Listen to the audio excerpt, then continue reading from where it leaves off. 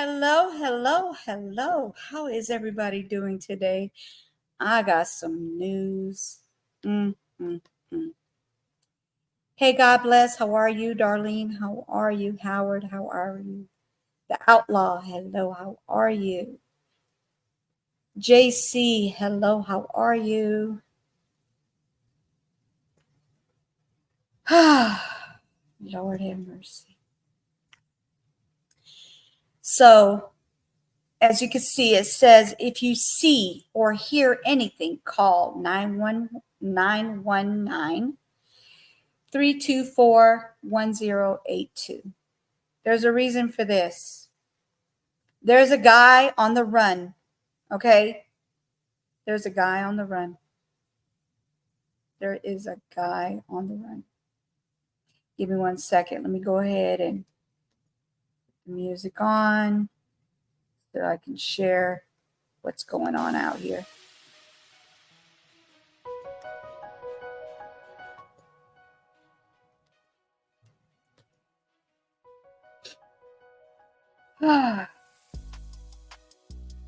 Yeah, but there's a reason why he's on the run. Yeah, this is not in the UK, okay? Not in the UK. You guys are, this is not about the UK right this second, but this is, it's a lot, okay? It's a lot. Let me go ahead and pull it up.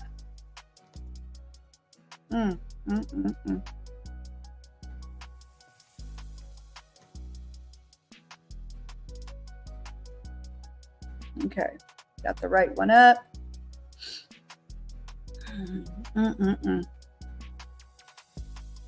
So,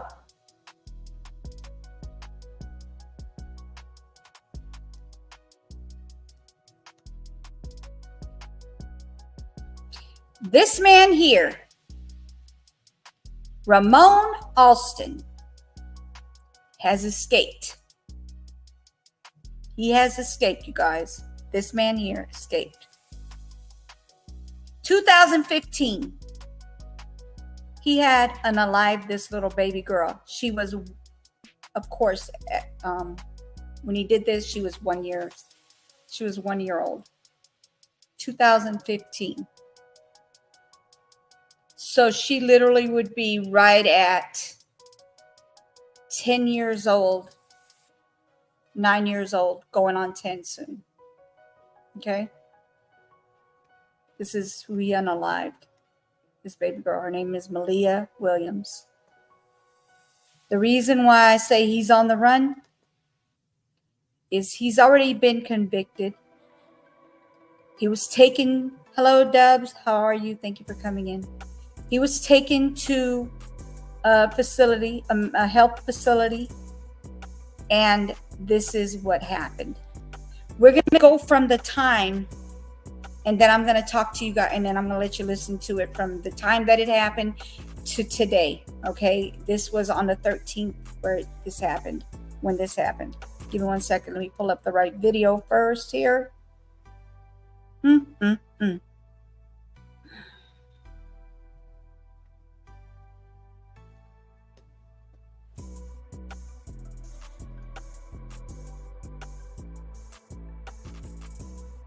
And the day that it happened, you're not going to believe it. You're not going to believe it. Let me let this video, commercial ad or whatever you want to call it, go.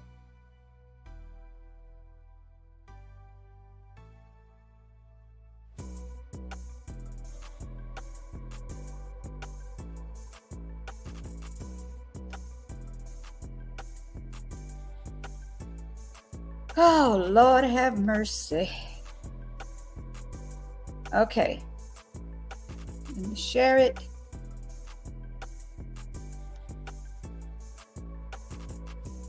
UK is not the only place the craziness is going on. This is 2015, y'all. All right, here we go. The second man charged in connection with the murder of a 1-year-old little girl pleaded guilty inside an Orange County courtroom today. Malia Williams was killed on Christmas Day in 2015 after police say two men opened fire during a drive-by shooting at a Chapel Hill apartment complex, and a stray bullet hit the 1-year-old who was playing outside. Today, one of those men, Pierre Moore, pleaded guilty to second-degree murder instead of first-degree. Moore was sentenced to between 28 and 34 years in prison. All right. That's that one. That's that video. It's a short video. These are all short videos. None of them are long. Okay. Oh, Lord have mercy. Okay. This is him in court.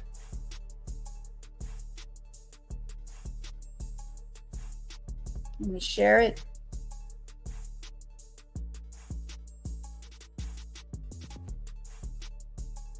I'm going to get on it. Trust me. Trust me. I come to work and know that I and my team are going to make a big impact on the world. Let me get that off of here, and then I'll get that video going. Of course, they have an ad on everything, right?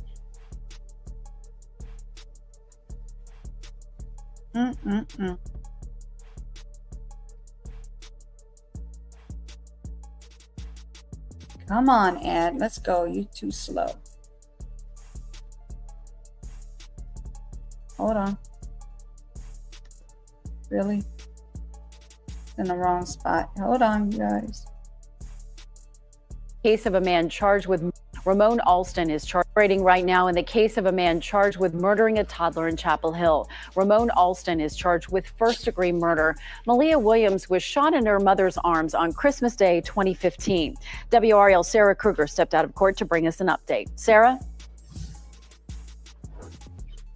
Deborah, the jury started deliberating around 2:20 this afternoon. I understand they have now wrapped up for the day and will resume deliberations tomorrow. Of course, it's impossible to predict how long that might take. The jury can find Ramon Alston guilty of first-degree murder, guilty of second-degree murder, or neither.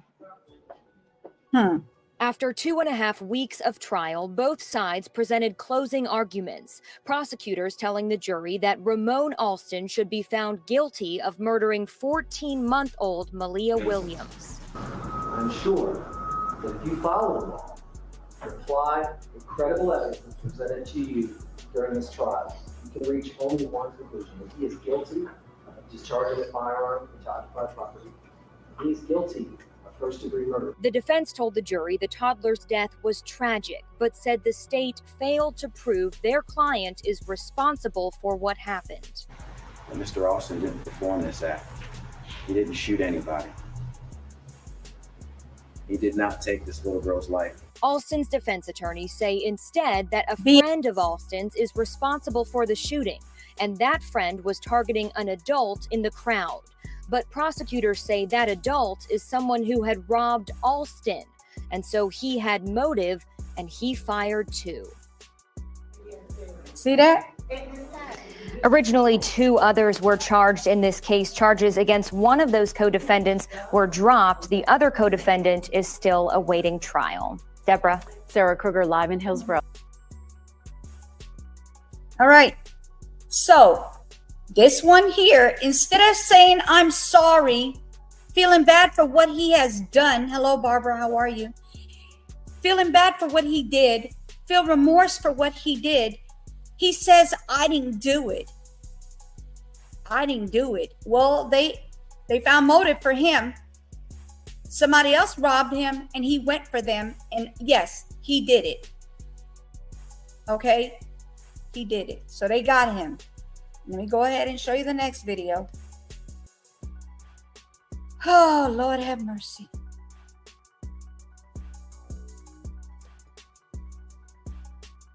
Okay, here we go. After this is going to be the what's going on as far as him, taking off. Give me a second.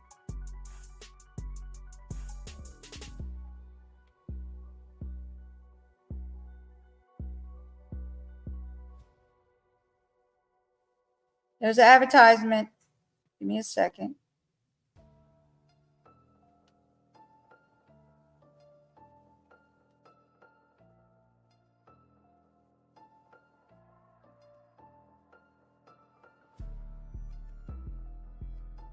Give me a second.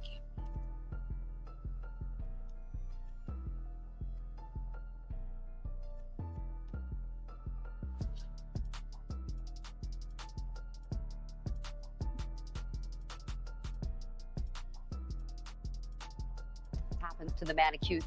Decide what happens to. It is now up to a jury to decide what happens to the man accused of shooting and killing a little girl on Christmas Day 2015. Ramon Alston is charged with first-degree murder. CBS 17's Amy Cutler is live tonight in Orange County. Amy. Well, Angela, jury deliberations continue at this hour. It started around 2:30, and they continue 2.5 hours in at this point. Now, the jury did come back with a question regarding the charges, but that's all we've heard at this point. Now, these charges stem from the shooting of 1-year-old Malia Williams. Investigators say she was in her mother's arms at the Trinity Court apartment complex in Chapel Hill when she was shot in the head. It happened back on Christmas Day 2015. Closing arguments took place today. The defense admits Ramon Alston was at the apartment that day, but they say he did not plan the shooting and that he was not the shooter. Prosecutors argued that evidence and common sense show otherwise. Take a listen to what both sides had to say. And though he has many things that he needs to work out, many sins to bear, This isn't one of them. He did not commit murder.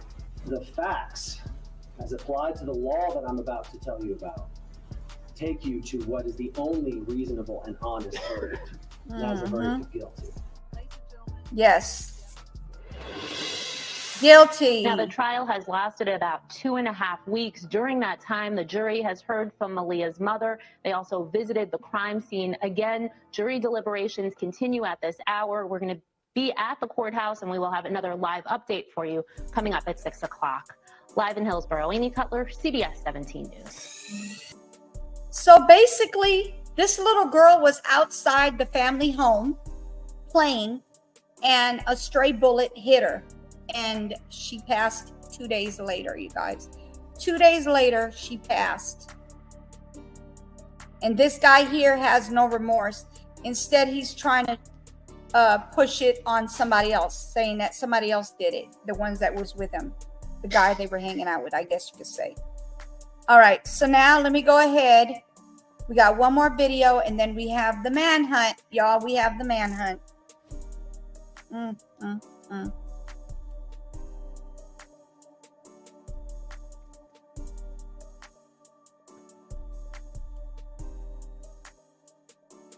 Hey, Odom, how are you? Thank you for coming. Okay, here we go. It's an ad, of course. Oh, Jesus Christ. These people are getting out of control, y'all. They're getting out of control.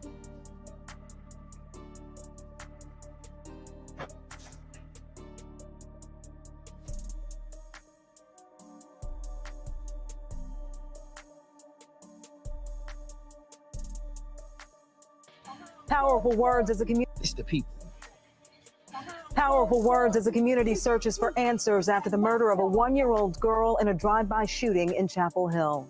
Malia Williams will be laid to rest tomorrow, but for those who have been touched by her death, there's no peace. Good evening, everyone. I'm Tisha Powell. Hi, everyone. I'm Steve Daniels. Tonight, the community held this candlelight vigil where they gathered together and remembered Malia and also called for change. Heather Wallaga live now with more on that. Heather? Steve and Tisha, the family tells me Malia's death comes 2 weeks after another member of their family passed away, which is making this even more difficult. Tonight, dozens of families gathered in the same spot where the little girl was murdered to shine a light on the dark issues they say are plaguing their community.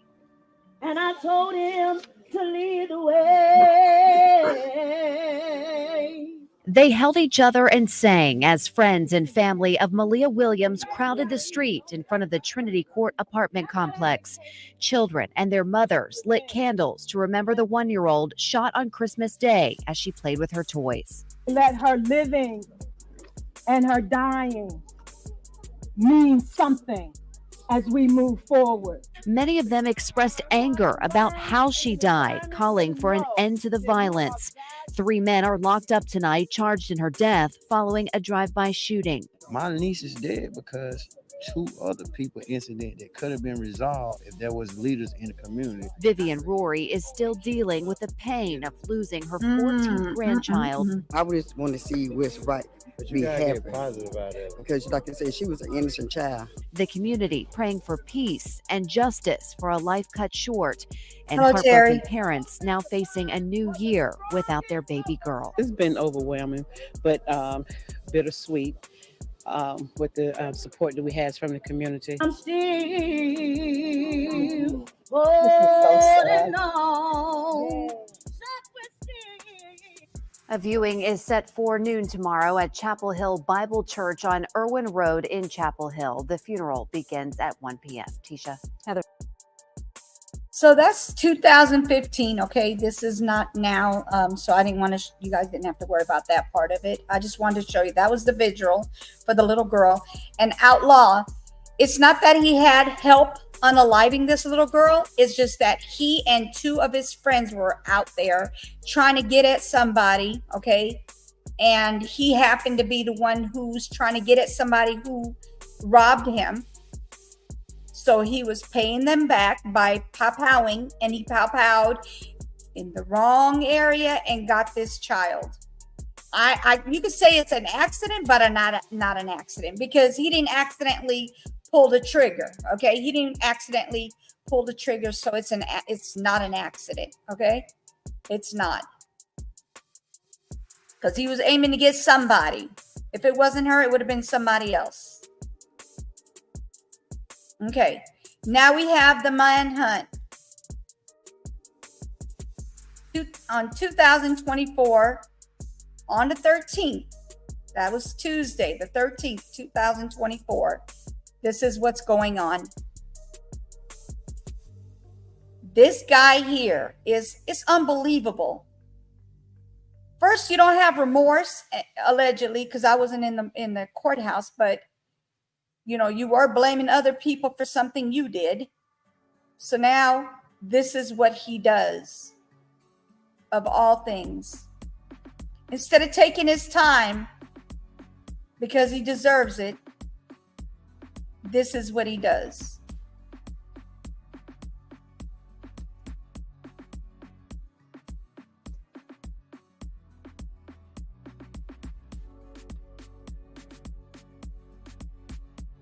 Let me go ahead and put it.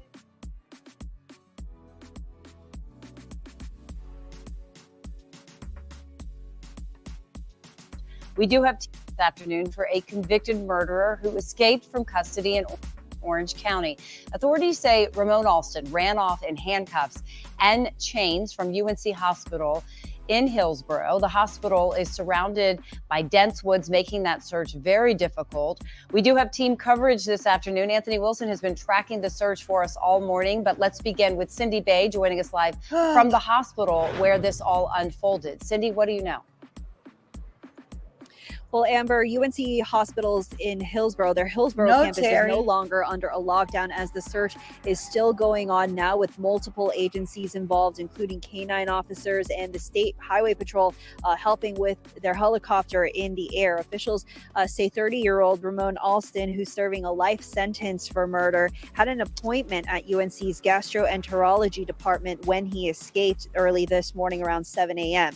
Officials say there were 2 correctional officers who were getting Alston out of the car when he jumped out and ran into the woods. As they had pulled up to the back entrance of the hospital, and as they Wow. were removing Mr. Terry, Alston send it from to the my vehicle, email. he broke Send me away the from link, the officers please. in the parking lot and If you don't ran mind. into the woods. And so, as mentioned, Alston was believed to be wearing handcuffs connected to a belly chain with a black box attached. And so officials say that they have not issued a wide shelter in place at this point. However, we are expected to hear from them in about 2 hours when they give us another briefing. Reporting in Hillsborough, Cindy Bay, ABC 11 Eyewitness News. All right, Cindy Bay at the hospital where this all unfolded. Let's go to Anthony Wilson now, who is live from the command center. Anthony, what can you tell us about this active search at this hour?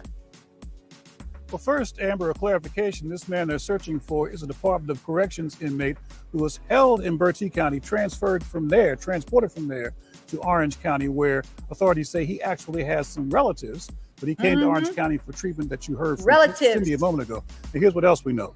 We saw deputies stationed at that hospital where the inmate escaped earlier this morning. Also today, Orange County and Alamance County deputies had drones in the air, plus a helicopter from the State Highway Patrol to assist in their search for Ramon Alston, which focused earlier on areas near the Waterstone neighborhood and the UNC hospital here in Hillsborough. Now, authorities confirm Alston's escape from leg restraints somehow before he ran away from the hospital, last seen wearing a gray t-shirt, brown pants, and white New Balance tennis shoes. He was also still in handcuffs at that time, last time they saw him, connected to a belly chain with a black box attached. Now, the search area includes some thick woods nearby and a swamp where they thought they detected some movement earlier, but at this hour, no word yet, no update on whether they're any closer to the man they're looking for. That they do want anyone with information about Ramon, specifically where he's been seen, if at all, Ramon Alston. If you see him, call 911. Do not attempt to get close to him, Amber. Anthony Wilson live from the command center as that active search for that escaped inmate continues right now. And we will stay on that story very close and bring you details as they come in throughout the day. Anthony, thanks. All right. We got one more video for this case. And then I have one other case. I may do the third one. I'm not sure. He drowned in this one.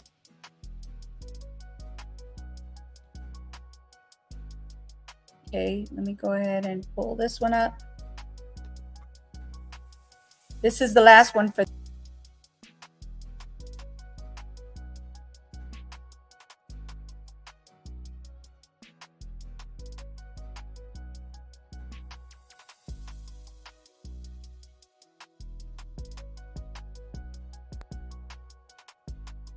this is sorry about that.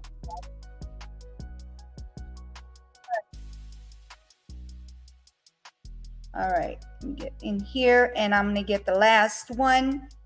This is the last video, and that is from August 14th, 2024. They have an update.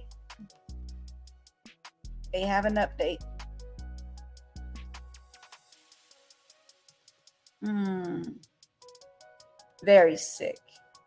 Very, very sick world. Especially when you know you did something wrong and then you don't even have remorse and you try to blame it on somebody else. I mean, like, come on, what's really going on here?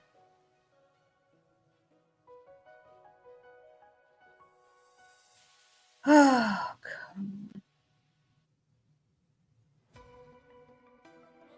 Give it a second. It's about to start. Yeah, see, there are a lot of rising questions tonight, and accountability is one thing I spoke specifically to Donnie Harrison about today. We know this investigation moving into a new phase as that ground search portion of the manhunt is over and the Department of Corrections takes over the investigation. Well, the first thing that came to my mind, how did he get away so quickly? That question on the minds of many after this man, Ramon Alston, convicted of killing a 1-year-old little girl, escaped custody early Tuesday morning. While in transport to a doctor's appointment in Hillsborough, officials believe he somehow removed his leg restraints before officers opened the transport vehicle's door at UNC Hospital. As they were removing Mr. Alston from the vehicle, he broke away from the officers in the parking lot and ran to the woods. This guy right here. After him, but he has not been seen since. 50-year law enforcement veteran and former Wake County Sheriff Donnie Harrison immediately felt Alston had some help in his escape. Later learning the convicted killer is from Orange County and still has many ties to the area. I bet money on it, that it was a setup. But I can assure you this, all the law enforcement people have got their eyes and ears open looking for him. The Department of Adult Corrections telling Eyewitness News the 2 officers who were in charge of guarding him during the escape are still on the job, and there are no indications they did anything wrong. I don't know these officers, but I can assure you, looking back, they're probably saying, I should have done this or I should have done that. And but if it was planned and he had some help somewhere along the line, there wasn't a whole lot they could do about that if they couldn't catch him. That man had a plan, and there was nothing that they could do to know it. But for now, this manhunt continues. Sheriff Blackwood warning the community about the risk Alston poses. He's extremely cagey. Exactly, He's outlaw. extremely dangerous, and he has nothing to lose. And as for the folks who may have helped Alston in his escape, We know you, and we're coming for you. Now, the Orange You County heard that, Sheriff's huh? Office says that they've We got know who you two are. We're strong coming leads, for calling them you. two rock-solid leads that they are chasing down tonight as this investigation continues, now that the Department of Corrections is taking over. And we also know that both Harrison and Blackwood really reiterated strongly today how important it is, if you see anything, you know anything, you give that tip line a call. That $35,000 reward also still on the table as Alston remains on the run tonight. He said he knows who you are and he's coming for them. You heard him. Let me see if anything new on this before I go to the next one or talk about it. Hold on one second.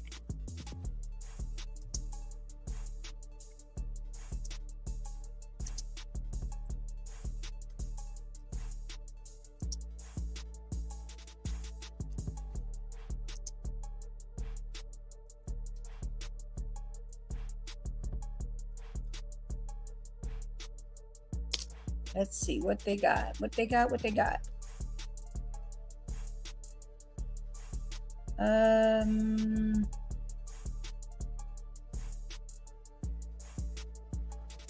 This is 4 hours ago.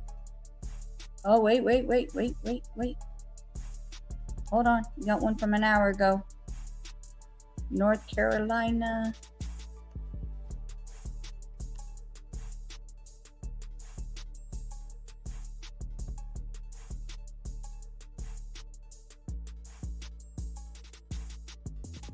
Let me share it. And this will be the last thing because this is an update of an hour ago.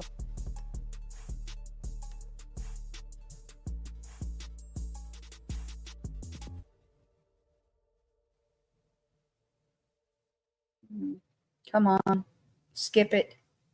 Skip it.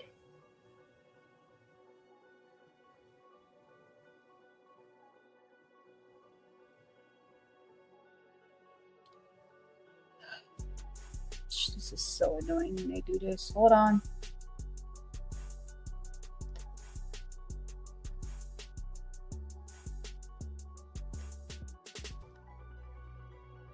Got to make sure I have the right one up for you guys. Yes. Okay. Here we go. Update.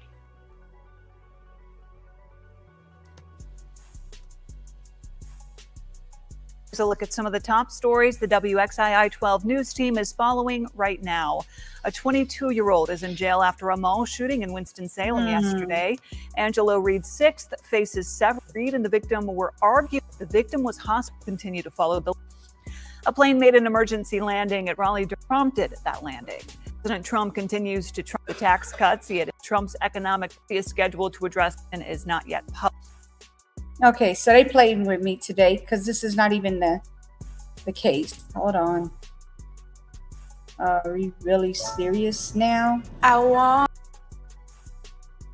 Hold on.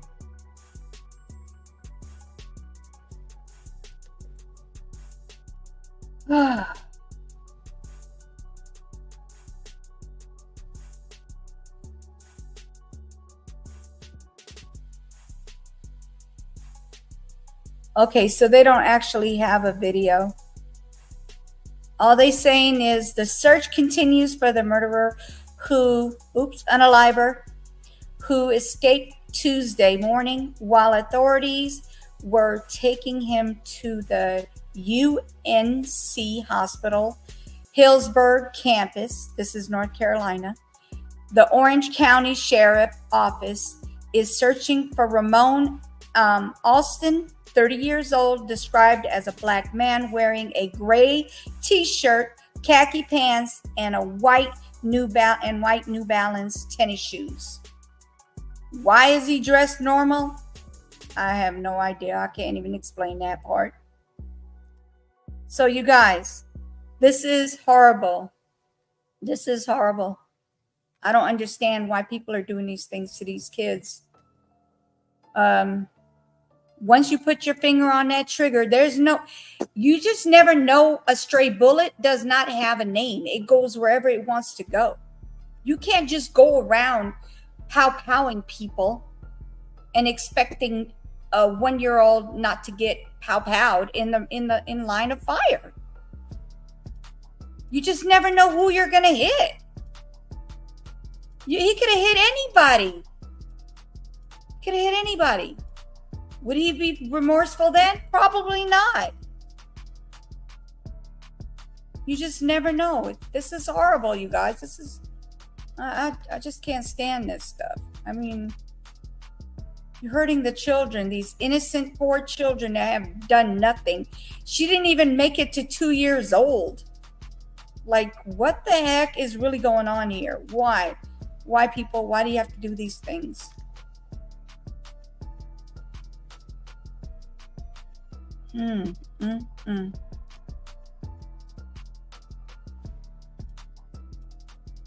Wow.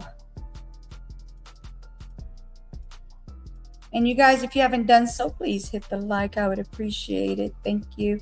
And we're going to go to the next case. I mean, because this case it was horrible enough, but oh my God, what is going on for real in this world? This is ridiculous. Any update on the baby you was talking about last night? No, nothing yet.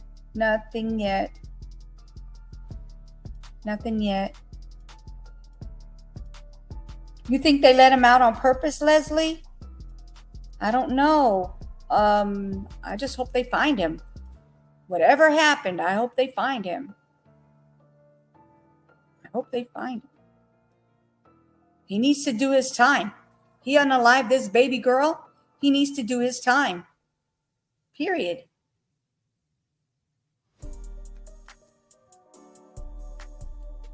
All right. Now, this is the other case that I'm talking about today. Another unaliving, but this time it's an adult.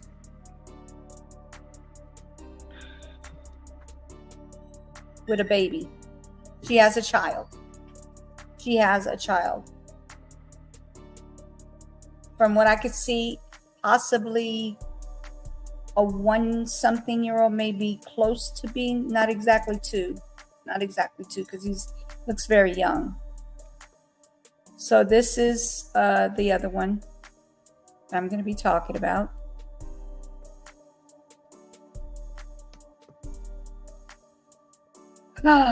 Let me take that off because that doesn't have anything to do with this one. Okay. But it does have something to do with this. DV, y'all. DV. This is a DV situation. She was on Fans Only or OnlyFans. Is it OnlyFans or Fans Only? I think it's OnlyFans. I don't remember. Yeah, I'm sorry about that. Anyway, so let me go ahead and let you guys see that video.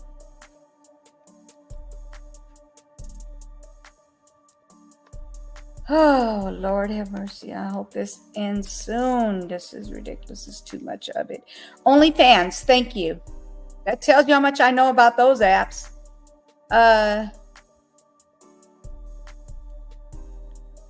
Yeah, they think that with him, they think there's family members helping him and that it was a setup. Yeah, not this one, the other one, the other video, the other case that I was just talking about with the 1-year-old little girl that was unalived. Okay, so now this is an adult unaliving from OnlyFans. Okay, here we go on this one.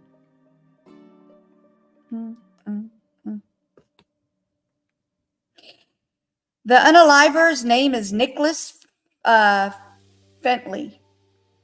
Is it Fentley or Finally? Looks like Finally. I don't know. They named it 2 different ways. Okay, Finally. So this is the witness to the unaliving of her.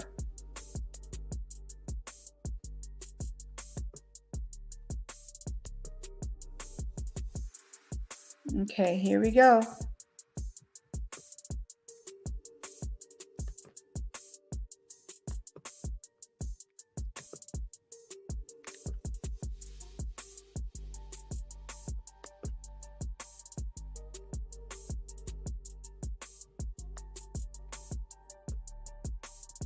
Developing story right now. Tonight, we are hearing from a woman who says she watched a mother try to run away from her boyfriend's gunfire. 34-year-old Nicholas Finley now is charged with capital murder after detectives say he robbed and killed his 29-year-old girlfriend, Marshana Struggs. It happened at a park, at Cumberland Apartments on July 19th. KPRC2 reporter Corley Peel shares what the witness saw before the shots were fired. The neighbor tells me she did not know Marshana Struggs for very long, but she says she was beautiful and kind. She says the moment she heard gunshots, she feared for her friend's life. Bullet holes are found on Shawnee Drury's front door. Here's one that's right here. They're all of them are right here. Her doorstop is where Marshana Struggs was shot and killed while trying to run from her boyfriend, Nicholas Finley. Drury recalls how it unfolded. He said he got pulled over and he needed her to bring the insurance card. And so my roommate took her to go down there and he wasn't there. So when they came back, he was sitting right here in her car. And she jumped out and had a confrontation with him. And he shot her a couple times. My boyfriend pushed me back in the house and we just went in the bathroom and I just had my hands over my head and it was so loud. I thought he was coming in the house because he kept saying he was going to kill everybody in the house. He was going to kill us for helping her. Drury says Struggs fought to get away. She made it into my truck, I guess, and he shot her 4 or 5 more times over there. And then she managed to make it over here at that point, and he shot her like 8 more times. It was just so senseless, so senseless. Sheriff Ed Gonzalez says murders involving intimate partners make up 35% of the murders in unincorporated Harris County so far this year. Leaving can be the most dangerous time for a survivor, and the Houston Area Women's Center says if an abuser has a gun, the lethality can increase by 500%. We have a list of domestic violence resources on our website at click2houston.com. Corley Peel, KPRC 2 News. That was a friend of hers who witnessed her being unalived.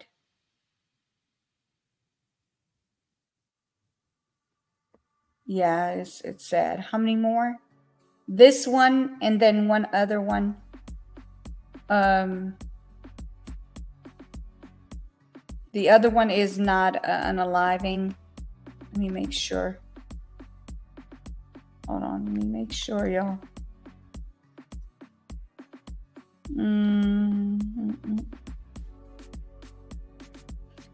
Yeah, the other one is not unaliving, so we're not going to do that one. We'll just do this, and then we're going to go to the UK and see what we got going on over there.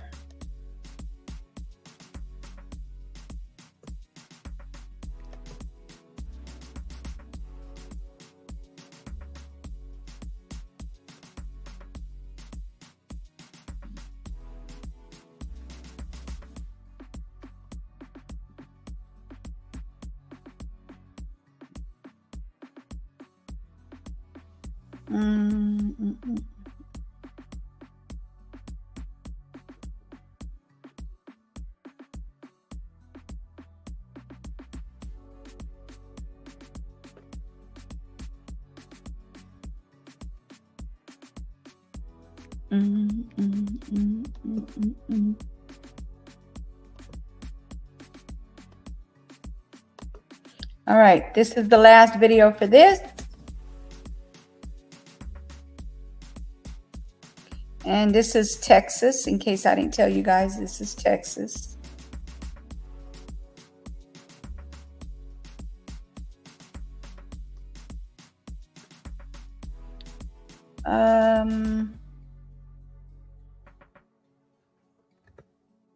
Okay, so this one is just gonna, I'm gonna go ahead and let this, hold on 1 second, you guys, give me 1 second, I got you. It's not a video, it's just gonna be article, okay, just an article. Let me share this so y'all can hear it.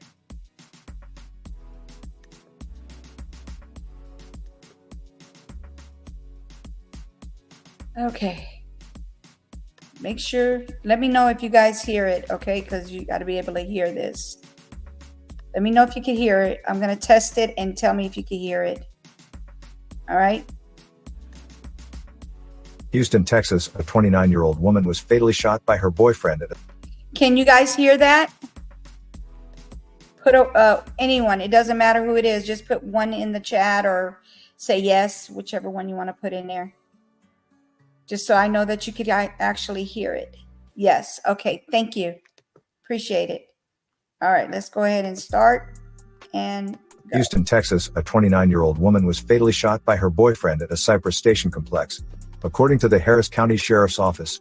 On July 19, 2024, deputies responded to a shooting at 505 Cypress Station. Mirziana Struggs, 29, attempted to flee from her boyfriend, Nicholas F. Finley, born November 7, 1989. As she ran through the complex, she tried to get into a car but was unsuccessful.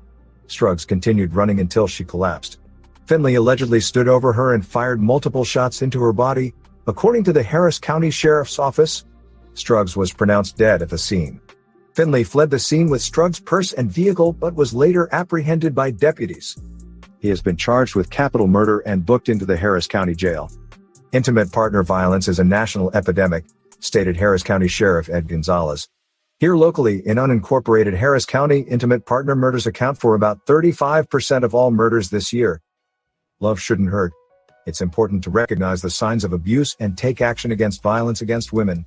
We truly need to take a stand together, collaborate, and work together to ensure that individuals who may not want to reach out or seek out services know better ways to plan for their safety and to know more about the resources available to them. For anyone affected by family or intimate partner violence, there is support available through crisis lines and local support services. Okay. I'm going to listen to it one more time. So anybody who misses it, that just came in. Houston, Texas, a 29-year-old woman was fatally shot by her boyfriend at a Cypress Station complex, according to the Harris County Sheriff's Office. On July 19, 2024, deputies responded to a shooting at 505 Cypress Station. Mirziana Struggs, 29, attempted to flee from her boyfriend, Nicholas F. Finley, born November 7, 1989. As she ran through the complex, she tried to get into a car but was unsuccessful. Struggs continued running until she collapsed. Finley allegedly stood over her and fired multiple shots into her body. According to the Harris County Sheriff's Office, Struggs was pronounced dead at the scene. Finley fled the scene with Struggs' purse and vehicle but was later apprehended by deputies. He has been charged with capital murder and booked into the Harris County Jail. Intimate partner violence is a national epidemic, stated Harris County Sheriff Ed Gonzalez. Here locally, in unincorporated Harris County, intimate partner murders account for about 35% of all murders this year. Love shouldn't hurt. It's important to recognize the signs of abuse and take action against violence against women. We truly need to take a stand together, collaborate, and work together to ensure that individuals who may not want to reach out or seek out services know better ways to plan for their safety and to know more about the resources available to them. For anyone affected by family or intimate partner violence, there is support available through crisis lines and local support services.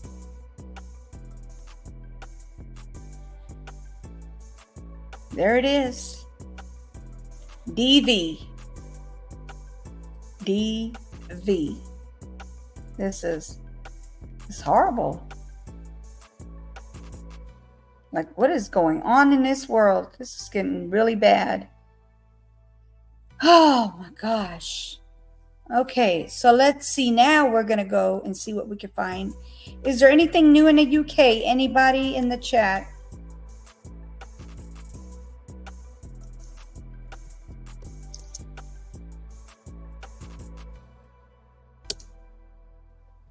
We know that the 11-year-old and her 34-year-old mom are already released from the hospital. The little girl is recovering. Okay, she is recovering.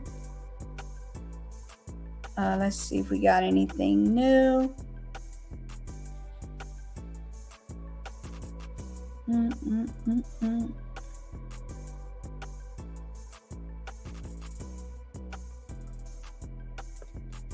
Latest updates.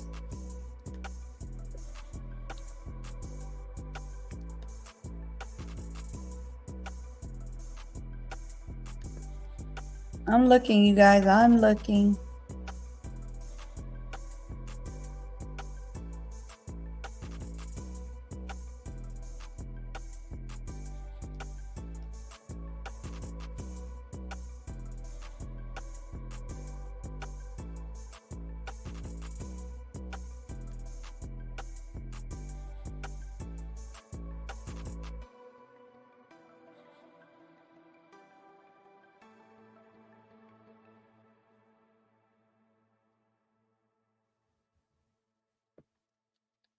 Oh wow, you guys have the UK prepares the mpox cases after global emergency declared.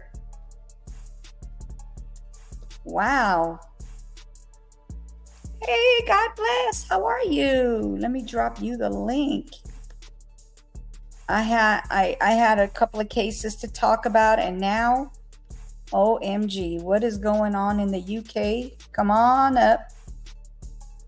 Come on up, if you can.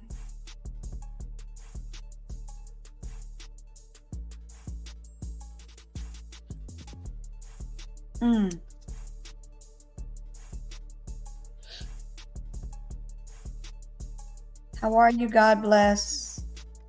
Hello, hello, God bless. How are you? Hot and sweaty.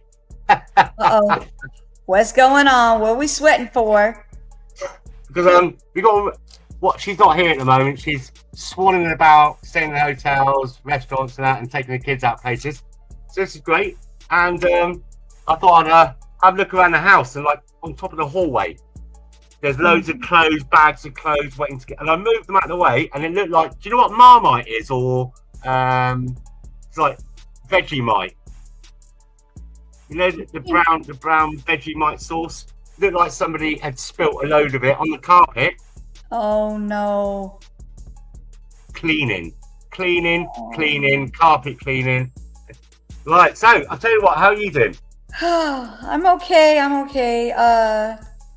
These cases are wearing me out. They're wearing me out. I'm just gonna tell you that right now. Well, here, let me just tell you. So I'm gonna go back in a minute. I thought I'd stop and I might as well have a beer now. Now I've stopped and look who's here. Hello, Outlaw.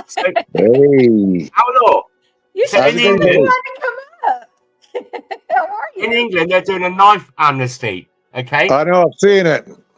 And so the thing is, right? You know, it's stabby all over the world, but in England, you guys, they've just announced.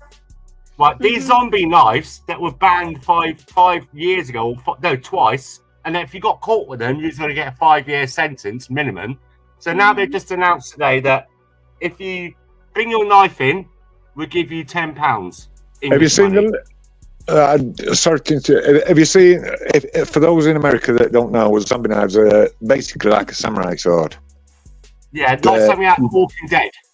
But have you seen the loophole that they've done with that GB? Well, no, I haven't seen it. One concern would be that when they're being stopped along the street and the police find a zombie knife on them or another weapon, they're going to say they're going to turn it in. I'm going to the police station. Exactly, they're going to say they're going to hand it in. Now, the loophole in that is, do you know, buying it is illegal. If buying them is illegal if they've got a serrated edge, if the blade's over 12-inch long, but not, get this one, this is a kicker. Do you know if it's got no stickers on it, you can buy it. You can buy it legally. They were a radio presenter, they got one sent to their studio address, they bought one online, and he sat in front of his co-host and said, how do you feel about this? I've had this sent legally because it's got no labels on it. Wow. Do they pack the labels separately or in the same box? Like, you know, when you buy kids a toy. I don't know. I don't know how it works, but I've seen the news that you've seen, and it is absolutely crazy because that's what they'll do. They'll go outside the police stations. They'll have the zombie knives, and they're going to say, "Sorry, officer, I was just bringing it, and you can pay me £10 for this knife or whatever it is that they're going to give you." It's crackers. The thing is, right? Is there like a, you know, like when you go into a coffee shop, you get loyalty points. I mean, how many nights do you get like a free holiday in the Caribbean if you hand in 5 nights? You know, it's going to be a loyalty scheme on it. Well, let's be honest with you. You come over here illegally on a boat and you get loyalty points. And I don't really give a shit. I don't really give a shit no more. Well, they can come for me. I don't care. But you try to leave the country with a passport, a genuine passport, and you'll get stopped. You try to go abroad and enter this country legally without a passport, and you'll be stopped. And you'll be arrested. You come over here illegally on a boat. No, yeah, come on, lads. Come on. We'll even pick you up halfway. We'll pick you up halfway. Yeah. Well, not even. You don't even have to get halfway. We'll just come on. You have to get your feet wet. We'll get you. Because I blanket on you straight away. And soon Have you heard about this? Yeah. Have you heard about this Portugal bullshit that we're doing? This deal. That Portugal bullshit. You know where we send what? over to them to do a deal with them. Yeah. Sorry. No, I can't see that. I cannot see that because Portugal is like what's it called? Lambusta? No, not Lambusta. That Spanish place. They are absolutely swamped with migrants. Exactly. They're not going to take them. No. Well, how many millions did we pay to France to use their border force? Millions? God, you're a bit. What was that? A bit short-changed. It's been billions. You've got to remember also. No, listen, it is billions over the years. It is. You know, as you go into Canada, you've got the big wall. Who do you think could pay for that? That was us. I know. And truckers that got fined £10,000 if one of the migrants, of the many migrants that were trying to run onto the truck, if one of them got through, did not do the migrant, they'd actually fine the trucker for not checking his truck. Yeah, in England, right, when they go around and check these curry houses and kebab shops and they find illegal workers, they're supposed to get a 10 or £20,000 fine. It's like 10 or 20. I think never get a fine, do they? No, they don't. Never. But I've got a lot of stuff that I want to discuss today. There's a lot of genuine stuff that's funny, that's sad at the same time. One of it's about a YouTuber that I will discuss. He's done some absolutely amazing content. Genuinely, that some of his content is at 400,000 views, and he did a post last night, which is absolutely heartbreaking. I want to share a lot of his stuff on it. It's funny. It shows. He's done a lot of satire stuff. A lot of it's new videos, by the way. It's not copyright or anything. And he came on last night, literally from my area, from England, in despair, saying, I'll be honest with you, and sorry, chat, if I offend you, I don't give a fuck no more. This is what he was saying. It's like, I've had enough. The police are not coming out when we ring them. There's people coming around our area and our villages and our towns, and we're ringing the police saying, this person's like following young girls home. Can you send someone out? And they're saying no. Wow. So now they're almost having to like patrol their own areas again, where they're doing shifts where guys are going out. He says, but if I say anything to him, I'm the one that's going to be arrested. Yeah, but when you ring the police up, if you want them to come quick, you've got to say "Assalamu alaikum," and they're there. Yeah. I know that I'm laughing, but that's true. That's true, basically. Now, look, all the chief inspectors in England lately have been, when they come onto the TV to say about the riots, so they start off with "Assalamu alaikum." Don't get me started. Genuinely, don't get me started. We've got a 3-day, what is it, Pakistani Independence Day from UK? In London. Yeah. In London. From Independence UK. Yeah. Do we celebrate? Do we have USA flags celebrating July the 4th? No. Why not? No, we can't even celebrate St. George's Day. We can't celebrate when England gets Spain at final. No, you get dispersal orders then. No, you lot can't hang around together. No. Nothing. It was, and they were told. I was watching it all on the tube, and people were looking around. That will make. I've got content that will make you laugh right from Brexit. It stands with American Trump and everything. It's a lot of satire songs, and this is this dude that's absolutely distraught. And he's got a lot of subscribers. It's been first post it's done in 3 years. It's had over 80,000 views already. I mean, in terms of what I say, it's a big channel, but it's small relatively. You like for YouTube. It's from my area. He's got 40,000 subscribers. He gets a lot of views for his satire. To me, he's a brilliant comedian. And yesterday, when I seen that post, I could weep for this country. I could weep for both countries, to be honest with you, for USA as well, because what's happening over there? I mean, it's only because it's a bigger country. It's not on a bigger scale. Because if they could keep letting them floodgates open, they're gonna. In my opinion, and there's all. I mean, some of the stuff that you've been sharing, like that yesterday when I went on to Togethers, and I mean that there's no excuse. I'm sorry. You can blame mental health. You can blame whatever you want. You can blame your background. You can blame your poor upbringing. You can blame. There's no excuse. He did that, like what you said, premeditated, and went and got petrol or fuel or gas or whatever you want to call it. It was gasoline, yep. I mean, I can't, and I don't want to imagine because it enrages me. Excuse me for, I'm holding it. You're on your first or second. Yeah. So I've heard it. So you're on your first or second. How many have you had? You what, me? Yeah. I've had about 2 hours sleep. No, I heard the can go.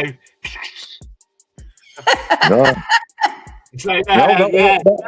Vaping, if that's what you heard. No, I heard it like, like when you open a can, it goes. No, I've got one here full. I've got one here down here full already. But no, I've had about 2 hours sleep, mate.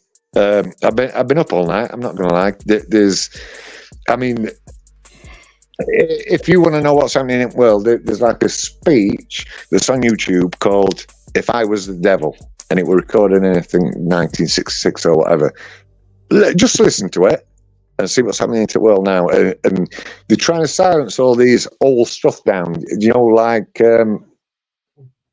Just listen to it, and then if you can say that this isn't what's happening right now. Yeah, just reading comments. Yeah, go on, yeah. And the dude that I'm talking about, he was talking about stuff that were happening well before Brexit. Well before anything. He's done parody videos on Brexit, being called far right. Now, GB UK, we're actually quite used to being called far right by Antifa. If you supported Trump in an election, you would call it far right. If you supported anything against the establishment, they run out of arguments, and when they run out of trying to defend themselves, you get called Nazi or far right, and they go into the defeat position. Well, you'll see on this video, on these videos that I'm going to send you new links to, because I don't want to keep it all down and depressed. I actually do want the USA to know that the UK stand right behind them, and there's a lot of us in the UK. Mm-hmm. There's a lot of us in the UK that, you're pretty much in the same boat as us. So it's not like yes. I go on a lot of US channels that say, oh, well, no, it's our turn to laugh at you because you gave up your guns. Well, there's a lot of us over here that don't agree that we actually should have gave up his guns. If you understand, sorry. I didn't mean say guns, I meant pow-pows. That's okay. Okay, I'd love for you to come up on panel and have a talk, because you're saying, like, people are saying that they've heard about these refugees hanging around at school gates. Their kids are. It's true. I'm powered by the latest text-to-speech technology. You can create your own. A Paris father is facing attempted capital murder charge. A Paris father is facing a. A Paris father is facing a. Is someone trying to trouble us in chat? Yeah. No, that's me doing. I was trying to get this video right. Hold on 1 second. This is that video that we saw yesterday. A Paris father is facing attempted capital murder charge for intentionally feeding a 4-month-old baby gasoline. Police say 24-year-old Edgar Bridgman admitted to giving the baby gasoline. intending to kill the child.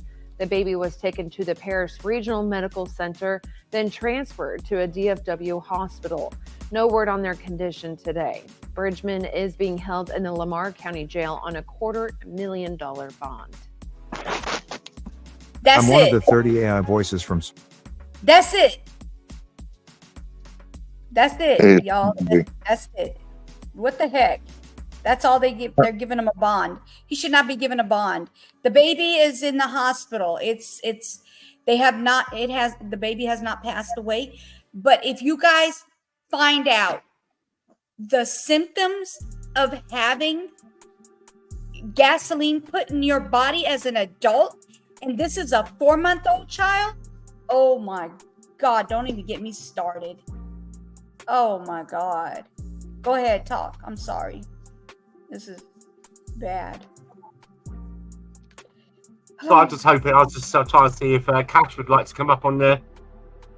So in the chat in a moment, we got somebody else called Darlene J. Clark is asking about, is it really true about these migrants and they're hanging around the hotels, hanging around schools, chasing after little school kids, trying to get their telephone number off them. There is many videos of these girls saying, "Get away from me, I'm only 14." And this guy's about 40, 35, with a really strong foreign accent, asking. It's true. And then you got Cash H here saying it's all lies. Don't believe what you hear on there. I'll speak to you privately. I mean, really? I mean, Cash, don't be irresponsible, because this person could be in England, right? They might have a child, right? And you're saying, "No, not to worry. No. None of these grooming gangs or girls getting raped or attacked or anything like that is true. It's all lies." And then you just relax then. You think, that's okay, I'll let my daughter go out with their mates or, walk home from school. And then now you could have blood in your hands by telling her, no, these things don't happen. Do you understand? People have to be aware of what's going on. You have to be aware of your circumstances. We're not living in the 50s or some, airy fairy land. It's a very true threat that is going on. Not just in here. Not just here. All across Western Europe. And the West, in America as well, I should imagine as well. It's everywhere. It's everywhere. Not so much. It's true. I mean, Cash H, how can you?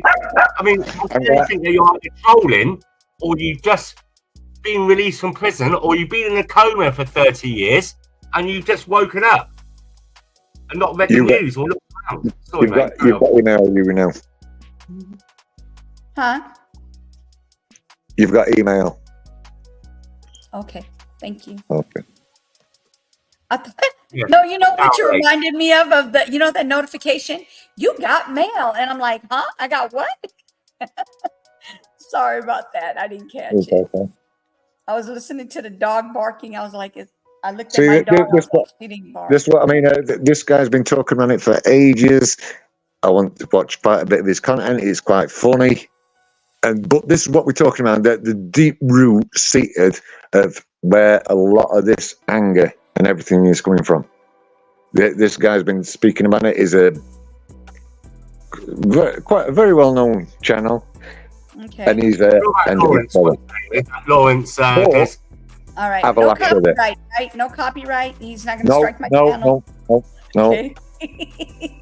No. Have a laugh with it and have a listen. I will subscribe to him first so he can see that I did subscribe and I like the video. So that way yep. All right. If you message him as well, because the more people that message him and tell him we get where you're coming from, you can look at his old videos. He's done this from being about 2006. He's worked with people like Charlie Veach, who GBL now. I love him.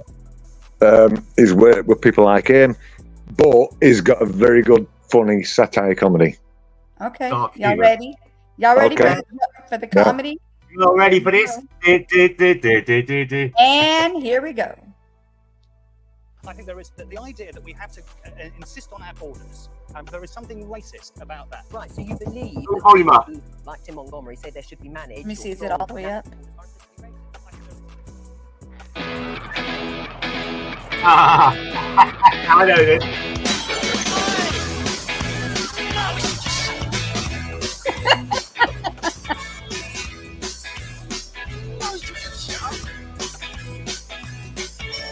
Tolerance is a preference of the far left, which portray everyone else as.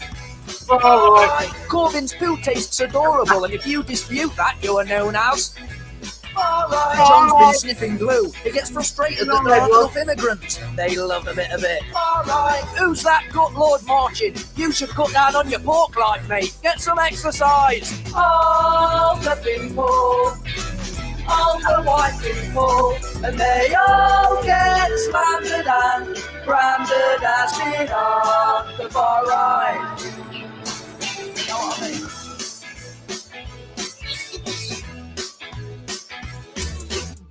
I get up when I want, except when there's a call to prayer at the local mosque. Alright. I put my trousers on, I go on Facebook and I complain about the noise. Alright. I feed the trolls, I sometimes feed the feminists too. It gives me a sense of enormous well-being. Alright. And then I'm happy for the rest of the day, safe in the knowledge that a social justice warrior has been triggered. All the people, all the white people, and they all get slandered and branded as being on the far right.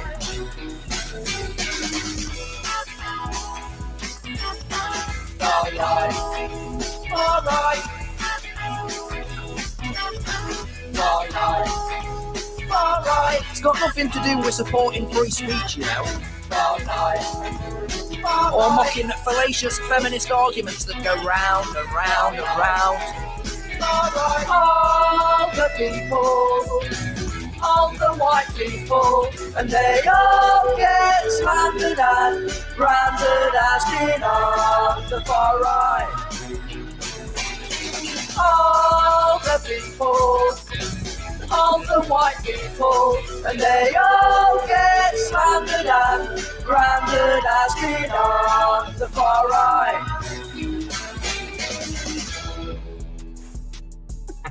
I mean, that's quite a few years old, isn't it? And it never gets old.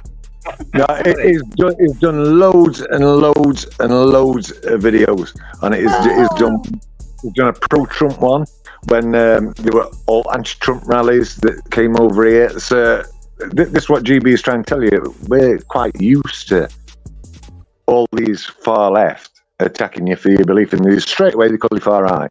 It doesn't matter if you're anti-Trump, if you're for Trump, you're far right. If you're for against Jeremy Corbyn, you're far right.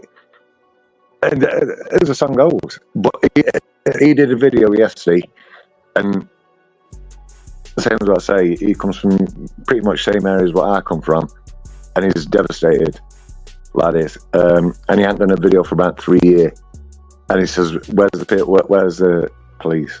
Where's our help? Where's when we ring up and say that people are coming, attacking our daughters and following our daughters home? Where's the police? There's none. But if I say anything to this immigrant that's living near me, I'm going to get arrested." And he loses it, and it's heartbreaking. But GB's right. This is fact. It's happening. And the government just announced that there's X amount of millions to protect the mosque. Yeah, I know. Yeah. What? They're putting everyone else first. I mean, they are like armory crates there. I mean, they got all their weapons. You saw the police tell them, guys, could you mind? I know, I'm sorry, but could you take your swords and your weapons and your knives and your axes? Could you put them back in the mosque? It's a weapons cache. I'll find more of his stuff because he's done loads and loads and loads of satire stuff on this. And I used to, I mean, some of his videos have had like there's some that's had like nearly 500,000 views. And the guy on that video, for the first time it's posted in about 3 years, is absolutely like good because he predicted all this. Same as what me and people like GB have done. We were like, if you let these people in, right, this is what's going to happen. I mean, there's one video on his channel, pro-Trump. If you can get it up, I can send you a link, and it's a parody song again, where it's got a load of lefties attacking people and causing a lot of trouble. and nothing gets said, and you can see police protecting him, and so everything that's happening now, where everyone's being shut down, and genuinely, people are scared about what they say. Look at this one. It says, dealing with the bailiffs at your door. Let's see what that one is.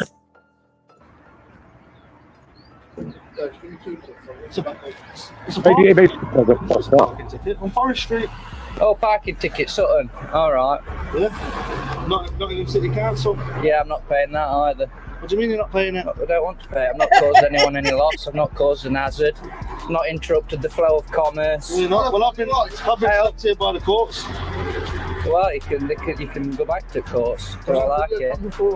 Record my interactions with bailiffs and stuff. No problems, mate. As long as and I'll stick them on YouTube. No, stick it on YouTube. I don't want to be on YouTube, to be honest with you. No, I mean, I don't want to be on YouTube. Well, I mean, so I'm refusing for you to put that on YouTube because I don't want my face. You're on my property. I'm not trespassing. I'm sent here by the courts. I mean, that's it. Yeah, this, as far as we were, mate, there's a parking ticket outstanding. Yeah, well, whatever. Not paying it. But if you do put that on YouTube, I'm going to pursue you personally. Okay, we can do. That's fine. So why do you want to pay it? So I don't want to. I've not caused any loss. I've not caused a hazard. I've not interrupted anyone's rights of access. No, but it's government. Just once you verify. Yeah, but I don't do what they tell me. But you have to pay it. No, I You pay don't. your council tax. I've had about 15. I've had about 8 off at council, and I've never paid one. You pay your council tax. I pay my council tax under duress. Yeah. So there you go. You're going to have to pay. No, I'm not. Your government tax. No, I'm not. You're going to have to pay your government tax. No, I'm not. What if you was out of a job? What would you do? Well, I'm not. I'm out of a job. We're both living off at Mrs.'s wage at the minute, like. So you're not Stay on signing up? Dad. It has to get resolved, Maria, to either give you an agreement to take payment before you pass. I'm not taking any agreement. I'm not doing it. I've not broken the law. I don't owe anyone any money. He said he's not paying nothing. No, and we can't force him to either. This is the thing. There's a lot of content on there that keep this show going for ages and ages and ages and ages, especially his parody comedy stuff, because some of his videos, even from 6 years ago, are edited brilliantly. Yeah. Outlaw, you see. He literally told the man, I have 7 tickets and I haven't paid any of them. I'm like, oh my God. Go on, G. Outlaw, have you heard of Bannerman? So what it is in the UK at the moment, in Sheffield, isn't it? It's near where I used to live, yeah.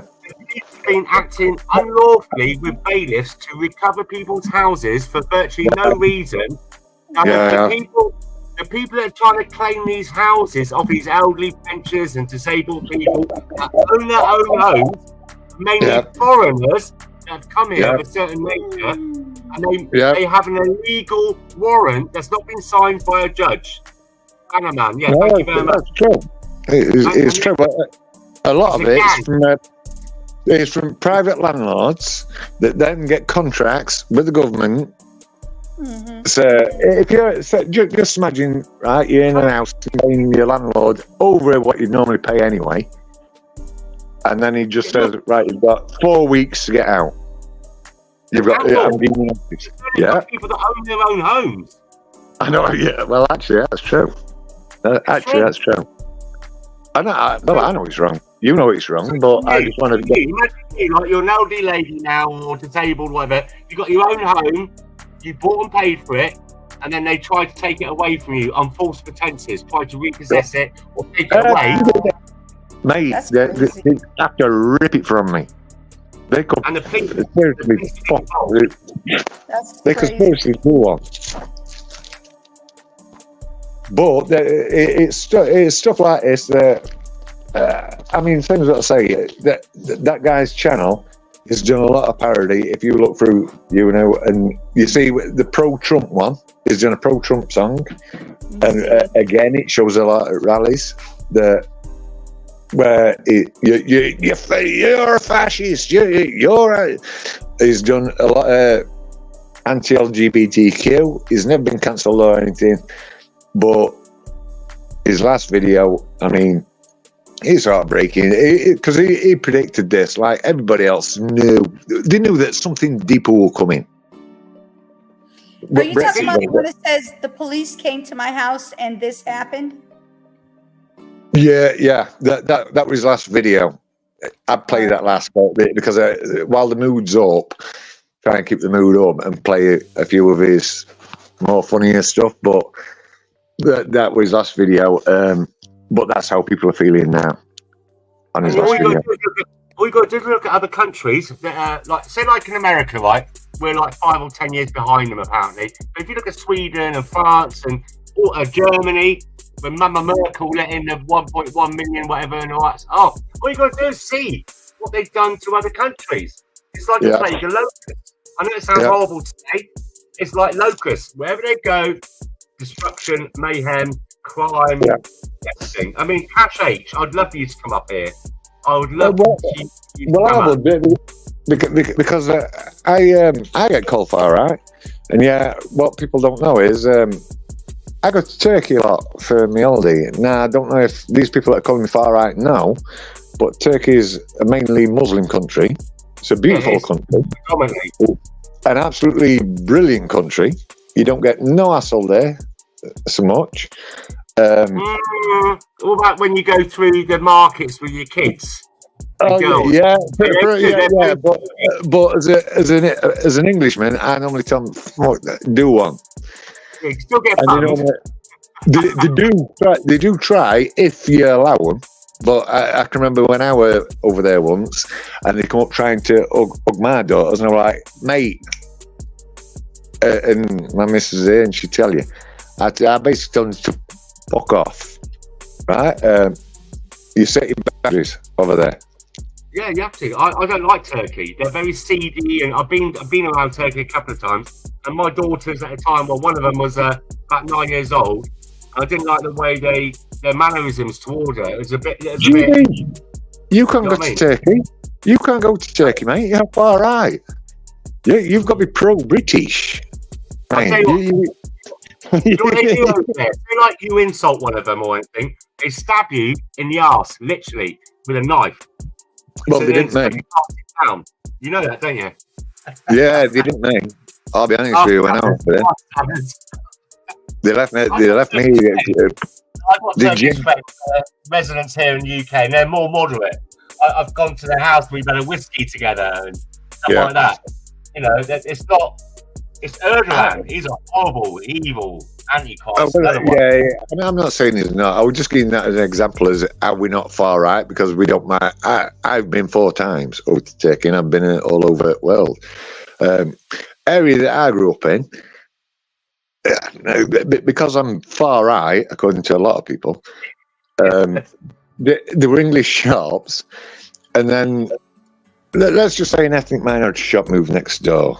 Me being British, being nosy, went into the shop, and this was going back a few years, and say something costs 15p or 20p. And me being a child, I think, well, do I pay 10p to the British shop? Sorry, 15, 20p to the British shop, or pay 10p to the ethnic minority shop? Yeah. And I think, well, you know what? I'm doing a paper round. I'm going to go into a cheaper one. Fuck the British shop. And we were literally welcomed in, but they were working. They were legal over here. They were working. They wanted to build up with the families. And then the chip shop that we had, we're a British chip shop. Just a normal fish and chips. And then we had the Chinese were coming on. They sold it to Chinese people. Now, I'm not saying that we're celebrating much, but I was almost doing cartwheels around my neighbourhood because I was like thinking, well, I can get fish and chips and English food, plus I can get all this. So I'm not far right. I don't think I don't know any British people that are far right. So the label far right, to me, just look at British history. I don't think I think that's a non-starter. When they call us that. Like the skinheads back in the 80s, and they were fucking. Kate, right. Professional victim, online manager, comedian, and Kate. Oh god, yeah, this is funny, but this one's quite a long one. Okay. It's great. Yeah, it is quite funny. It's 16. It's a bit. It's when women were coming out with liberalism. We can say what we want to you men, but we can't say anything back to you. But she's calling people dickheads on it, and then when men are responding saying you, like she's like going to running to Sky News saying he's just called me an whore. You can't call me that. Away you go. Away you go. All right, here we go. Evening, Wens. Welcome to the channel. Kate Smurthwaite, professional victim, online Hello, Wins, provocateur, how are comedian, you? and feminist. Always pretending to be offended. And she's so happy that the police are now finally doing something about people being rude on the internet. But not all people, just men. So I've got some facts and figures and some common sense for you, and some of Kate's hypocrisy and tweets. This is going to be fun. Now, a new national police hub is being set up to help track down online trolls responsible for hate crime online and people who post abusive content on social media. We know it's out there. We know there's quite a lot of it. Oh, you can take his word for it because he wears a suit and is sat in an expensive studio. But yeah, the police are now chasing internet trolls. Yet the streets are void of police, nowhere to be seen. They're either swanning around in squad cars, monitoring the bad habits of drivers to collect revenue for the state, or they're sat in a nice, warm, comfortable office, scouring the internet for bad language. And within the last 12 months, 3,395 people were arrested for causing annoyance, inconvenience, or needless anxiety to a bunch of wet, pathetic snowflakes who need to man up before Western civilization collapses into a communist hellhole. Everybody's heard of audiobooks, but did you know you could make a living by being an audiobook narrator? There's been an increase in these types of reports after the EU referendum last year and earlier this year, around the time of the terrorist attacks in the UK. Let's talk to comedian Kate Smurthwaite, who's here. And you've had your fair share of trolling, haven't you? Absolutely, yeah. I've been receiving internet abuse for about 10 years. Oh, she has. And she's been very rude to people too. We've got some of her tweets, and people have been quite civil to her, and she became nasty about it. She wrote this one, calling somebody a piece of shit. And whoops, dickhead, claiming that it was supporting systematic oppression and it was a rape apologist. And then David wrote back, which of your views am I not keen to defend? Where am I denying systematic oppression? Why precisely am I a dickhead? Mansplaining alert.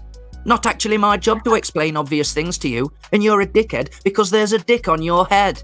Not very nice, Katie. A bit rude. Here's another one. Greg says, in a joking way, but pretty civil, I thought the terms feminist and comedian were mutually exclusive. Lucky my block button is working today.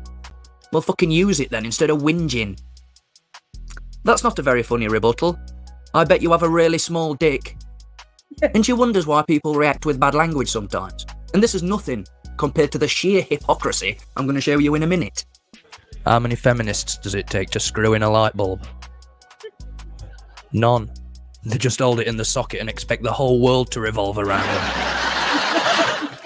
And it's escalated over that period of time, kind of sometimes gradually, and then other times I'll do a particular TV appearance or a particular subject that seems to hit a kind of sore point with the kind of people who do this kind of thing, and suddenly there's a step up and a ramp up, and it never really ever goes back to the old way. But in this modern world, I mean, you are known for being, you can be quite outspoken. You know, you've got your staunch views and you stick to them, and there's absolutely nothing wrong with that. But woman has opinions. Stop press. Yeah, I know. But God forbid a man has an opinion. God forbid somebody is rude to her. And it's absolutely fair to say. Do you therefore expect some sort of retaliation? I mean, of course, whenever you go out and you have an opinion, you expect someone to say, I disagree with you, and I think you're wrong for this reason. I mean, and I would never describe anything like that as abuse. But I'm talking about, stuff that comes over that is specifically using aggressively sexist language, that is rape threats, that is death threats, that is all of this kind of stuff. Now that's awful. A crime. And those people should be dealt with the same way as if it happened on the streets. The streets that haven't seen a bobby in decades. Okay. And where the police are most needed. I mean, how many death threats can they actually be online for the police to follow up? But people like Katie don't just want the threats dealt with. They want regular name-calling trolls to be dealt with as well in the same manner. Because I'm guessing she can't find the block button. Very easy thing to do. Costs a lot less. And it's a lot less of a burden on the police force. But we've still just got to take her word for it, though. Because this is the person who flips out over the word darling. All of the traditional imbalances between men and women have flipped, and very recently. No, that's when incorrect, young men, because may I be allowed to in the finish? business, Sorry, I'm that's talking not about men, darling. And you call her darling? Incredibly, and now you think it's funny. Well, this is exactly the problem. This is institutionalised sexism, and you're just sitting here doing it flagrantly and without even apologising. But she was pretending to be horrified by that. She's got no problem calling men sweetie. Oh my god, hello, sweetie. What's your name? I don't care. Though we did ask her to get her tits out for the lads, which didn't seem to offend her as much as the word darling. That's weird. What do you call a happy feminist? I'll let you know if I ever see one.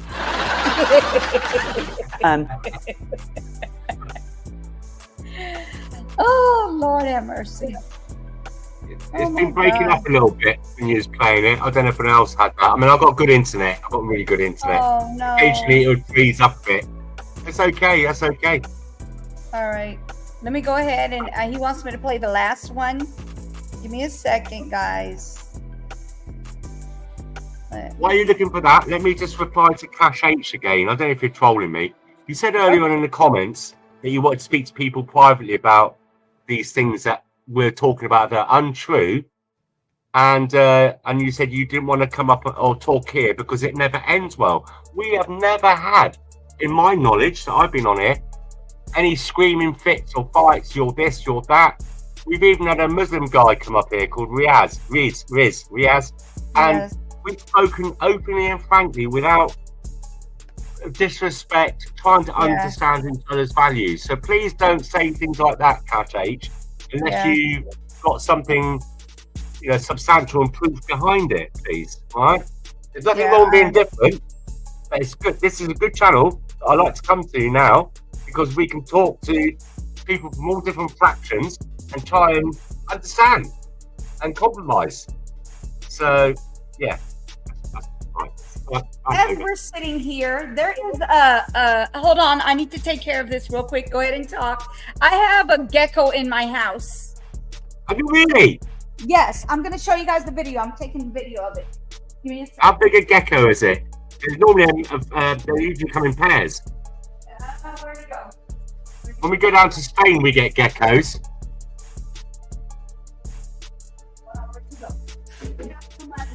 Outlaw, she'll let you back on in a second. When she comes back, I'll let her know. She's probably not reading the chat.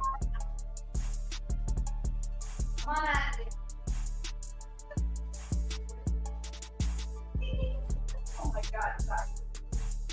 Hold on.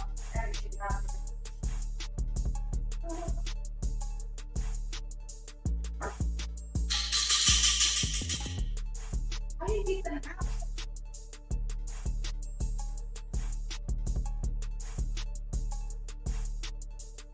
No, they're lovely. Geckos. They don't bite you or anything. Where'd it go?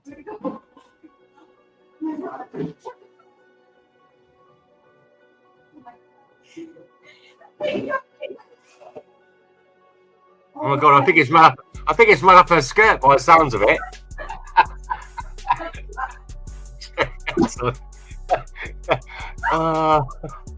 Yeah, they're fine. They don't do any damage or anything. We get, when we go down to the villa in Spain, we get them all the time. Like I said, normally there's 2 of them, but they mainly come out at night time. We find I'll be sat outside on the porch or the veranda having a cigarette and a Spanish brandy. Spanish brandy is not like normal brandy. It is delicious with a Diet Coke. 2 or 3 sips out of the straw, and your jaws have gone numb. It's good stuff. But they come out and they're harmless. Jason Bourne. Oh my word. Got a bro in the house. How you doing, Jace? Good to see you, my mucker. Oh my God. Oh my God. I did something bad. Yeah, that's okay, Cash. See, look, Cash, thank you very much. But, obviously, the reason why I said about it doesn't end well on there, because there's never been a situation where anyone starts screaming and shouting and being nasty to each other. We don't have that. We don't have no bullying, and we treat everyone equally. Oh, yeah, Jason. Outlaw, do you know Jason? I've known him, oh my God, how many years is it now, Jace? It's been a long time, isn't it? Been a long time. It's a good one. I think you should be made a moderator as well. Hang on, Jace. Wait, I've known you a long time. I know you're a good moderator. You don't really need to moderate in here, to be honest. But I'll ask her. I'll put a request in.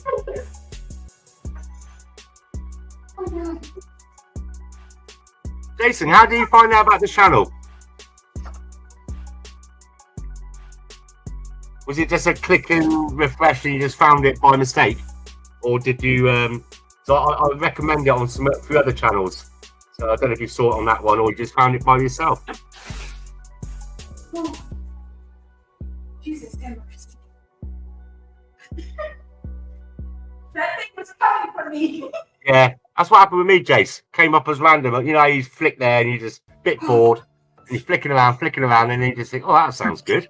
Let's go over there. Hello, Jason.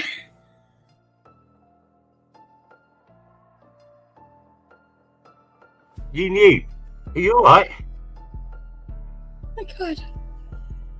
Oh. Listen, if you ever want to make Jason as a recommendation, I've known Jason for many years now, and we moderate loads of channels together, and he's a really good guy. If you ever want to, if things ever get low on air, moderate him. I'm not telling you it's your channel, your show, but I trust that guy. I've known him for a very long time, and he's good as well. He's not trigger happy. He's a good guy.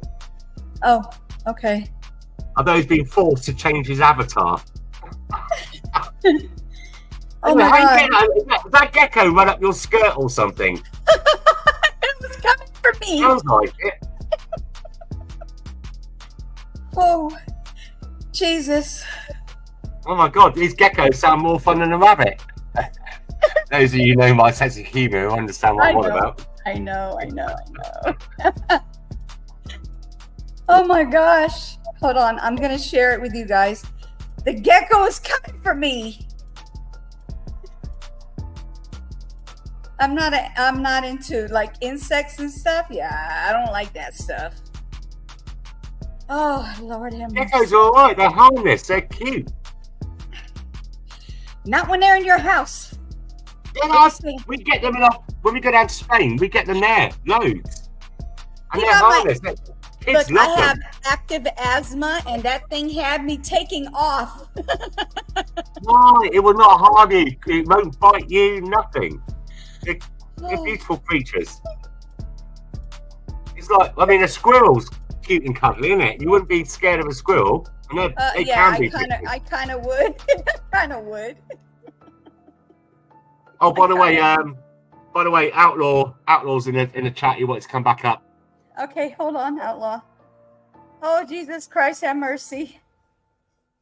Sorry, Outlaw. She distracted me with her giggles. Oh, squeal. No, not giggles. Squeals. There you go. Oh, I could have done that for you as well, but then she wouldn't have seen her. I don't know if I noticed it. But there we go, we're on. Oh, okay, hold on. So much for me cleaning the rest of my house up. I'll have to wait till tomorrow now. You've turned me again. I feel horrible because I cut the tail off by an accident. Yeah, if you try and grab one, they're like lizards. I think they separate their tail, don't they? Oh They're my part of God, the I did lizard not know family. they do that. I didn't know they do that. Poor thing. How clever is nature? You know, when the lizard, if someone tries to grab it, it attaches its tail so it can run away and grow back again. Oh, heavens, Jesus. That was a lot, you guys. Just a quick... I'm just thinking, guys, in the UK, right, she could do a song, couldn't she? There's a gecko in my kitchen, but what am I going to do? I'm going to get gecko in my kitchen, what am I going to do? I'm going to get that gecko, that's what I'm going to do. Have you heard of UB40? It was in my kitchen, and I wanted it to come outside. I wanted to go outside and be safe, but the thing got its tail cut off, and the tail was moving by itself. So I was like, oh my God, this is like watching a snake. It's the same thing as a snake. There's probably a lot of protein in that, you know. Don't waste food. I mean, the Chinese would have eaten that, or the Vietnamese in a second. I bet you could eat it. Go on, give it a go. Let us know. Oh. Okay. I dropped you the link. I have to take it out of the chat. Outlaw, come on up. Oh my Jesus. Friends, I am smoking, but not smoking anything funny. I'm just smoking tobacco. I know it's my downfall in life, but when you've got 5 kids, trying to give it either having a drink in the evening or a cigarette. This is my time. Just chill out. Oh, Lord have mercy. Okay, Oh, I here we can go. take off this thing. Hold on. I'm going to take big it off one. because that's my video. Hold on. I'm going to big take it one. off. The size of that tail. Hold on. They're the same tiles I've got in my hallway. This doggone thing scared the mess out of me, y'all. I mean, literally scared me. Because all I saw was on the side of my eyes. I was like, what is that thing in my house? Hold on. Why is it not showing again? Can y'all see it? Look. It's static. Look. It's static. Big. Oh!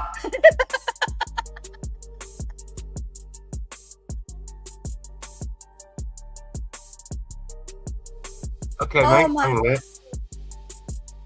I'm going to have a look at that. Get it ready, loaded. Was that on YouTube, yeah? Right, let me just load that up on YouTube, ready for later. Oh.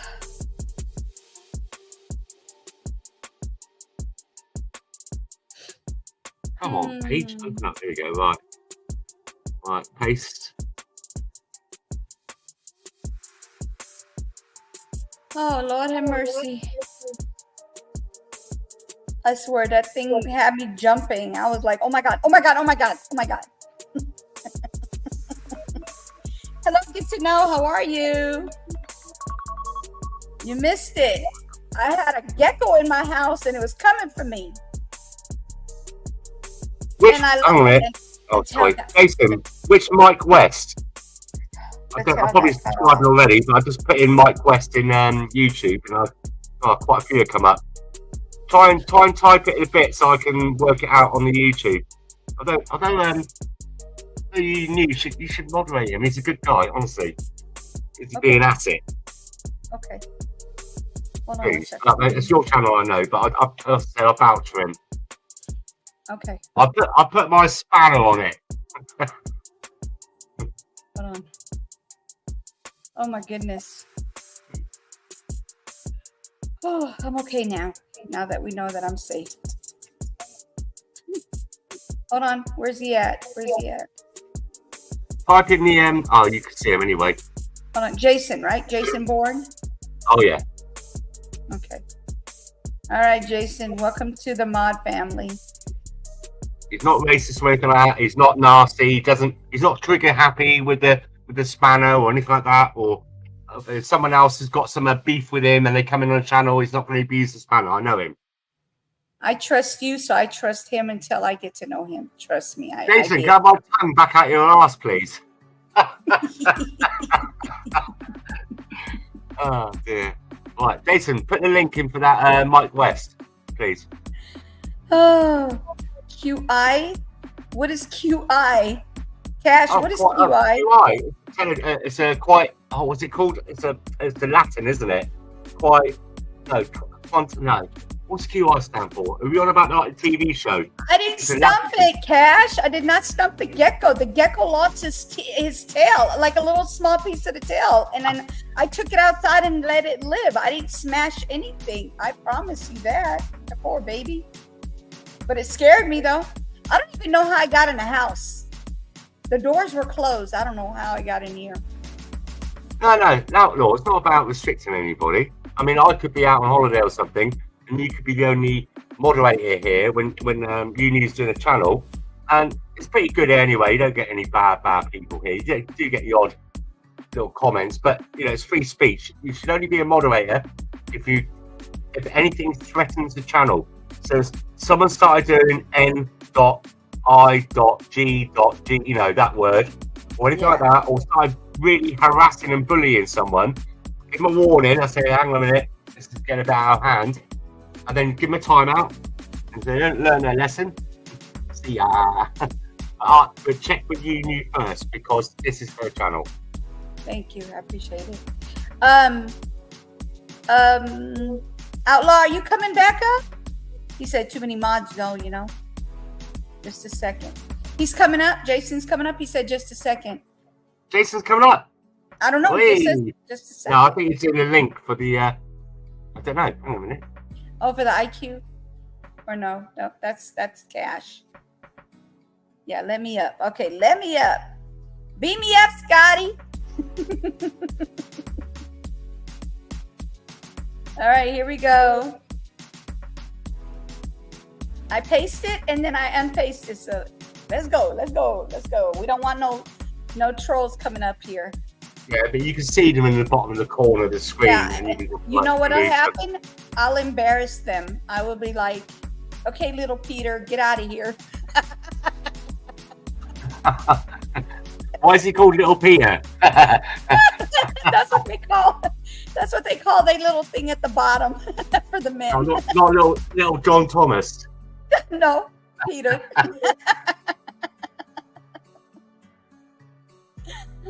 Oh goodness!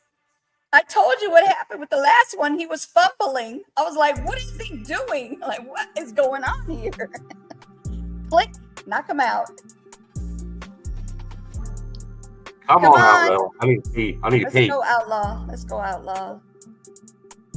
Oh, did you hear? Did you see about Kamala Harris's little meeting and all the Palestinian terrorist supporters turned up and the police didn't know what to do? Have you seen that? No. It happened early hours because you're 5 hours behind us. It happened last evening. And so I missed it because I told you I don't watch political stuff other than the UK is probably the most political I could get.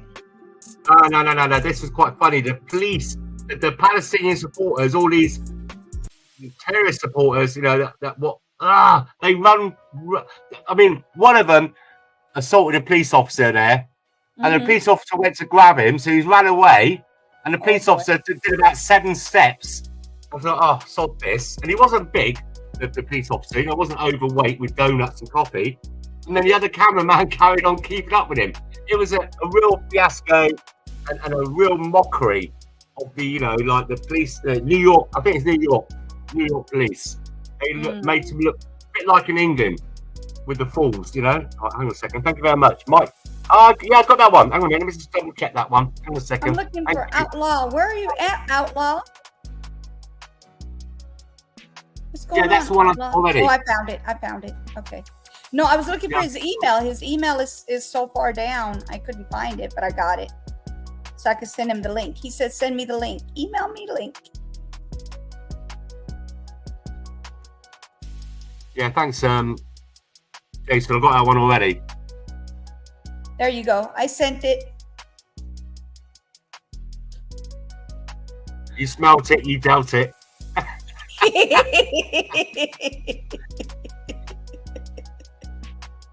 I can't with you sometimes. Oh, goodness gracious. You say you smelt it, you dealt it. It's a good one. And they say a fox only smells its own hole. There's loads of little quips for that kind of stuff. All right, hold on. Yeah, last night you came up quite late, didn't you? I mean, I went to bed about, as I said before, I didn't go to sleep. I woke up about 4 o'clock in the morning yesterday, and I couldn't go back to sleep. I was tossing and turning, laying there, and then I had a couple. I've not been eating very much, to be honest. So I had a little bit of food, went to bed at 9:30. Oh my goodness! I started watching this film. Have you? It's an old film. Oh my God! I must admit, halfway through, I did weep a little bit at the evilness of it. It's called The Pianist. It's a true story about a Polish Jew during the Second World War in Warsaw, and what happened to his family and people around, and how the Nazi Germany's treated them. It is absolutely horrific. I mean, I know it's always horrific, but it's one of those things you still can't get over. And I got a happy ending. The guy only died about 24 years ago. But it's a true story. The Pianist, you must watch it, guys. It's absolutely fantastic. It's very, very sad and very, very happy. And kind of it's a whirlwind of emotions, but you got to watch it. Fantastic. The movie, The Pianist. The Pianist, yeah, got loads of good stars in it. People, it's a very. I'm very fussy about my films. You know, Yeah, it sounds like a movie I've seen or heard of. The Pianist. yeah, you got to watch it. It is brilliant. Honestly, it is. I can't recommend it enough. Jason, you sent me. I have a link in the chat, right? And it says Mike West. Which video am I supposed to be showing? No, that's for later. It's scheduled for later on. Oh, Later the on live. Tuesday. Okay. Yeah. So who is Mike West? Oh, it's just one of us kind of people that talks about what's really going on in the world and things like that. Okay, well, You know, let me you know, sign in what? and tell them you guys sent me. Hello. Truth finder. And so I came down last night about God knows when, because you went on late, and I was in bed, and I had this craving. I'm not pregnant. I don't think I am. And and I went.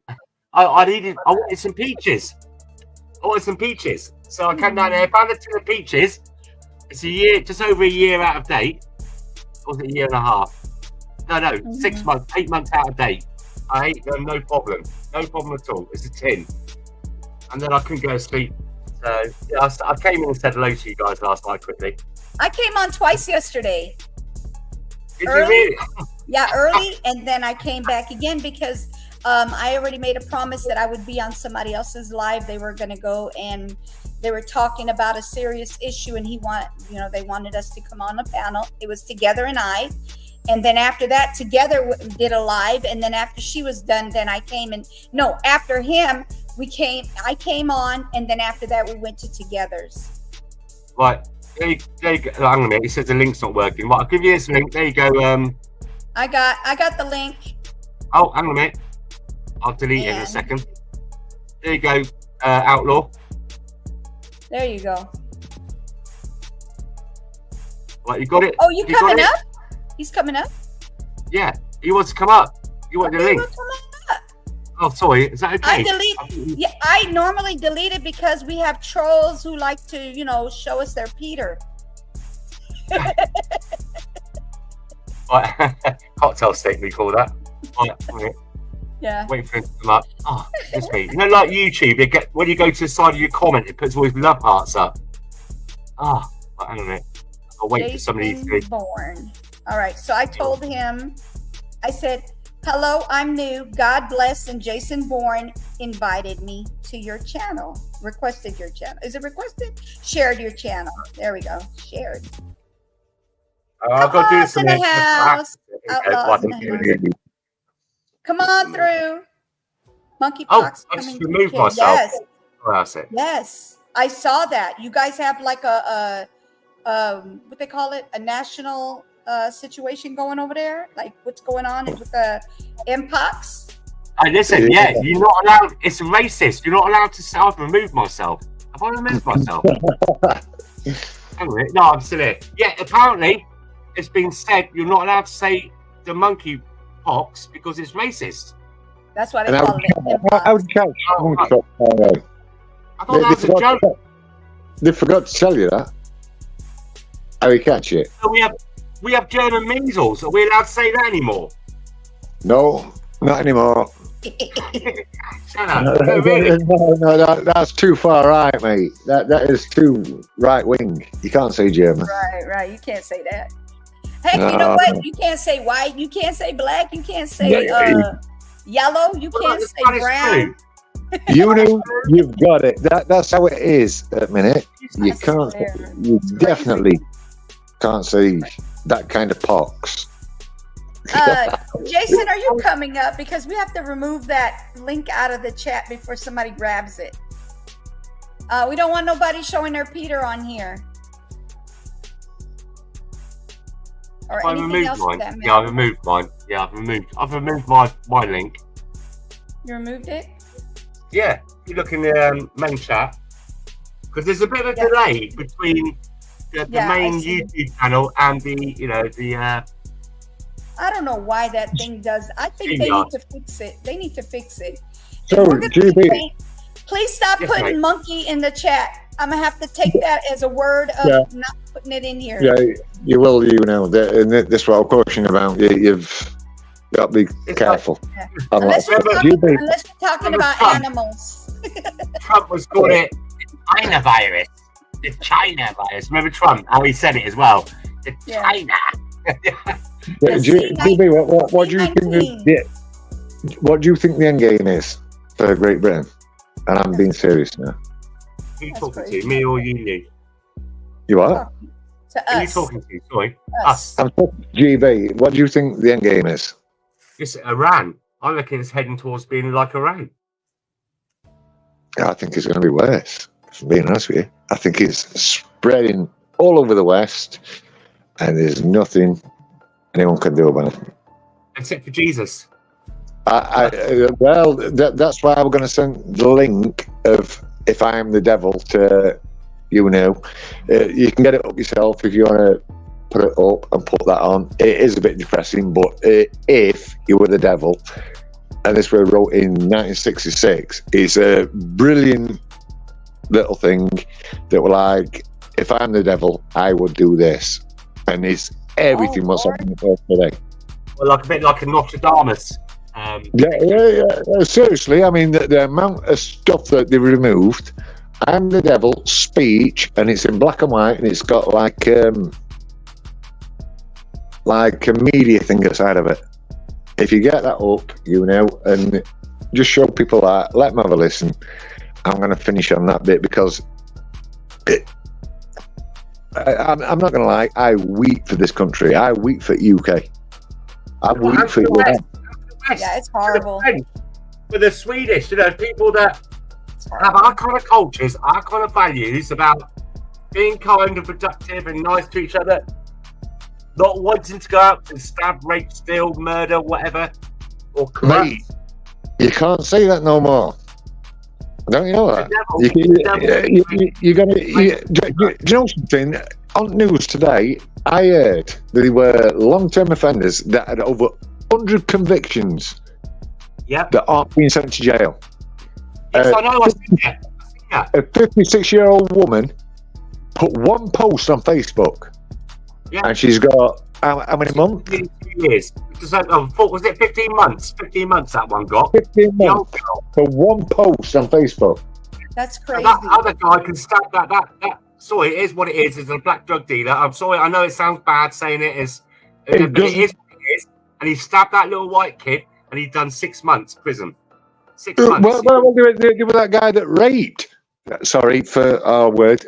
Great. Yeah. And he said because he didn't realise it was illegal.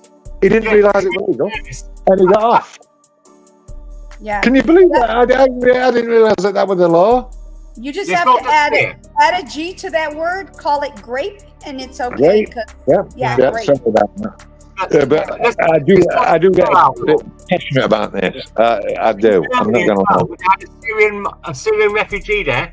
A great, I think it's an 8 or 7-year-old boy. But because the boy never said no, it wasn't great, and he got. Oh my God! That's a true story. That's in a swimming pool. horrible. Remember the swimming? It's a swimming pool, wasn't it? Yeah.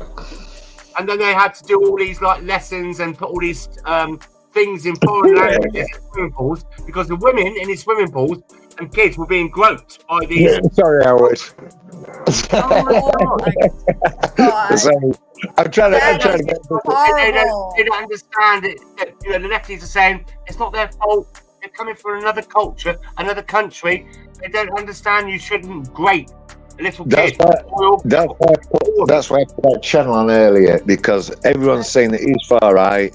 He's had enough. The poor lad. I want everyone to get behind him. If you put his last video on, you know, you'll see he's had enough, and it broke my heart yesterday. All right, you ready for this one? Right, this is the video. This one. The last one that he did. I just need to get off my chest how much I despise this government, the police, and the judiciary. I hate you. The last 3 days in this village. 3 nights ago, a picture come on the local group, village chat community page, There was a bloke, brown, foreign, thick foreign accent, leant against one of neighbours' walls further down the street. Leant there, waiting.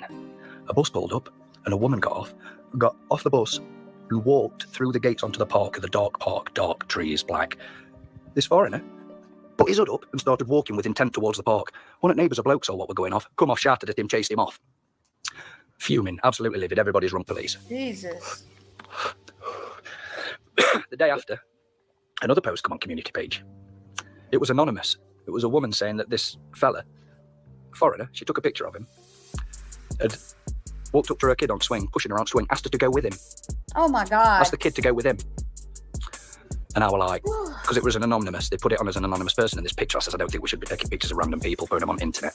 Well, anyway, it turns out that it was true. I didn't trust it. Well, anyway, this same guy, this same fella, brown, foreign, been spotted again today. This girl, he'd followed her off at park with his phone, holding his phone up like he was taking pictures of her, following her down the street. What a pervert. So, her auntie, who I know, told me about it, and then I went on page and her dad had put something on explaining what had just happened.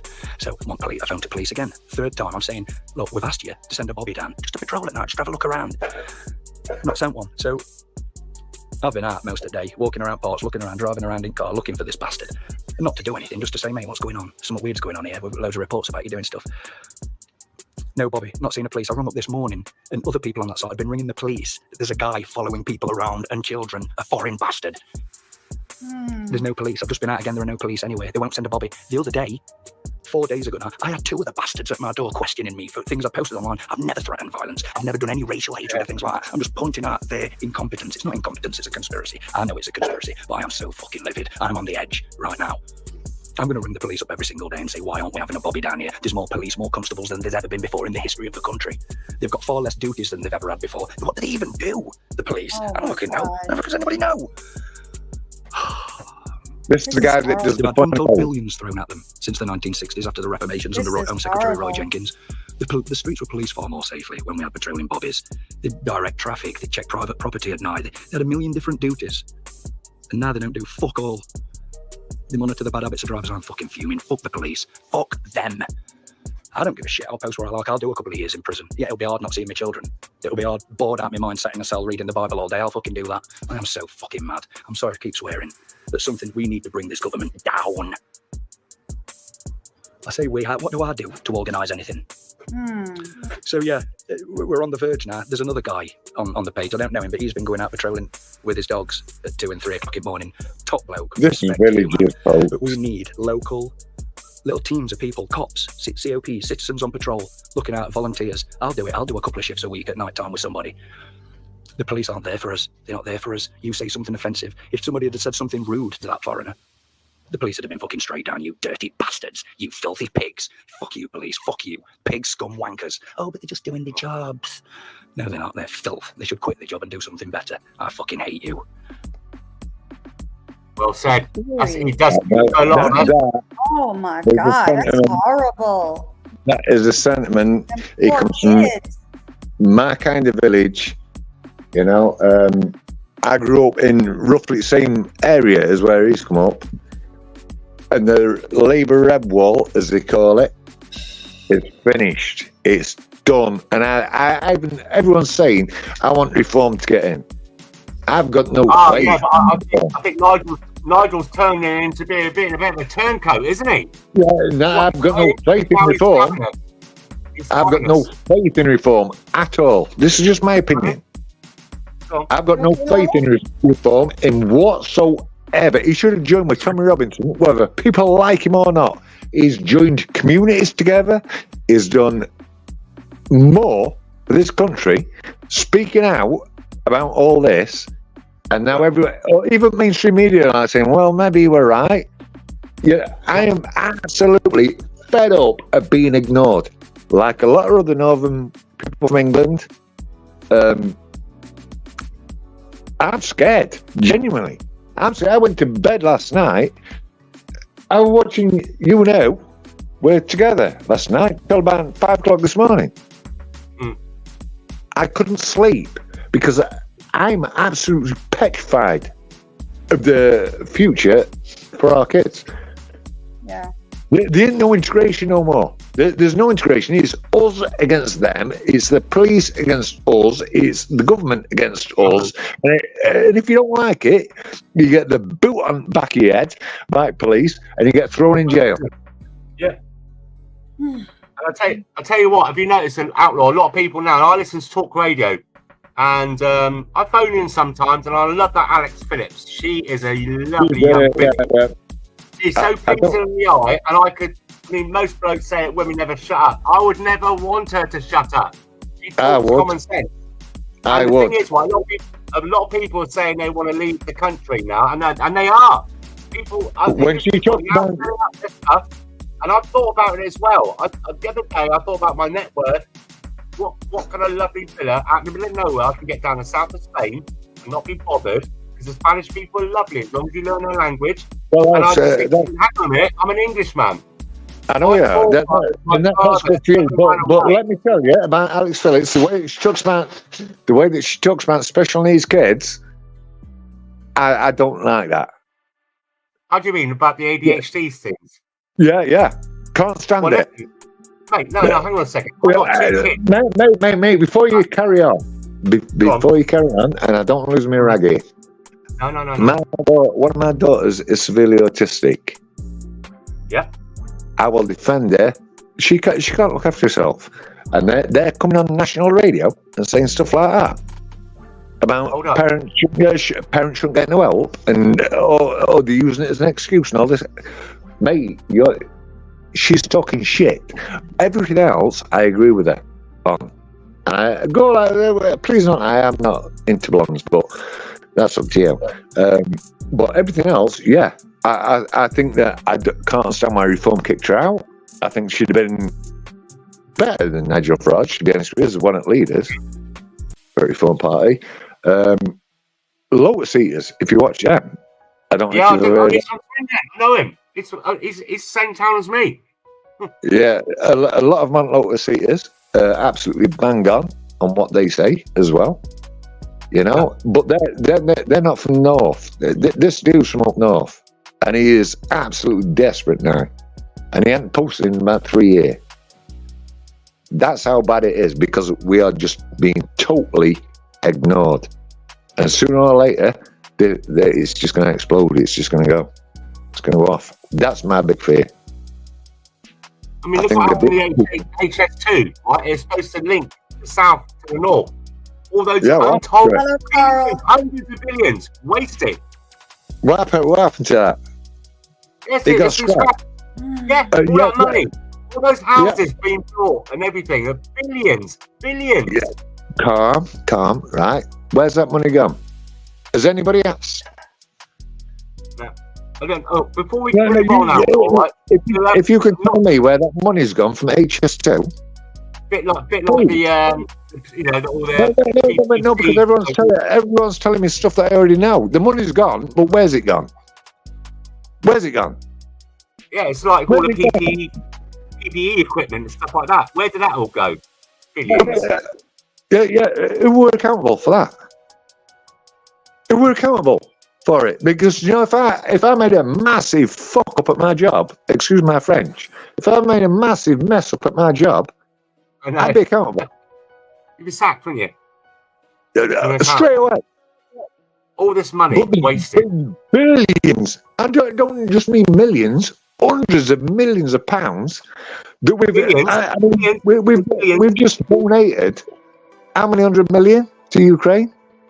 How many 100 million to India? Africa to help them educate themselves, apparently, or something, or to learn our values or whatever. I can't remember what it was. How much should we give on foreign aid to other countries? Hundreds of millions of pounds, but we cannot afford to let our old people have a pension.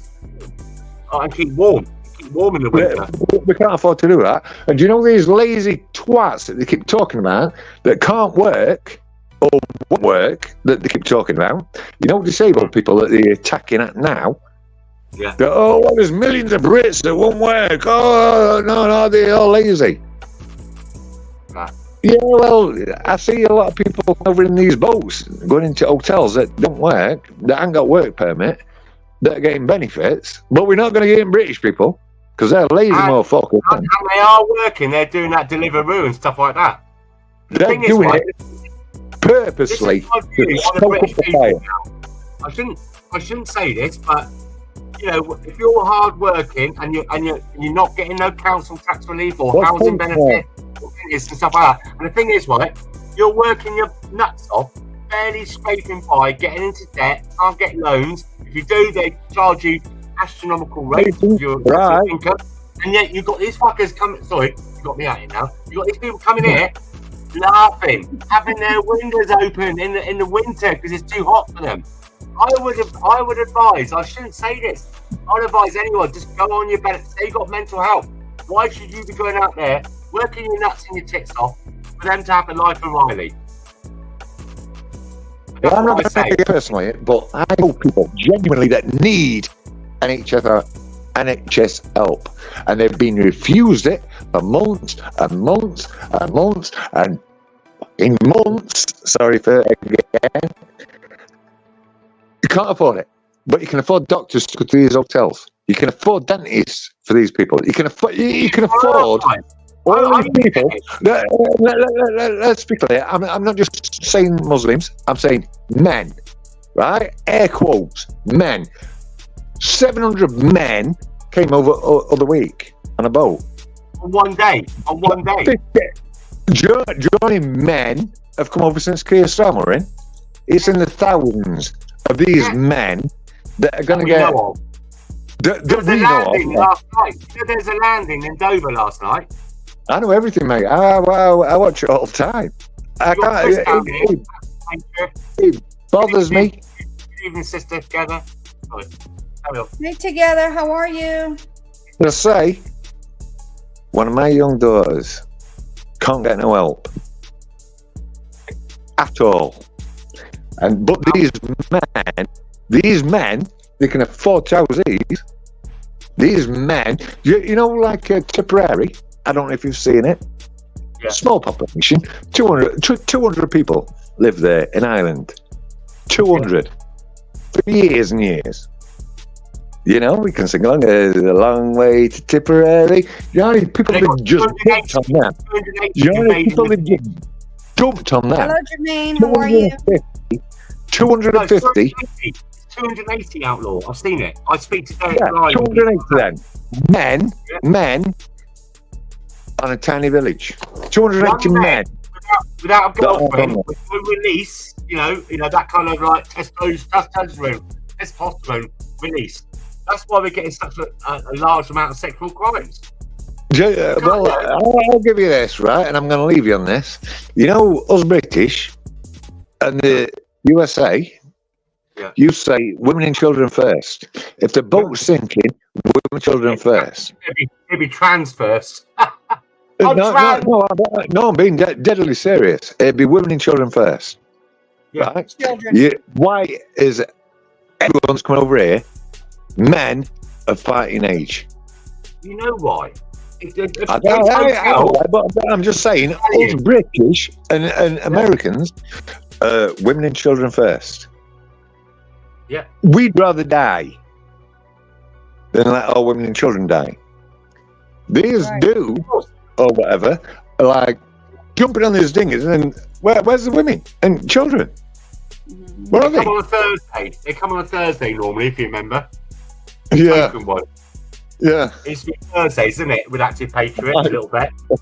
I've never heard so much. And the thing is, they expect you to believe it. It's a bit like a pandemic going on, and you used to walk around with masks, and they say, but you've got to take your mask off once you get to the restaurant, then you can eat, then you can drink, and then put your mask on once you come out. And you're like, what the fuck is going on here? I never conform. That makes no sense. And you got the ones that coming up the gang plan in Dover doing the PIP walk. They're literally doing a Orwellian kind of stuff here. Where, it's like you don't believe your own eyes, you don't believe your own ears. What we're telling you is true, and you can't believe what you're seeing. To me, that's what it is. It's like we're seeing it, we're watching it happen in real time. 700 people coming over, but no, mainstream media talking about anything about them not working? No, they don't mind. You can get benefits, that's fine.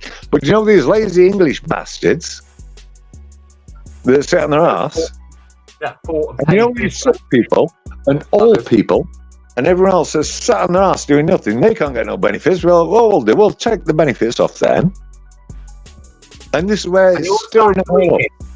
They start with the weakest, the people that have got disabilities. Of course they do. But I know you're on a rant. Can I just say something? We got something in common. I have a 15-year-old daughter who's autistic. She smashes the hell out of her room. I'll show you some pictures one day. I've got them on my phone. She's smashed her wall in her room so many times, and I've repaired it. I'm good plasterer now, by the way, and anyone wants to employ me. Nice plug there, go on. My bedroom. I even thought, right, you little cow, when I repaired it last time, I sprayed that spray foam inside it to bolster it. Yeah. I've replaced 3 doors because she smashes through the door. At school, she's okay. But when she comes home, it's like she builds it all up. Now, before the lockdown, we was told 3 years waiting list. 3 years. Then we had the lockdown. Then I rang them back after the 3 years.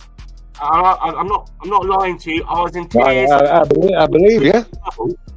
She's caused so much trouble in our family, and I love her, but she's bloody mental. I mean, she just it's a destructive. Yeah, but thing is, you know the struggle, but this is why I don't like Alex Phillips, because she's going to say to you, it's all made up. Now you said You that, know? I'll ring her up. Yeah. 3 years, I rang them back in tears, and I said, look, please, we really desperately need this help. Last time we come 3 years ago, you promised us an emergency appointment to get us some help. Anyway, 3 years on from that, only a few months back, we finally they said to me, oh, it's because of the lockdown. I said, but we was front of the queue when the lockdown started. Why have we been pushed back another 3 years? Anyway, so we went down there, we finally got another appointment after me ringing up, and the doctor down there, she's given us some links to some YouTube videos. Oh, jeez. Yeah. No, but I you know, and that's probably one of the reasons why me and my wife are splitting up, because it's just like, it's so much stress. I mean, I'm still here, I'm still with my kids, I'm still paying the bills, I'm still cleaning up and helping. But my wife's turned to drink. Yeah. I mean, I like to have a drink in the evenings, but not, I don't go out drink driving, or I don't just sit around watching telly all day and not doing the stuff in the house. So it's mental health in England is really bad. And I'll tell you what it's like. It's like if you hit a curb in your car and you knock the track in, right, and then your tyre will only last 100 miles before it wears out. This is what England is like. They're not repairing everything. Instead of just getting it sorted, that's why we got so many feral kids. There's so much violence on the streets and so many stabbings. They haven't addressed that problem either. You don't need to tell me, mate. How angry you are. I can hear it. I can hear how passionate you are in your voice, and I'm glad that you're getting it out. I genuinely know how angry you are, because there's nothing. I know there's 4 people from my town that have committed suicide. This year alone. This year alone, because they've had enough. Because they can't get no help. They go to a hospital and they're saying, please, please, please. And there's no help. Exactly. Yeah. I get it. And it affects me as well. It affects my family. My 2 little girls see her swearing and effing blinding and all that stuff. And you can't, it's not like, you can't do nothing. That, though, mate. Just got to let go with it. And the amount of money it's costing me in repairs. I'm more of a caretaker now in this house. I swear to God. And then she used to come back and, like I said, she's 15 now. She used to come back and give me a cuddle and say, I'm sorry, Dad. I don't get that no more. I used to like that. Yeah. Do you know the worst part about this is? I can understand your wife, because she feels like maybe her fault. I don't know. She rewards, my wife rewards her sometimes. Oh, Katie, don't do that. I'll get you this and get you that. That's not the way. I mean, I know what you're saying. I mean, when I was a kid, if you had ADHD, when I was a kid, there wasn't really ADHD. You was a little shit, and the cure was a belt, and it worked. I shouldn't be promoting that, but when I was a kid, you know, you get a clip. I remember when I was 14, my grandfather, I was 15, he slapped the shit out of me. He was ex-Golden Gloves, his army and everything like that. His hands were like shovels, and he battered me because I said the word bugger. I never said that again. You know, I know violence isn't the way, but kids have got no respect, have they? At schools as well, they're allowed to do what they want, say what they want. There's no. I used to be scared of a copper when I was a kid because I know that if I get caught doing something, I'll get clipped round the ear. I agree. It used to be I'm different.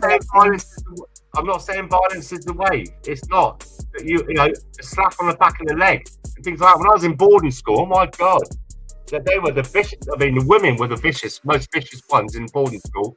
They got caught you talking in the dormitory at night. Well, and they tell you to put your hand out, and they've got this like ruler or something, or like a cane, and you put your hand out because you know you're going to get 6 slaps on the hand. But they make you turn your hand over so it's on the back of the knuckles.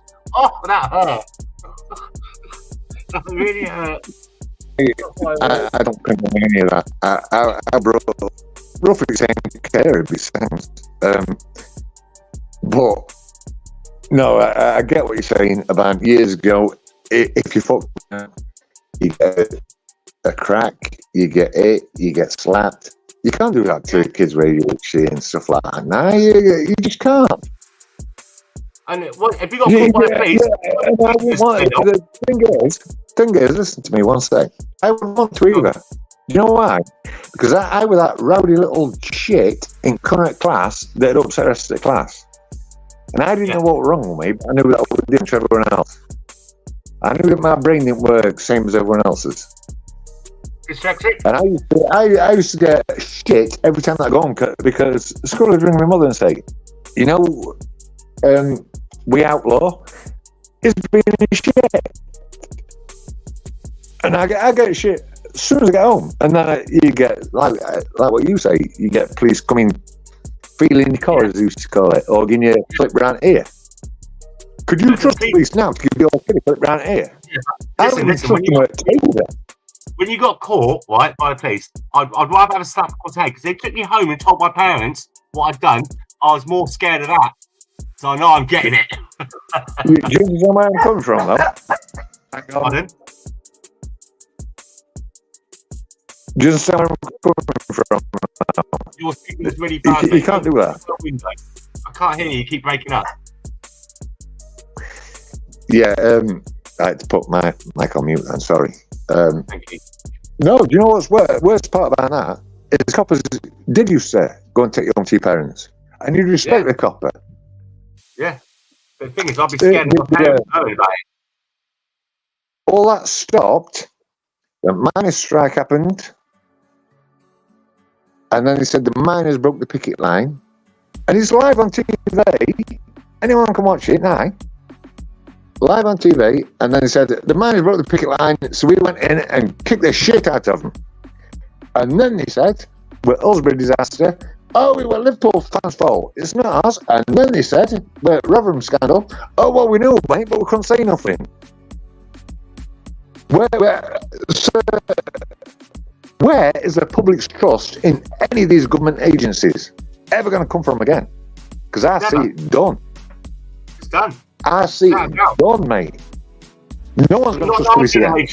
Not in our generation or our kids' generation. That's how long it's going to be. No. Especially now that they're clamping down on you. Put a Facebook post on, we're going to come on you and we're going to put our foot on your neck, and you're going to lose your liberty. We're going to lock you up for saying something offensive that people don't like. Outlaw. Very That's important. That is what UK has become. Outlaw, you just reminded me of something very important.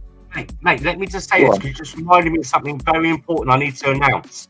Right, so on Facebook, I did go through my Facebook yesterday, and I've reposted a few spicy tweets. Now, you can delete them, can't you, right? But when you delete them, you have to go into your deep settings and then go into the recycle bin, because they're still there. Go into your recycle bin, and then click on all the links that you've deleted. There's a little tab at the top, and then it's going to ask you for your password for your Facebook. So remember that. Put your password in, and then go back into it again and delete. Otherwise, those tweets that you reposted innocently or in anger at the time, at the heat of the moment, you've had enough, they will find them. Well, I counter that on the people that are deleting shit that they posted. Don't delete it. Stand up. Keep your freedom of speech. Get locked up if need be and fight for your country. Because I'd rather do 10 years in jail. You're breaking up a lot. I'd rather do 10 years in jail, delete any tweet or any post that I've ever put, because I make every single post that I've put. So I don't want you to do 10 years in jail because you won't be there for your daughter, mate. To do that for her future. But it's not for my future. It's for my children's future. Yeah. When men back down and say, "Oh yeah, okay, I'll accept what the state says," that's when you get authoritarianism. That is when they win. When you start deleting stuff, no, I did. What are you gonna do? Because the past week or so, I've been checking my CCTV, waiting for the old bill to turn up. And the thing is, I went to security. You might be here on another job. Ask me to help them with the CCTV. I really, genuinely do not care. If my freedom of speech isn't worth shit to this court in this country, I'm not pleading guilty to anything. I've said what I've said, and I'll stand by what I've said. What they do is they put in the... How many of those people went to court and the solicitor's going, look, just plead guilty, it'd be quick and easy and over, we'll get it out of the way. I think a lot of these people get told to plead guilty, and then now the courts, I mean, the judges, now some of the judges are now calling for 10 years. 10 years. Right. GB, have you ever been to prison? Yeah. Yeah, you all thought I was a So goody. You guys, I got some bad news. Hold on, I got bad news and I got some karma that happened to somebody for doing something to a child. Thank you, Jesus, this happened. Okay, real quick, I want to show you 2 videos. Real quick. One video is about what happened, the case, what he did, and then the other one is what happened to him for what he did. Okay, here we go. Oh my God. Oh my God. This is instant karma. Instant karma. Oh my God. Oh, Lord have mercy. Give us strength. Okay.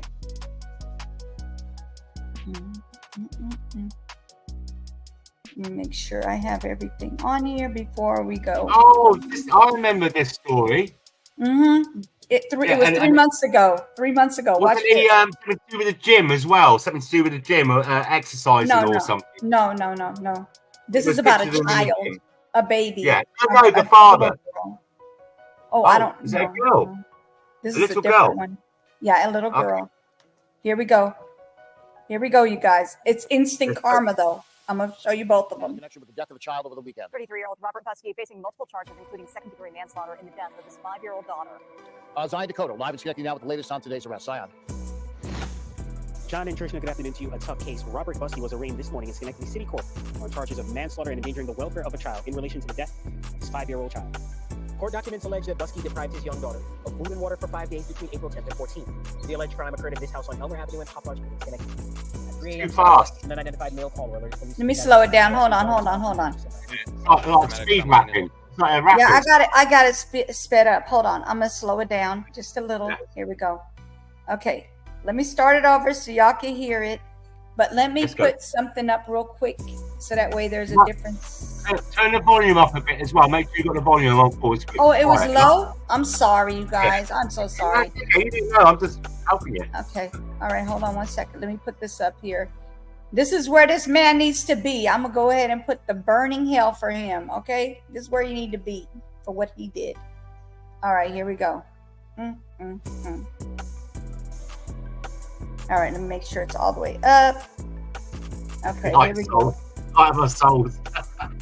And a connection with the death of a child over the weekend. 33-year-old Robert Buskey facing multiple You turn the music down. manslaughter in the death of his 5-year-old daughter. Yeah, drowning it. Zion Dakota, live and connecting now with the latest on today's arrest. Zion. John and Trishna, good afternoon to you. A tough case. Robert Buskey was arraigned this morning in Schenectady City Court on charges of manslaughter and endangering the welfare of a child in relation to the death of his 5-year-old child. Court documents allege that Buskey deprived his young daughter of food and water for 5 days between April 10th and 14th. The alleged crime occurred at this house on Elmer Avenue and Poplar Street in Schenectady. At 3 a.m. Sunday, an unidentified male caller alerted police to this address, where Buskey's daughter was found unconscious and not breathing. Officers and paramedics simultaneously arrived on scene. Sadly, they determined that the child was deceased. Schenectady police confirmed that Buskey's 3-year-old son was also in the home when his sister died, lending Buskey a second count of endangering the welfare of a child. He had another child, a 3-year-old child, who is safe with other family members at this time. It's unclear if that child was abused. Neighbors who did not want to come on camera described this as a quiet neighborhood. That is until now. The death of a child is a hard thing for a neighborhood to endure, especially first responders. We have our peer support team that is working with officers that were on scene that night. I've had the chance to personally speak to a couple of them, and they're doing okay under the circumstances. This, of course, is the second high-profile case this year of a child allegedly dying at the hands of their parents in Schenectady. On March 9th, Persia Nelson allegedly dropped her 10-month-old daughter, Halo, down a pipe at the GE campus. The child later died. Nice. It has been a very tough spring for us with a couple of juvenile deaths. Buskey was remanded without bail. He is being held at the Schenectady County Jail. His next court appearance is set for Friday afternoon. Reporting live in Schenectady, Zion Dakota News 10, ABC. Thank you, Zion. We're also, by the way. All right. So this is what happened.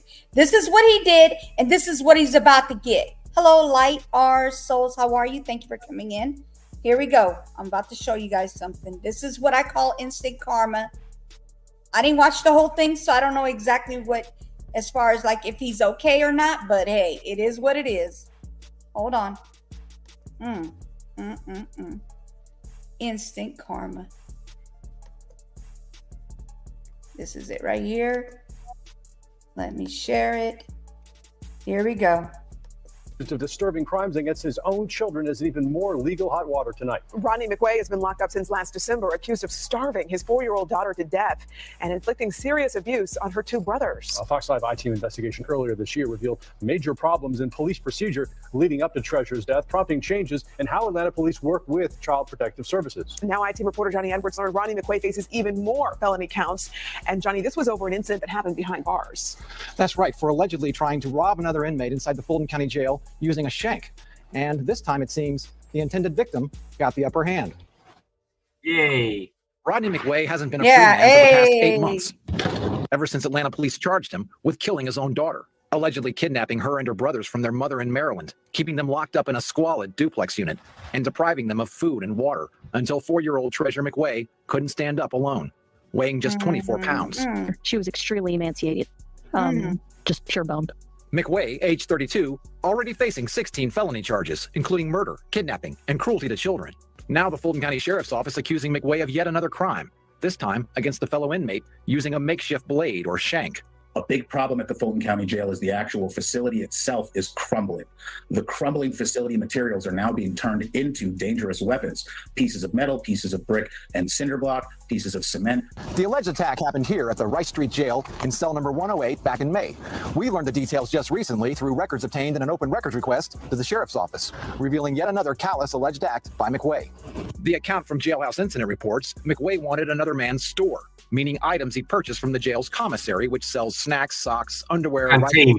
stamps, Canteen. and other things. Right. A surveillance camera shows McWay entering the cell of Duricor Humphrey, a larger man who's also in jail on murder charges. According to his warrants, McWay demanded the goods, then pulled the shank out of his waistband. What happened next? Well, in Humphrey's own words from an incident report, we got to tussling. He dropped the shank. I picked it up and stabbed him with it. McWay leaving the cell bleeding from deep gashes to his face, shoulder, and back. and empty-handed, now facing 3 more felonies: aggravated assault, possession of a dangerous weapon, and rioting in a penal institution. So violence becomes a regular and common occurrence with people that are either facing or under sentence for life. While the new charges don't impact McWay's murder case directly, longtime criminal defense attorney Joshua Schiffer said they might be used as leverage in a plea deal. Here's what's really going to happen. They got him from everything I can find pretty dead to rights on the major murder stuff. They're going to pick and choose and lean on him, and he has a public defender who has a really tough job. The Fox 5 I-team's previous reporting on the case found Little Treasure McWay's alleged tormentor wasn't the only one to blame in the case.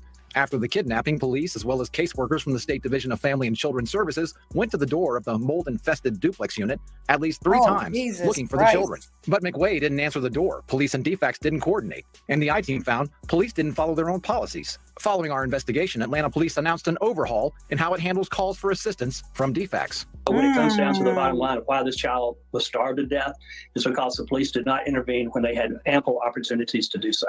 So in other words, they should have kicked the door in. If the person doesn't answer the door and the door's locked, you kick it in.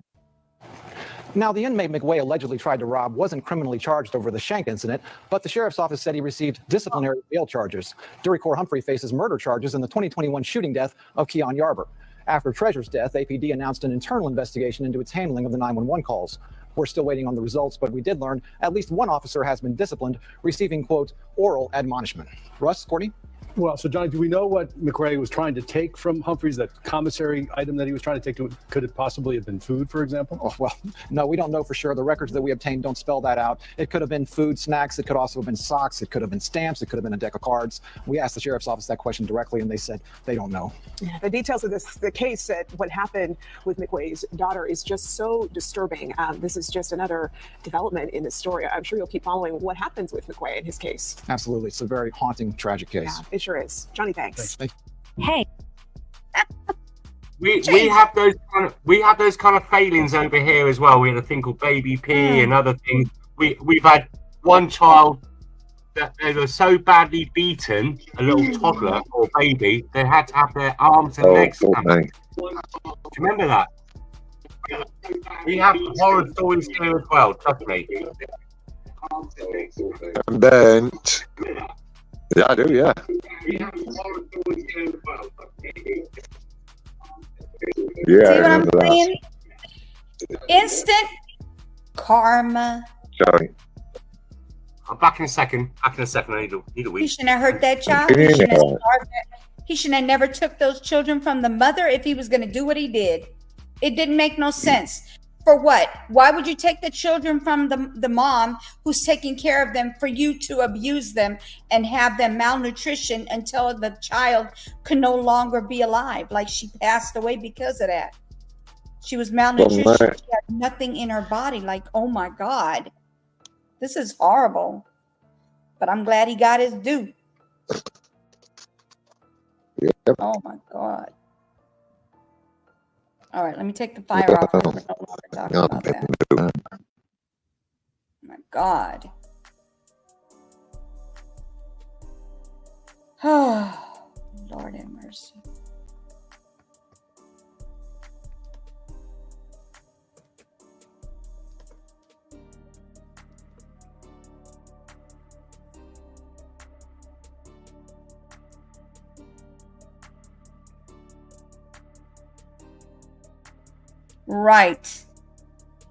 Right together, but he got his due. He got stuck. He got stuck over there in jail. And this is Maryland now. Maryland. You know what I'm talking about, right? Maryland. So what we were talking about is a big possibility that it could happen. Yeah. Just saying.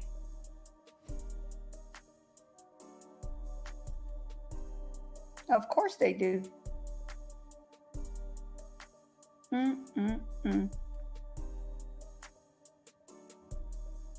That's okay. You want to come back up?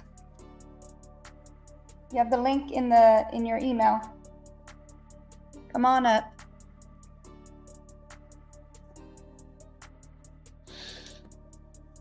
Oh, Lord have mercy. Instant karma.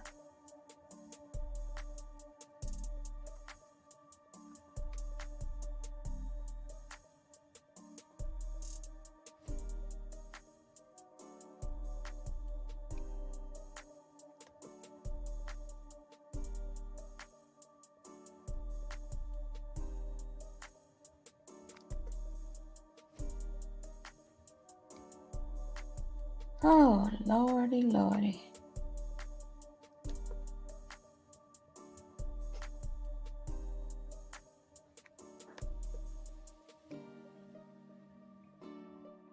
If I offended anyone. Oh no, you're good. You're good, outlaw. Don't you have nothing to apologize for.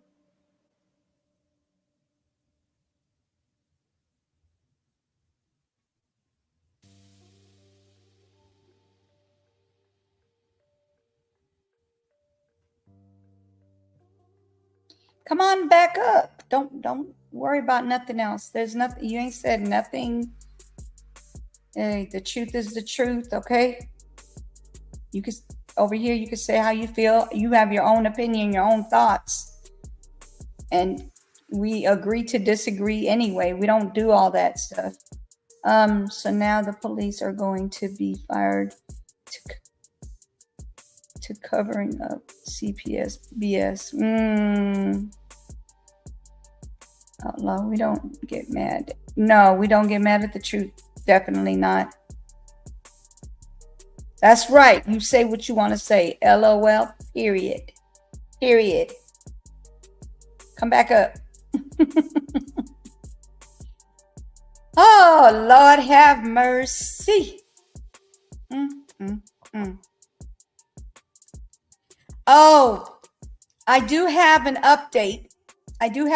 You guys. Same here. We love honesty.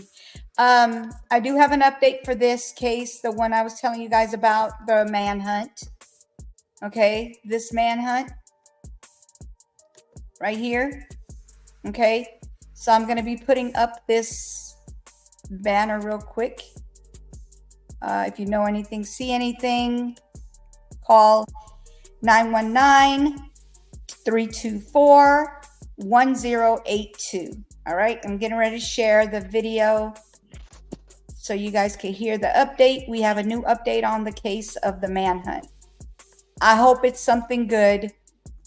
I hope he gets finished, leveled, done. I'm not gonna lie. All this mental health excuse and that people come out with, I've got no time with. Genuinely, and the one that you woman together were talking about yesterday with that petrol. I mean that's one of the most shocking things I've ever heard. Yeah, that's horrible. To be honest with you, it kept me awake. Yeah, that's horrible. He knew what he was doing.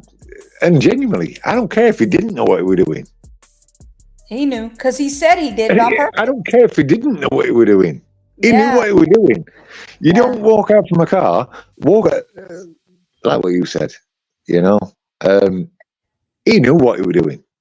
There's only one sentence for me for him. Yes, he knew. And I've got to be careful. These people are evil. These people are just evil, pure evil. Yeah. Pure evil. Yeah. I ain't got no time for people that are going to, oh, well, he's got mental health. Aren't we all? Everyone's got problems.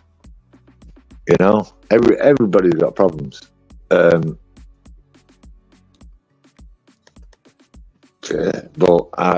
we don't feel like that one of the most shocking things I've ever heard. Last night, watching that. But you lot seem to like live with it. It's like, I don't know. It does seem to be flooding into US pretty much more than what it is flooding into England or UK.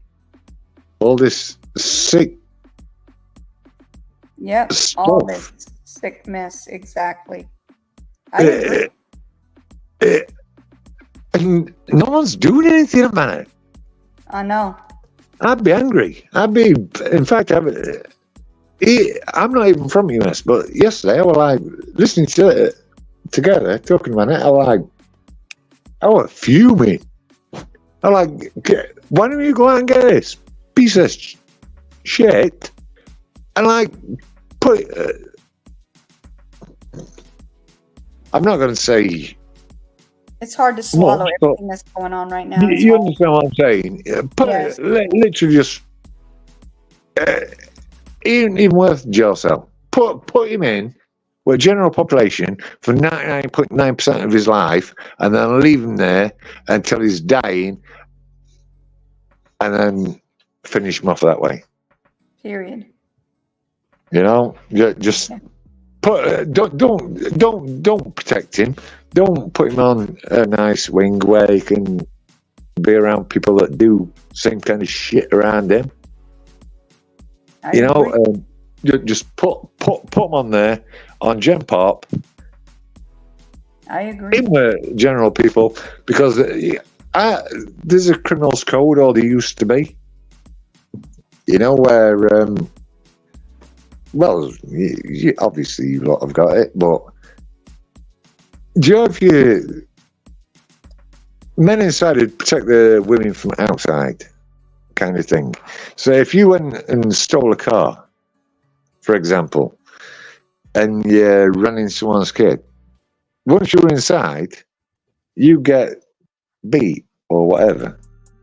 Mm. I'm just saying, for example, I don't know about this for a fact, but that'd be normal.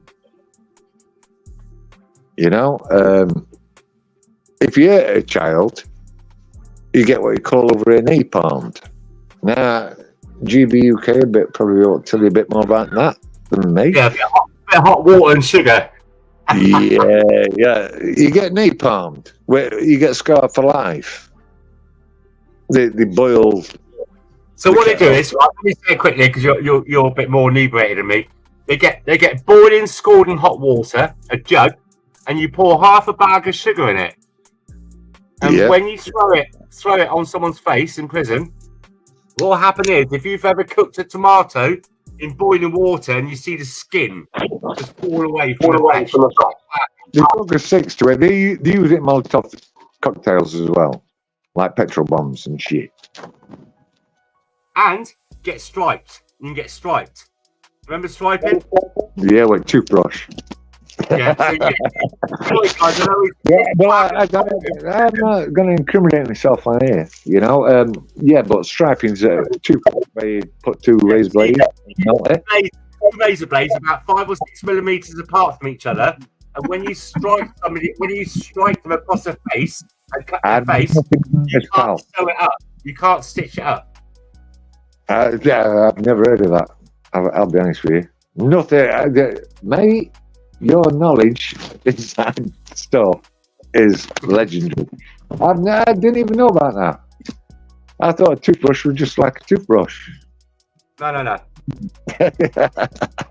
There's probably not one blade. You've got to have 2 blades about 5 or 6 millimeters apart. Literally about 5 millimeters apart normally. About 5 millimeters apart. And then what you do, you'd slice them, and then you try and tear soak one side, and it'd open up the other side. Is that what you say? Yeah. Sorry if I sounded a bit inebriated, but That's okay. That's okay. you know, I get where you're coming from. That's what. Yeah, no, what you're saying though is what happens. The literal strap, and they used to call it strapping you up. The toothbrush, and that's what you strapping in jails nowadays. And I'm just going to say, men of a different ethnic group run the jails. So and if you don't convert to that certain religion, then you have to pay a jizya. If you've seen the video of the man that got accused of whatever he got accused of, that's being striped up literally in jail, we can't put it on here. It's very, very graphic. He got literally sliced up like bacon. Oh, we in jail. Chop, chop. Seriously. Chop, Yeah. chop. Get what you get. A British man Mm. got chopped up like that, and that's what they're threatening people with. Mm. Mm. Mm. People who do things like that, innocent people, they need to just get whatever it is they get. Like eye for an eye. We'd not mind, but when you've got people that were over 100 convictions, getting released from, well, not getting released, but not even getting sent to prison, getting let off, but then you get a first-time offender, like a 56-year-old woman, getting sent to prison for one Facebook post. Then it's like, 32 months. As I keep saying, go onto your man's website. I'm going to promote him all night. Look at his stuff. He's spoken this for years and years and years and years and years and years and years. And he said that this is what's going to happen. And nobody listened. And that last point he put where he's losing his rag, that's a result. He talks for everyone pretty much in UK. It's like, this is what's going to happen. And everyone's saying this is what's going to happen. And nobody listens. And we vote Brexit. And we think, well, we voted for Brexit because of immigration stuff. And then nothing happens. Then you get another... It wasn't about immigration. It's about how the EU had changed the ways of, like, we couldn't have a certain banana and we had to pay more money into it and this and that. And they became a gravy train of, like, expenses and just taking the piss out of it. It wasn't all about immigration. People vote for Brexit because they want about closing the borders. Majority of people voted because it was closing the borders. More jobs for British people. Stuff like that. Then you call right wing.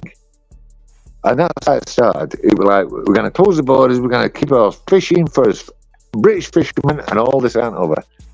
That's nothing about racism. About happened. None of it's happened. None of it's happened. Look at our farms now. Look at, you watch Clarkson's farm, you know, please go on Amazon or whatever and watch Clarkson's farm, and he's a multimillionaire. Multimillionaire. He used to do Top Gear on TV. And he only came out with 2 C's from college, from school. Right. It's 3 seasons. Do you know how much he's made in 3 years of farming? Nothing. Yeah. Absolutely nothing. Mate, he lives around the corner from me. Years of farming. And he says, if I didn't have the backup, financial backup that I've got, there's not a chance that I'd be able to carry on because of the restrictions of the government. Watch it. I know a lot of farmers back in the day they used to get some EU supplements, but even the farmers I knew wanted to get out the EU. Things like pesticides. Look at what's happening in was it not? Where was it? Where they're shooting the farmers for protesting the police. Sweden, not Sweden. Somewhere like that.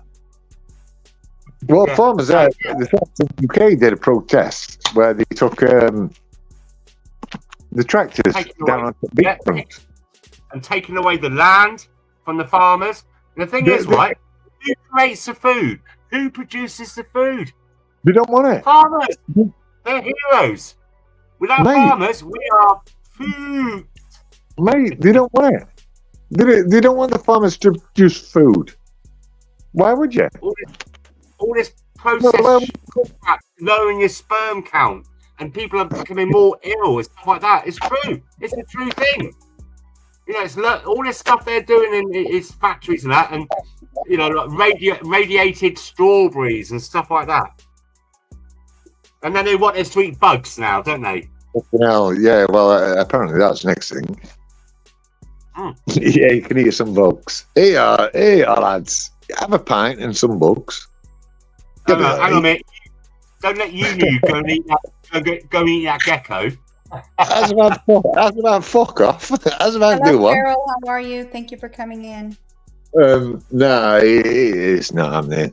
Seriously, I mean, even with farmers, though, I mean, it's beyond the joke, isn't it? Genuinely. How old are you? How old are you? Yeah, I'm oldish. Come on, we've all shown ours. Show yours now. Okay, I'm 50 this year. Oh, you're youngin'. You're a You are? baby. You're Yeah. youngin'. Oh, really? Am I young? Yes, I'm you're a I'm 8 baby. years older than you. Yep. Yeah, well, I've got 6 brothers as well, though. So, Oh, I you like know, that. Respect to your parents. Respect to your parents. Yes. yeah, we were great, man.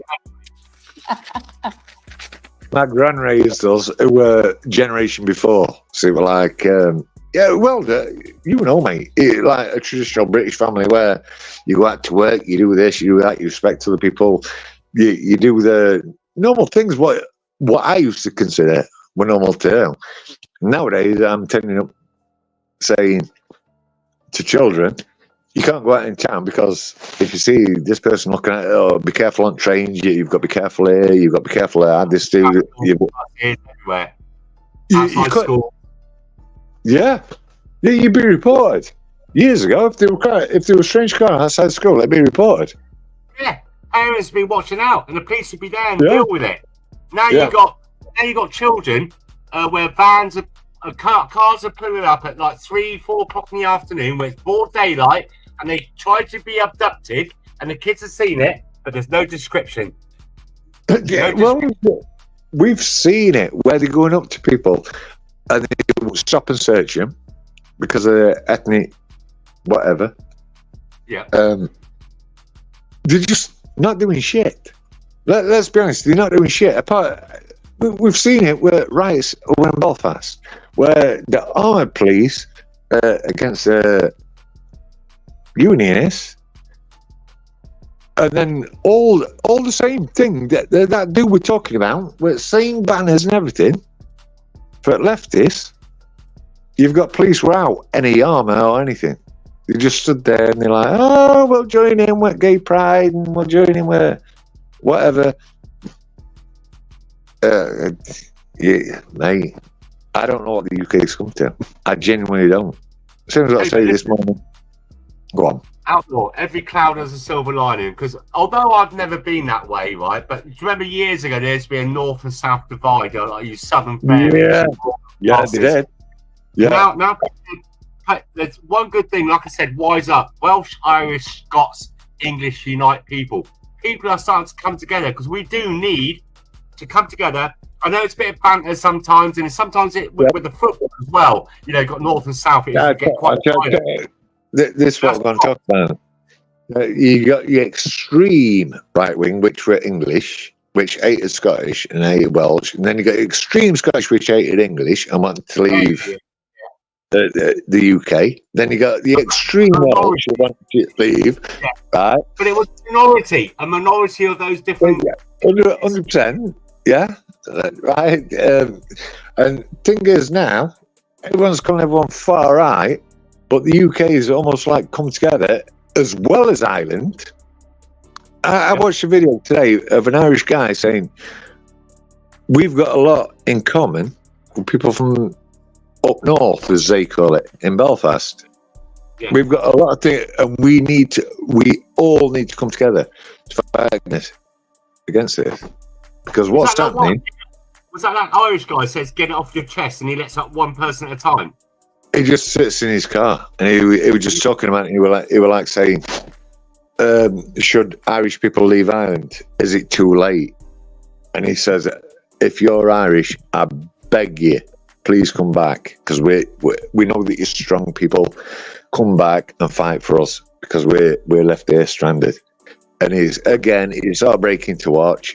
But that's how people feel. It's like we all need to come together now under one banner. We're not racist. We're not. We have the same cultural values, and I've been spending a lot of time in the Irish people, like Derek Blythe and all that, Philip Dwyer. I've been going on a lot of channels, and some of the channels I've been going on to, on the panel, I've had a bit of nastiness. You English bastards, look what you did to us. That's horrible. Mate, it's not me. It's not. No, hold on. It's passed on through the generations, right? And I said, hang on a minute. It's like if I was black, and I said to you, you're slave owners. You've never owned a slave, and I've not been a slave. We're talking about today's terms, right? We had before we have governments and politicians dividing us in countries. Mm. Right now, we have the same kind of cultures. We like to wake up in the morning with our kids on Christmas Day and open their presents. We like to go out and have a drink. All the Irish I know in England, right? I'll get on great with them. You are talking same as what he said, right? You're talking same as what he said. He was sat in his car. He was sat in his car. And he says, right, I were raised as an Irishman to hate the British. He said, I've got nothing against the English people or the British people. He said, but I were raised to hate them. He said, but now is a time that we come together. Yes. And it's only a small channel. It's only a small channel. They've marched in Dublin with the tricolour and the English flag together. At last, it's happening. Persistence. My missus is from Northern Ireland. She's from Belfast. She grew up during Troubles. She's probably one of the best ones to talk to about stuff that happened then. I weren't here then, but she were raised during all Troubles when all bombs were going off, and you couldn't even go into Belfast city centre without being checked by army or police or whatever, and then they'd accuse you this and other. She were raised during Troubles, and that's what it's going like. Genuinely, in fact, it's worse. It's worse than that. You can't put a tweet out or retweet it without being nicked and getting you can burgle someone's house. That's fine. You're gonna get let off, pal. That's not a crime. You can go and rob someone's car. That's not a crime. But do you know, if you put some words online, we're gonna come banging your door down. That's what the people put out.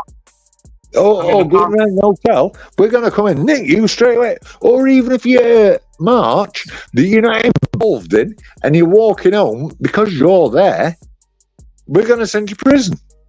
Not just for 1 year, 2 year, 3 year. They want it to go to 10 year now. 10 years for being involved in a march that you're not even fucking involved in. Yeah, even if you're just standing there. Even if you're just standing there, doing nothing, just stood there, they will get you. You tell me sense in any of this. It's not. It's to scare us into doing nothing. Just trying to stop some protesting against what is right. You will you do me one thing from the go off? Will you put "If I Were the Devil" speech on one last time so you can listen to it? And it's mainly for Americans as well, this, because it's an American dude that's saying it. If I were the devil speech, and you tell me that he's not wrong. He is not wrong. Seriously. I can post, if I wanted to, I could post anything against, I could be Semitic rather, and post anything against Jews. I could go protest or say I want them from the river to the sea to be genocide. I could talk about Catholics. I could talk about Hindus. Any religion, bar one. Hey, you could do actually. I think what you could do better than that. What you could do is do pro. Your protest, right? Yeah. Saying that you're celebrating leaving the United Kingdom for 3 days, shut the whole London down. But what you can't do is celebrate being English. I know. Because imagine Americans. What? America, you got your flags everywhere. You're proud of your heritage. We can't do that here. Can you imagine? You got your American flag outside your house, and the police come and kick it down. They say you got to take it down. It's offending. Can you imagine? That's what we got to deal with in this country. I'm not joking. I'm serious. It sounds like I'm exaggerating. No, you get a woman years ago was walking down this high street with an England flag on. She got arrested because it's causing alarm and distress in certain individuals. Place. You also get threatened with eviction if you don't take it down. Yeah. I'm not joking. If you're in an English place and you're on like social services or social benefits or whatever, and you've got the Union Jack or whatever, going to evict you for having the Union flag. Jihadi terrorists. That's what they're doing now. They're giving priority for people who are involved in terrorism over the other country, ISIS and stuff like that, over the people that live in here that have probably fought for this country, sleeping in the bush, they're homeless. They're giving it. Mate, well, the one thing I'm going to say to you on this is that the media blackout on the Pakistanis attacking the Sikhs. Hindus? Yeah, Hindus. Although they attack the Sikhs as well. They've been doing that for years, but now they're on the Hindus. Just mass genocide. There's nothing news about that today. They're going to do today. They're not going to put about, oh, well, we've shut all these roads off and this happened or whatever happened. That's not going to happen. No. They're just not going to do that. That's a media blackout again, as normally. Do you know if you were England fans, though, that were just walking through going, yay, we've just won? You get a dispersal straight away. Yeah, 5 o'clock in the afternoon. If you don't, and the police said to them, guys, if you don't go home, you will be arrested, and we haven't got a match showing in the cells. That's what the police officer said to the English people walking around, no trouble, just going England because we're in the finals. We're in the finals against Spain, and it wasn't allowed. You can have a gay pride for a month up there. You can have Eid with all their Give me 1 second.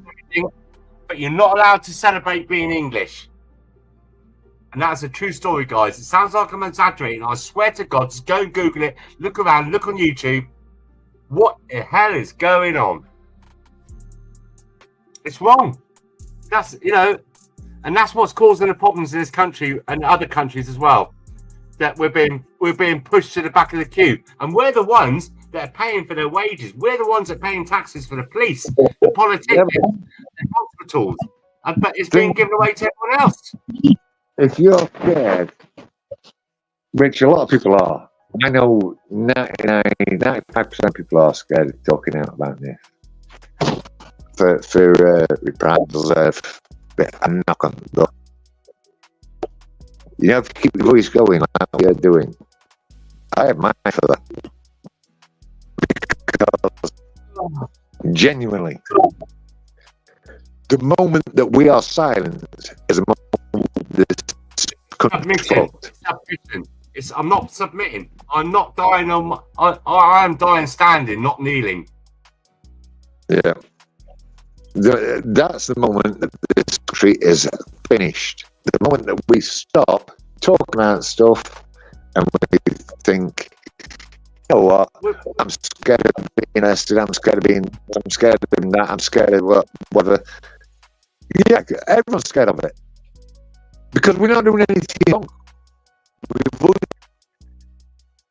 With other people's opinions, which is all illegal. Have a holiday, Right. roof on your head, food in your belly, watch a bit of TV, watch a movie. That has all been taken away from us. We don't ask for much in this country. We don't go to other 80 Islamic countries and go there demanding that they drink alcohol, they eat pork, that they worship Jesus. We don't do that. We don't do that. So why is it allowed to happen to us? Why is it? To be fair, the reason it's been allowed to happen to us is because when we go to other countries like Turkey, when I go to Turkey, I respect their culture. If I went to America, say if I went to Texas, and I went Antigua, I respect their culture and I respect their beliefs. Say if I went to where you lived, I don't know where she lives, but wherever she lives, whatever their culture were or what their beliefs were, I'd respect that. I wouldn't go over there and say, right, well, I don't agree with this, motherfucker. So what you've got to do is, because I don't agree with it, I'm going to bring my family over, I'm going to set a business up, and then you can all conform to, because I'm a minority. You understand?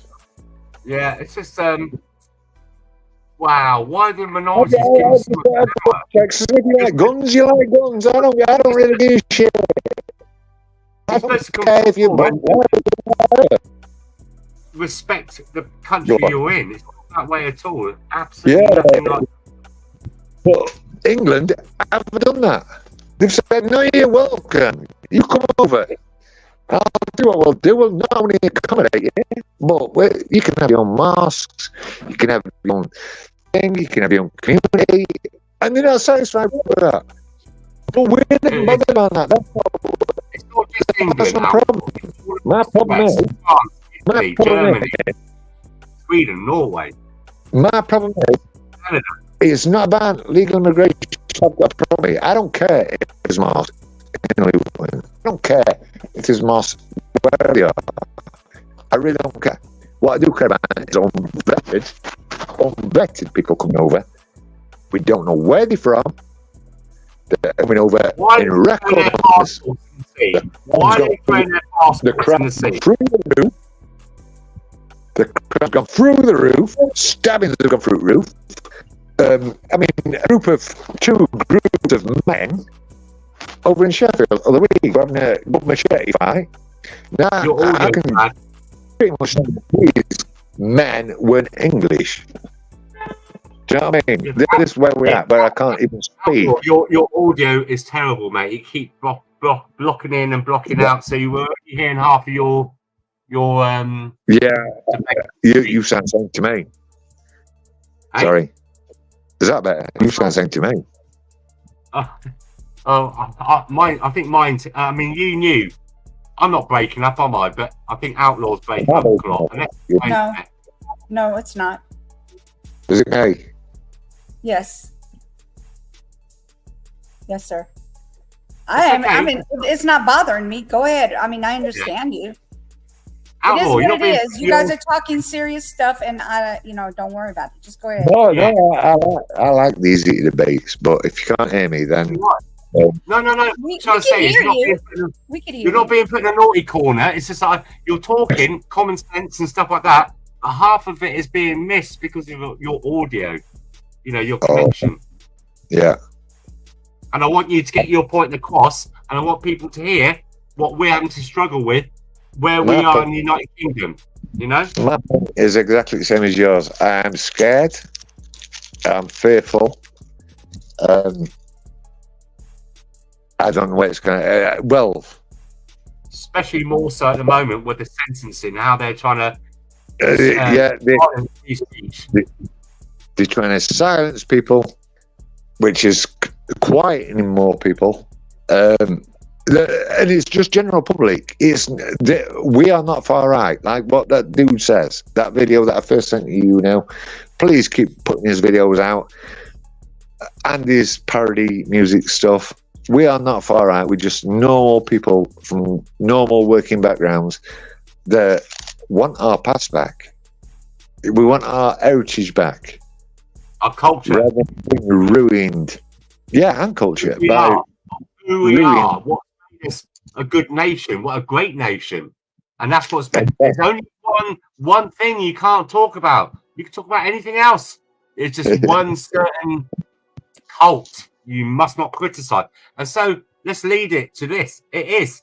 They're bringing in laws in England. They're bringing in laws into the United Kingdom for Sharia law. And that's the truth of it. They've already brought it in, mate. Sorry to let you on that. They've already brought it in. They're making it even harder now. Yeah, they are. They're making it hard to oppose it, aren't they? It's just like, well, when you've got the mayor of London saying, right, you can't have St George's Day, you can't have England Football Day, but what we can have, there's 3 days and we're going to shut off streets for Independence for Pakistan Day. Do you remember? Sorry, go on. Serious thing, do you remember years ago, I can't remember how long, a guy called Mark or something, came from Wales, went up to London, and there was a protest, not a protest, a rally, right? And apparently he killed a guy outside a mosque running into him. Do you remember that? Yeah, I did it. Yes. The actual fact of the matter was, he came from Wales and he hired a vehicle because Mayor Khan had allowed a rally by the Al-Quds. Al-Quds, which is Hezbollah. Look at their flag. It's a yellow flag with a green fist with an AK-47. They're a known terrorist group. He allowed them to have a rally in London screaming death to the Jews. This is years ago, by the way, not just recently, years ago.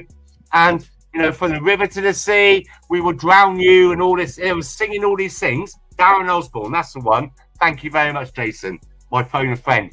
And this Darren guy drove up and he was so angered that this terrorist group was allowed by the London mayor, Sadiq Khan. Right? Yeah. And what was, he missed it.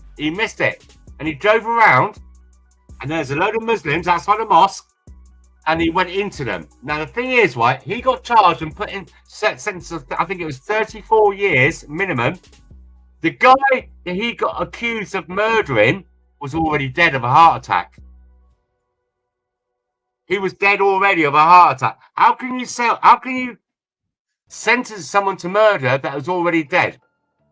Yeah, You know, well, it's UK, isn't it? You say that, but how can you make an irrational out of what's irrational? How can you say you can go there with a mask on, but you've got to take your mask off when you're in there, but then you put your mask on when you're out there, as same as what Katie Hopkins says. Outlaw, the kicker about this is, this Darren guy had been to the police on many occasions, telling them he's suffering from mental health. He thinks he's going to do something bad. He doesn't like all what's going on. He went to them on several occasions. That's mental health. That's mental health. But that other Bongo bloke, whatever his name was, that went and murdered those two little kids, and that guy, Coates. I was going to say I'm not getting into that because of him. I'm not getting into that because of him, because the services knew, and that's an ongoing case. So I'm not going to get into that. The services knew that he were a threat to these people. The Cabone, whatever his name is, the guy. But be careful because it's an ongoing case. The services knew. No, hang on a minute. It's not an ongoing case. He's been classed as mentally ill. I'll be looking at it again. Because the services knew. It's missed by doctors that have said that he is a risk to life and he could kill. It's still an ongoing case because people are now looking into it saying, how the fuck were this missed? Yeah. Do you understand what I'm saying? The BBC did a documentary on it as well. Those poor parents, those poor families, having to relive this again. Yeah, world news are going to milk it up, aren't they? Because everyone knew, and it was like, why didn't you do anything? But how many times have we heard that in the UK? Oh, the social services knew about this, but we couldn't do anything. But we went to the social services, and they didn't do nothing. You know, like with Rotherham scandal, or with Telford scandal, or with any other scandals that I could list off. Literally, we knew about it, but we couldn't do anything because it's always they were these perpetrators like the Aragrande and all those other things, all these other terrorist attacks we have, and all these heinous crimes. They say that they were known. They were known. I was going to say they were on, you just said I was going to say they were on fucking watch list. What do you mean you didn't know? How big's your terrorist watch list? Oh, we know about this dude, but let's not fucking watch him, eh? Let's just go out and, do whatever. He's all right. 20 years ago, about 15 years ago, there were 24,000 on a terror watch list. There's over 50,000 now. And the amount of resources that are needed to find these people, but they allow them in though. Hold on 1 second. Together, where's the Amber Alert at? Virginia Beach. Okay. Back in a second. Go ahead. I'm sorry. I live in Northern Ireland. Do you know if you'd got an alert like that? These the people over here would have unalived you straight away. They don't fuck about. Sorry. They're just dumb. You would have been pow-powed, should I say. If you're a wrong good. English is not a problem. Oh my God. I mean, they covered up the Jimmy Savile case. They covered up the Miners Strike case. They covered up the Ellsbury case. They covered up the Reverend Scanner case. They covered up the so-and-so case. They've covered up so many cases that I could string them off. Genuinely, if I put it down onto paper, I'd have my own, like, literally our YouTuber cover-ups. And then they expect the British public to trust them. And then there were the COVID thing where people were going out and they were doing cocaine parties and they went to 10 Downing Street and they were doing all this and other. But you've got to trust the government. There's no trust at all in UK for UK government. And if you speak out about it, you're getting your head stamped, don't you? You're getting locked up. Hold on 1 second. Together, the Amber Alert turned into 3 kids after he. Okay, look, the Amber Alert turned into an accident, and 2 of the children are not alive. They're unalive right now. Oh shit! Yeah, hold on 1 second. Let me show you. This 31 minutes ago. I'll be back 1 sec. Okay, so I'm going to share this, unshare this one, and I'm going to share this one. But the children are okay, though, aren't they? No. I know. I'm not deflecting. No, the 2 children. It says Huh? one year old passes away. Okay, hello, Terry. Yes, I'm here. Yes, I tried to track the item.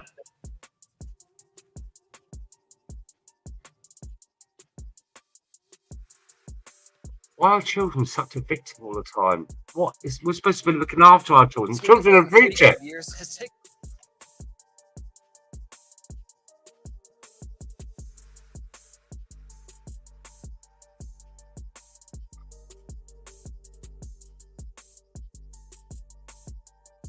I mean, Jason, I think we should set up a GoFundMe for Darren Osborne. Make sure he's got plenty of tobacco. Well, I don't think he can smoke in prisons no more, but he's got plenty of everything.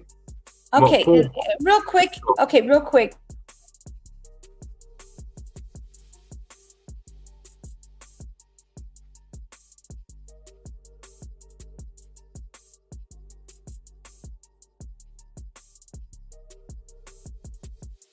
I don't want to read that. So sad. My friend lives in Marylebone, an English patriot, copper James Bond. Do you want to stay protected from bug or pest problems in your home? Check out the all-new A1Ink.com. Find the right package that fits your needs and budget. Packages starting as little as $35 a month. A1 Ink Exterminators has been and always will be your local exterminators. We start right away with breaking news. We're learning 3 children abducted from their home last night are now in the hospital after the car they were traveling in crashed on I-495 in Maryland. Those children are 7-year-old Zayn Plummer, 5-year-old Zaire Plummer, and 1-year-old Zaria Plummer. Police say they were taken from their home on JR Court in Virginia Beach around 9 last night by this man, 36-year-old Dana Plummer, who police are confirming is their father. They say he stabbed their mother before driving away with the 3 kids. The couple was divorced. The abduction led to an emergency Amber Alert being put into effect and sparked a multi-state search. And this video shows the conclusion of that hours-long search, a crash on I-495 in Maryland. State police there say the driver and all 3 children were hurt, with 1 child being flown to the hospital. News 3 is actively working to learn how those children are doing, as well as their mother. We'll provide updates as soon as we get them right here and at WTKR.com, as well as on the News 3 app. Do you think the police might have chased him? Right, they found the car and tried to stop him. I wonder if the police were involved in this. Do you see what I'm saying? Yeah, I believe so. I mean, in England, well, if they saw if they're chasing after somebody on a motorcycle and they've got a crash helmet on or something, they're not allowed to chase them. And if the police over there knew that these 3 children were in the car, did they pursue? did they make the situation worse? I mean, I know the guy's gone and unlifed his ex-partner, but there's 3 kids. Welcome into News 4 Midday. I'm Erica Gonzalez. This is it right here. Hold on 1 second. This is more an recent update. We want to get right to that breaking news that we have been following all morning long. Now coming out of Prince George's County, we are at the scene of a rollover crash. There's a heavy police presence after a Virginia State Police pursuit of a car matching the description of an Amber Alert that was initially issued in Virginia Beach. Yep, We're told there are 3 children and a man injured in this. All right, we're going to go first to News 4's Dominique Moody, who joins us at the scene. So at the Beltway and Branch Avenue, the injured children have been medevac to the hospital after this horrible rollover crash. And once you see the vehicle, you'll understand why. Dominique, so show us where you're at, what you can see from your vantage point. Bring us up to speed. Erica, so we have been here for the last 40 minutes. This is Old Branch Avenue, and we want to show you exactly what we're together. seeing. We're on an overpass, but as you pan the camera over, you can see just the unthinkable scene here. You can see the car that rolled over, and you can see where the glasses have been painted out or have kind of cut out, and we also see some of the airbags that have all kind of came out as well. But that is a scene that we have been seeing for the last 40 minutes, and it seems as though that police are starting to let some of the individuals on this road here on Branch Avenue kind of continue on. This is just happening within the last 5 minutes where they're allowing cars to come over. But this is the scene. We still see Maryland police. We still see Virginia State Police. And we also saw a couple of Prince George's County police officers earlier here at the scene. But many of the troopers who have been here, they have been circling around this car, trying to see if they can get to the bottom of how this all started. But Indira, if we can, just pan up a little bit and you can see some of the tire marks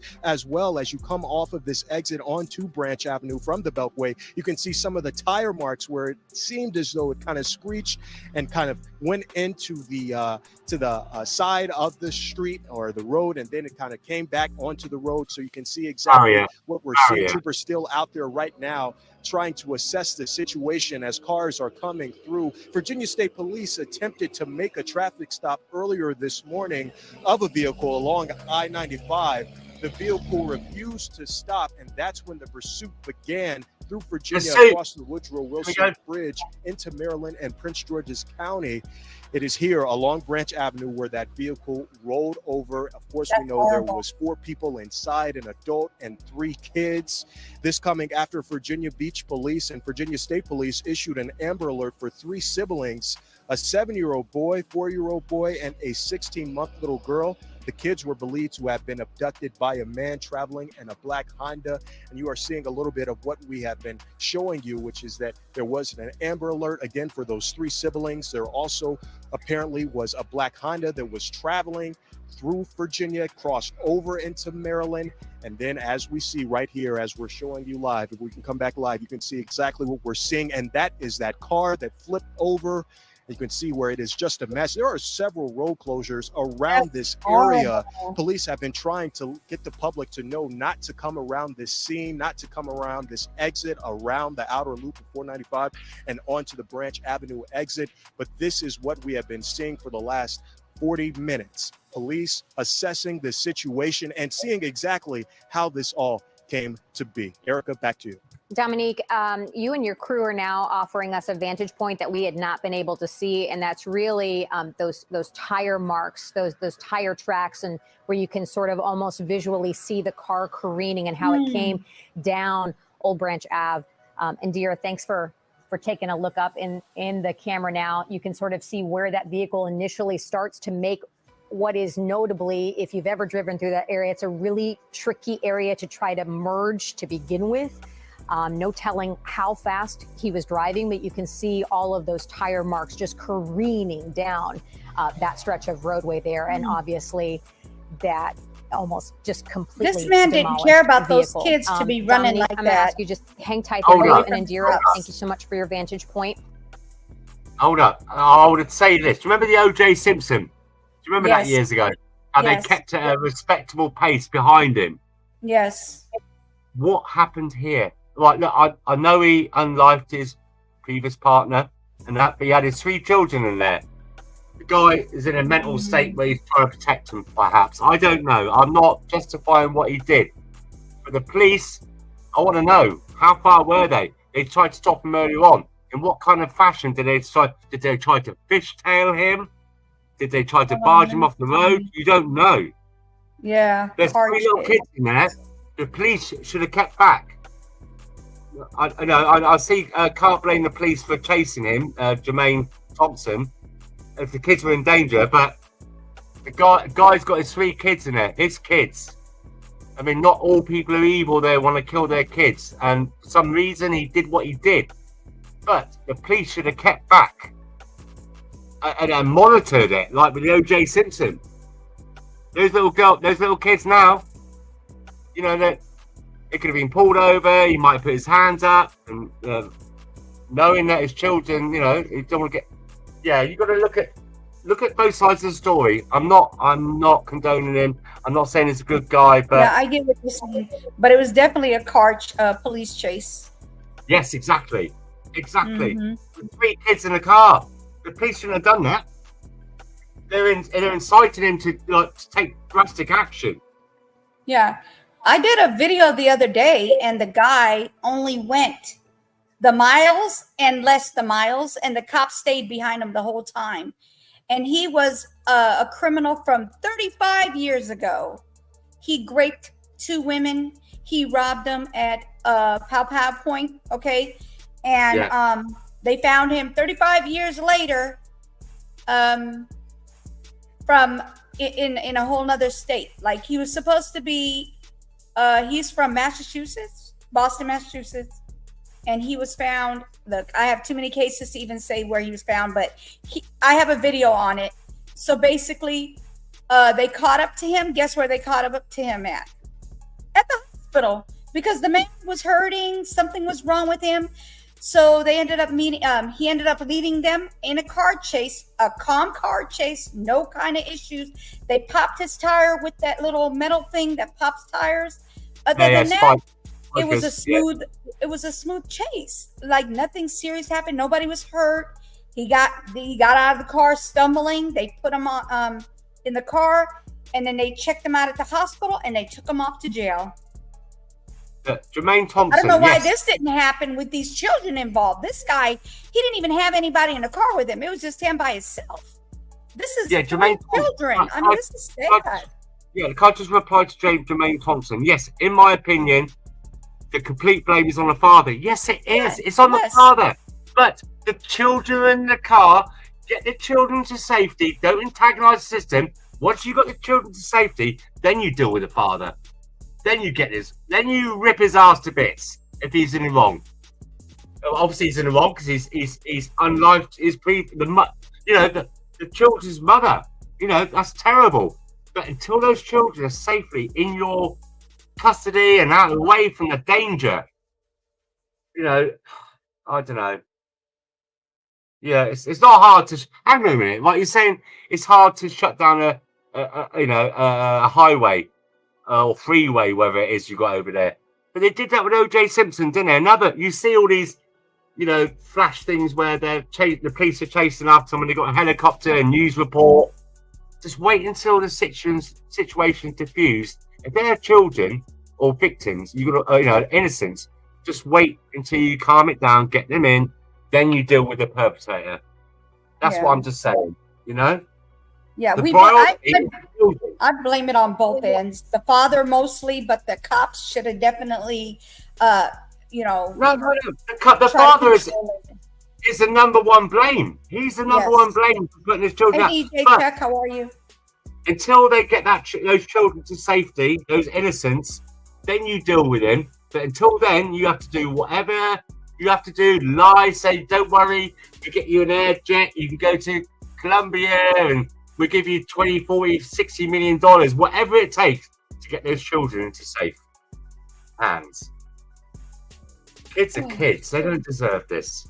I'm sick of the amount of violence and things that happen to children these days. I mean, I'm a father, and you're a mother.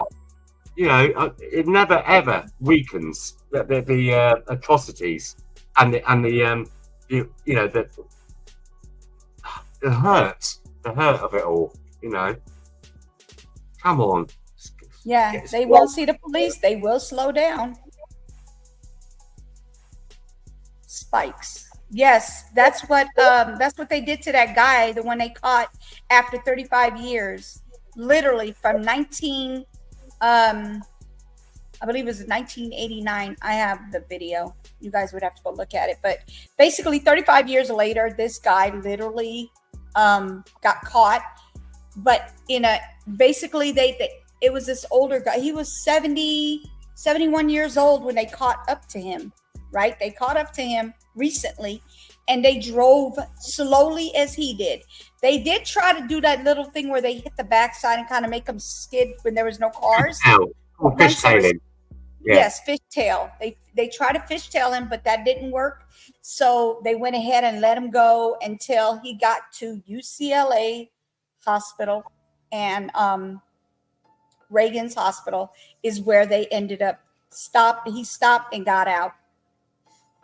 So I saw you show some initial reports saying that he unlived his child, but that wasn't true either, was it? If you remember, in the course of your what you've been showing, some of the initial reports was that he unlived his younger child. Yeah, it says 1-year-old dies. That's what they said. He died. One of them unalived. Yeah, but it wasn't him though, was it? It was from the. If it has happened, it's from the crash. Although he's responsible. Right, it's from the crash. Right, the crash. Yes, the crash. But then the last report you showed was that the child had been airlifted in a serious condition. So is the child passed away or not? That's what they're saying. He passed away. One of them, the 1-year-old, passed. I mean, he's got this guy. I don't know what's going on. I mean, I'm having shit with my wife. She does my, I'm not going because I'm staying here for my children. I'm staying here to keep an eye on them, to make sure everything's good, pay the bills. Yeah, I might have a bit of a shit life, and I would like to move on and find happiness out there. Life is short, but I have responsibilities.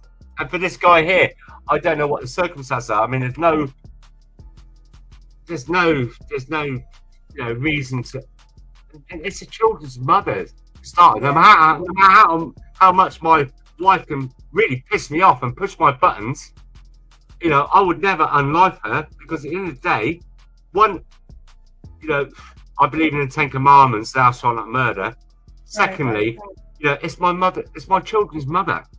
Right. No matter what me and her are going through, and this guy who's done this, I don't know, maybe he was high on drugs or something.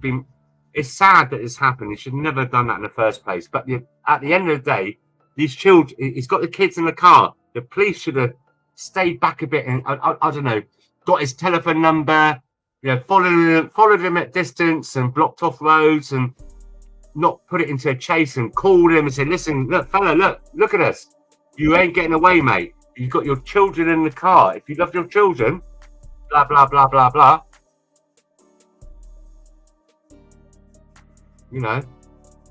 They should have tried to not fishtailing him. That's put him on a high alert as it is. He knows the police are coming after him, knowing that the kids are in the car. That's horrible. Yeah, anyway, it is what it is. It's done. I mean, hopefully, if anyone listens into a stream like this and they're in that situation where they're having problems with their missus or partner, with the children, they might see how tragic it can end. And hopefully, you never know. We could say, us talking here now about this now, what the police should have done and what he should have done, it might save other children's lives in the future. Who knows? DJ, we're just talking about cases, and we're also talking about what's going on in the UK. This is like my 4th one today. If you want to look at it later, you can. It's a lot of it's a hard pill to swallow. I'm just gonna let you know if you're ready for cases. And yeah, we were talking about 3 of them, and then this is Amber Alert that turned into a fatal accident. From what it says on the news. Just saying. It's horrible.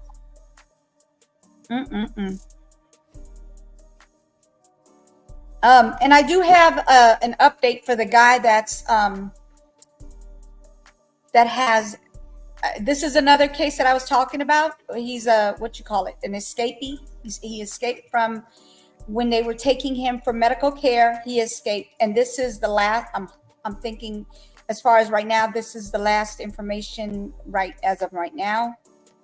That happens a lot. Even in the UK, we have people that are convicted multiple rapists, and they've been released on a day release from prison, and then they've escaped and raped another 8 women in that time. We have all these kind of things, or people go to hospital and they escape. They escape. They had him in shackles. That's the thing. They had the leg, you know, the leg shackles or whatever, the ankle shackles, and he got away. We have that so many times. times. Some of it is, and some of it is U.S. I'm talking U.S. and U.K. Yes. Yeah, U.S. and U.K. because we're cousins. Yes, we are cousins. We're family here. Okay, you guys, let me let you guys hear a little bit about this. This is a briefing about the escapee. He unalived his daughter. She was 1 year old. His 1 year old daughter. In 2015, he was in prison, and they were taking him for medical care. And he was in the van, and next thing you know, took the shackles off, and he left. And from their understanding is it seemed to be some kind of a setup because he knows people that live in that area. So let me let you guys listen to what they got to say. Start off by saying, we're coming to the phase of this search investigation where it's time to make a transition. Turn the music down. Search phase of this is coming to a close. All the resources you've seen on the ground the past 48 hours have done an exhaustive job of searching the local area. At this point, we're pretty certain that offender Alston's not in the immediate local area. So at this point, this becomes more of a phase where we follow tips and we follow leads and we work the investigative angle of this and respond to things that we learn. I will tell you that since the reward has been in place for the past 24 hours, Outlaw. The volume of calls coming in has been significant and steady, and a lot of folks are providing information. We're very thankful for that. We encourage that. If you've seen something or if you know something, please come forward and share that information. That'll be a great help in helping us get offender Alston back into custody. We're very thankful to Sheriff Blackwood and all of the other agencies that have supported over the past 48 hours. The Department of Adult Correction will be taking the lead on the search from here on. Other agencies will continue to provide support, provide investigative support, but we're going to allow Sheriff Blackwood and his team to get back to their more day-to-day duties. And I'll leave it at that. Sheriff? So Kirby Saunders, Emergency Services Director. As Keith just mentioned, we are in the process of transitioning from a unified command approach into a single incident command with the Department of Adult Corrections taking the lead from here on. This has always been the Department of Adult Corrections incident, and we search a lot of resources to support them and support law enforcement and to ensure the safety of our own community. We're at a point, as we've already mentioned, that the ground searching is coming to a conclusion, and we're transitioning the coordination to Department of Adult Corrections from here on out. We will continue to stay in a posture of support, provide any resources that we can from Orange County, and support our local law enforcement agencies and also the Department of Adult Corrections to ensure that our community remains safe. I did want to give a couple highlights, just a summary of what we did accomplish since yesterday morning from a tactical ground perspective.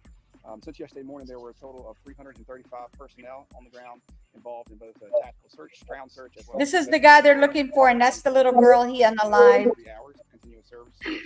at her smile in her eyes. Gorgeous. Happiness in her eyes. We feel pretty comfortable from a search standpoint that offender Alston is not in the immediate vicinity. We feel comfortable in saying that the community is not at an imminent danger or risk right now. And I will lead the sheriff to talk through what our recommendations are for going forward the next few hours. Thank you. Good afternoon. Earlier today, I was asked about a timeline. I made a promise to you to bring that to you. At 3:56 a.m. on the day in question, Alston was transported to the Blue Housing, from the Blue Housing Unit to intake. That was at 3:56 a.m. At 4:07 a.m., he was placed in a vehicle in the Sally Port, secured in the transport vehicle, and proceeded to the facility, from the facility to UNC Hospital. At 6:50 a.m., they arrived at the hospital and were provided with appointment instructions as per protocol. 6:59, they escorted the offender to the back of the building, and as they were preparing to open the door to let him out of the vehicle. He took off and run, and that was at 7 a.m. And at 7:01 a.m. When we were notified of the escape. I'll go over that timeline one more time. 3:56 a.m. taken to intake. 4:07 placed in the vehicle. 6:50 en route. 6:59. 6:50 they arrived at the hospital. 6:59 escorted to the back of the building. 7 a.m. they opened the door at 7:01. Escape occurred. They're not telling us what the intake is about. The tip line 919-324-1082.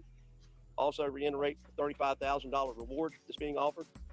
I want to reiterate the fact that we're asking people to check their ring cams, specifically with respect to changing posture.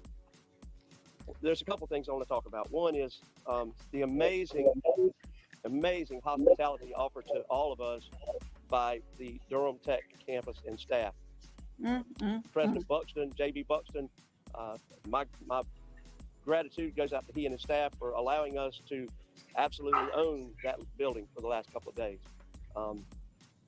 They treated us like kings and queens and made it very comfortable for all the law enforcement agencies to work together in partnership that everyone there in the law enforcement leadership role has said is something that they've never experienced before.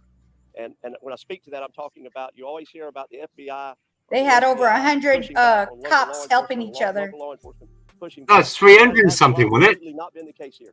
100 and something. In a partnership. I thought it said 340 something officers. Oh, they must have changed it. And I'm really proud of the way Just we've all said it. come together. 347 or something. To work together again made a huge difference because we were with each other. We saw how hard each of us were working with one another, and that makes a huge difference. We're going to give them that university back and let those students come in and out and not have to see extreme law enforcement presence, which has been over there. I also want to thank Colonel Freddie Johnson of the Highway Patrol for giving us air support and giving us ground support with the troopers that were available the day of. All the law enforcement agencies within this county responded Hello, Deep South. Hello, Jody. A great way in helping us with an extreme event, and they did that in a fine fashion. The North Carolina Sheriff's Association, again, Eddie Caldwell putting the Sheriffs Helping Sheriffs network together over the last 2 days has provided us a tremendous amount of staffing. We got deputies from 7 counties that have been working with us. Oh, wow. And they came in with no questions asked, ready to go, ready to take an assignment, get in the So woods, you're in do what North they have to do. Carolina? And they spent a great deal of time walking in the woods today, and it's been kind of warm. So we really appreciate that. But our local law enforcement, again, even so much as Chapel Hill Police coming up to help us in Carborough, taking the calls for Chapel Hill Police while they were helping us. It's been a joint effort. And, you know, people say a whole lot about the great sheriff. The sheriff's not the sheriff without the people that have been together over the last couple of days. So we really appreciate that. What tomorrow will look like will be slightly different. We're probably not going to have a press conference unless something big happens. We will be in touch with you. Alicia Stemper, my PIO, will be shooting out press releases as the day goes on. But we won't be having these pressers like we've been having unless something does occur. What it's going to look like around our office is we're going to be able to get back to work as usual with the Department of Adult Corrections taking over. We're grateful to them for the staff that they provided and the way that they've helped us over the last couple of days, help them.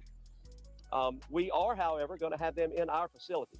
Our patrol room is going to be turned into our intel unit, and the FBI, the Department of Adult Corrections, and all the other workers that are working so hard diligently right now on intel will be working out of my office there. Our command staff, our command branch, rather, will be operating out of my office suite, what I call my round table. And that will be reduced from about 27 people down to about 4 or 5.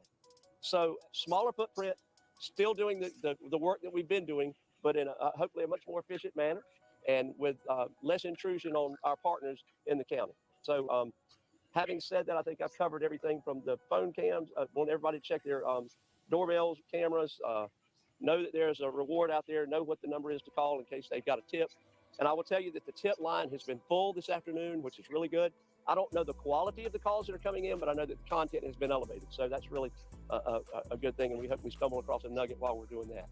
With that, I wanted to say, too, to my staff that's with me, my command staff, some of them are with me today, and I just appreciate them and their support of not only this operation, but of me. They have checked on me constantly because they know that I've been awake for a while. I just appreciate them taking care of me. So are there questions? I had a careful. I know they said they don't believe that he's in the immediate area. Is there reason to believe that he's not mistaken? There has been a few leads that suggest that he may not be in the state. There are also some leads that suggest that he is in the state. What would you say to people who are nervous about this? Not in our area. Same thing I said the other day. I think everybody needs to be concerned about their safety every day. I cannot pinpoint an area to tell a This certain is group who of they're people in a looking certain for. neighborhood or state that they need to be on a heightened level right now. I don't. That mark has got to be at about 90% for me. So, you know, the level of care that you need to take and being aware of your surroundings always ought to be kind of elevated. But I can't tell one county or state or city to elevate more than another right now because I'm not at that 90% mark. Is there any update right now on how he got out of the weapons range? So there's not, again, and I don't want to get into the logistics of how folks escape, but I will tell you that folks who've been incarcerated and are used to wearing these things know tricks that they can do to make them work for them, and we probably think that's what occurred here. I had a question specifically for you, Keith, as it relates to the Department of Adult Corrections. But I might have missed this yesterday, but the gun is in the transport vehicle. They're kept in lockboxes, correct? No. The officers had their weapons on them, and regulations, procedures at the hospital allow them to carry those into the hospital with them, and they were prepared to do that. Okay, was there any chance they had a chance to draw those weapons? I think from what the sheriff has explained to you, this all happened so quickly there wasn't a chance to do that. Okay, and then one more question I have is kind of a follow-up. So we had a few people ask, so this guy's in Berkeley County, in partnership with UNC Health, pretty sure there's some healthcare facilities on the east coast of the state. How is the situation confident the Department of Corrections to review transport, future transport? Wait, what? Hold on. He said it happened so fast that they couldn't catch him. But his hands are still locked up. His ankles just got out of shackles, right? So how in the heck did he just take off without them snatching his behind? I don't understand this. They need to be investigated. Thank you. Allegedly they did that, but allegedly. Oh my God. I There are a lot of cannot. factors we're going to look at in the after action review, and certainly that'll be one factor. A lot of people have asked about, why do we treat in Hillsborough all the way from Berkeley County? Part of that, there's two reasons for that. One is he had received care here before, and this was a follow-up appointment to see the same providers he had seen before. When he was there the first time, he was not housed in Berkeley County, he was housed somewhere else. And second part of that is we have contractual arrangements with different medical hospitals and different medical care providers to provide certain types of care. UNC Hospitals provides for us a wide variety of specialty services, and they happen to do that for us here in Hillsborough. Through the Department of Corrections, what you were able to review so far, have you found any indication, whether it was phone calls or anything, for when? Yeah, he probably didn't even run. He probably walked where he needed to go. Okay, like literally. He's probably in the wheelchair. He might be in a wheelchair. And just like going along. Just nilly-dilly, hey.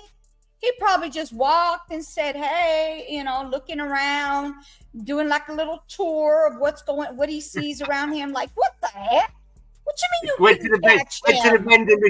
to the vending machines, got himself a couple of Snickers, and Right. And went and got you a cup of coffee, brought it back, and still got to take off. Like, what the heck? Allegedly. Hold on, cops. Don't chase me yet. The coffee's hot. Let me just blow it and drink it first. Yes, here you are. Here's some coffee and here's some donuts. You gonna let me go now? Oh, okay. I'll see you guys later. Bye. Are you kidding me? Like, what the heck is going on? I want to talk about something in a minute, and I hope Together stays around because I want to ask her some questions as well. Okay. Not yet. Those are all things we're looking at, obviously. Together, he wants to ask you some questions, so you might as well just come on up here. Yeah, let me just give me a second because I've got to go and do Mount Everest. That would be the pile of washing left in the utility room by my soon-to-be ex-wife, and the girls, like me, I like a girl's good out in clean knickers. You know that. So I've got to do the washing machine. I'll be back in 3 minutes. I'm just going to load the washing machine. Okay. It might be, when I come back in a minute, it might be very controversial and stuff like that, but if you let me explain my reasoning into this conversation, gotcha. That's why I want together to be around. Okay. Because she might have some inside experience as well. We might be able to look into some of the problems that are really going on that I've seen from the past to what's going on now. I'll be back in 3 or 4 minutes, guys. Go put my knick in the washing machine. You don't have to get off. Just go ahead and do what you got to go do. You're good. All right. Together. You're being summoned. You need to come up here because he's going to be looking for you when he gets back. Oh my God, DJ, yes. They do. Huh? Not until 1? I can't come up till 1. Okay, so like right now it's 2. It's 12:12 over there. Okay, I'll let them know. Let's go ahead and go with this crazy going to be mess convicted, here. He would have added to his additional sentence. He already has a life sentence anyway, but this would be something on top of that. I didn't know he had a history of trying to escape in the past under in custody. I'm not aware of any other prior escape attempts for him. He does have a long criminal record, but none of those are escape attempts to my knowledge. We're about to arrest out Charlotte, man, in a stolen car. Is there any reason to believe that could be connected to Mr. Alston? So let me explain something to you guys real quick so you could know exactly why he's out here taking off and all. You see this little child right here? She was minding her business at her family home, and this guy and 2 other guys decide to pow at somebody that robbed him, okay? And instead of him feeling bad and remorseful, he tries to blame it on someone else. One of his other people that he was out there with. One of them, so 2 guys plus him, one of them was released, okay? And this one and the other one is waiting for his trial, but this one here decided to take off. UNC hospitals have cameras everywhere. Where is the footage? Well. Well, oh well. Well, oh well. Oh, I'm back. Together said she can't come up until 1 o'clock, so that'll be your time. Okay. I got another 19 minutes till the other wash loads finish. So look, let me just explain something a little bit. Right? Bear with me. Go ahead. Right, okay? So when I was a young lad, about 16, 17, I experienced a bit of racism against me, okay? I'm a white geezer, and I experienced racism from white people. Mm-hmm. Reason being is, right, some of the guys I was hanging around with when I was younger were Jamaicans and stuff like that, yeah? And I enjoyed the vibe, the food, the humour, the music, and the cult. And it was just like, some when I was going back a few years ago, and they're kind of like, how do I explain this? It's a different vibe. It just seemed so much more fun and laughing, and we used to smoke spliffs and stuff like that a little bit back then. And from other white people, I experienced being called an N lover and those kind of words and stuff like that. I hate that word. I know. I hate that word too. Trust me, believe me. That word. And those were the days when we had skinheads and, I mean, real far right, not what they're calling far right now. These were people that really were racist against anybody of color and stuff like that. And I mean, for me, we had such fun partying. I didn't see, it was a color thing or anything like that. I just enjoyed the vibe and just enjoyed the living of life. Yeah. Anyway, now this is what I'm trying to go on to now. Right, so I'm thinking, we do see a lot of black people these days, involved in some kind of extreme violence or something like that. We've just seen now. Now the black people like to smoke drugs and stuff like that. It's a cultural thing, smoking a weed, having a spliff. Now back then, when you smoked it, it was all right. When you got high, you would be giggling and laughing. You get the munchies. You'd eat. Right. If you had nothing in the cupboard except for say like some Weetabix and some butter. Oh, that was delicious. Now the thing is, over the years now, especially more recently, now they got this super skunk weed, super hybrid, and I'm not just black people, white people as well, right? And they smoke this stuff, and it's psychotic. Yes. Now these people are smoking this super strain weed. It makes them violent, psychotic, paranoid. So it's not just weed. They're dipping it. It's people are actually dipping people's marijuana, their joints in this stuff. It's called PCP or whatever it is that they have out there that'll make you crazy. Yes, exactly. And I just wondered. That's why I was just wondering if Together was around. Not because I know that she's a sister. She's black. I'm about in her community. Has she seen? I don't know how old she is. I would never ask a woman's age, but she's always a lady to me. But I just want to know in your communities when you have to address these problems, and I think some of it's to do with this greedy weed, and they spray it down with sugar to weight it down, and so it crystallizes in your lungs. Yeah, I used to smoke stuff. I mean, if I, to be honest, right now, if I look, there it is. Hang on a minute, this is fine. I got a little bit of Afghanistani slate, right? And I'm not druggy or anything like that, but now and then, when I haven't eaten properly, when I haven't eaten properly for a few weeks, and I need to eat some food because my energy levels are getting low, I make myself the most skinniest, tiny, pathetic little spliff you could ever imagine. One little Rizzler paper, and it's just to give me an appetite of a Tasmanian devil. And I go into the kitchen, and I'm eating, and then I get myself back up again. You know, it's very very rare that I do it.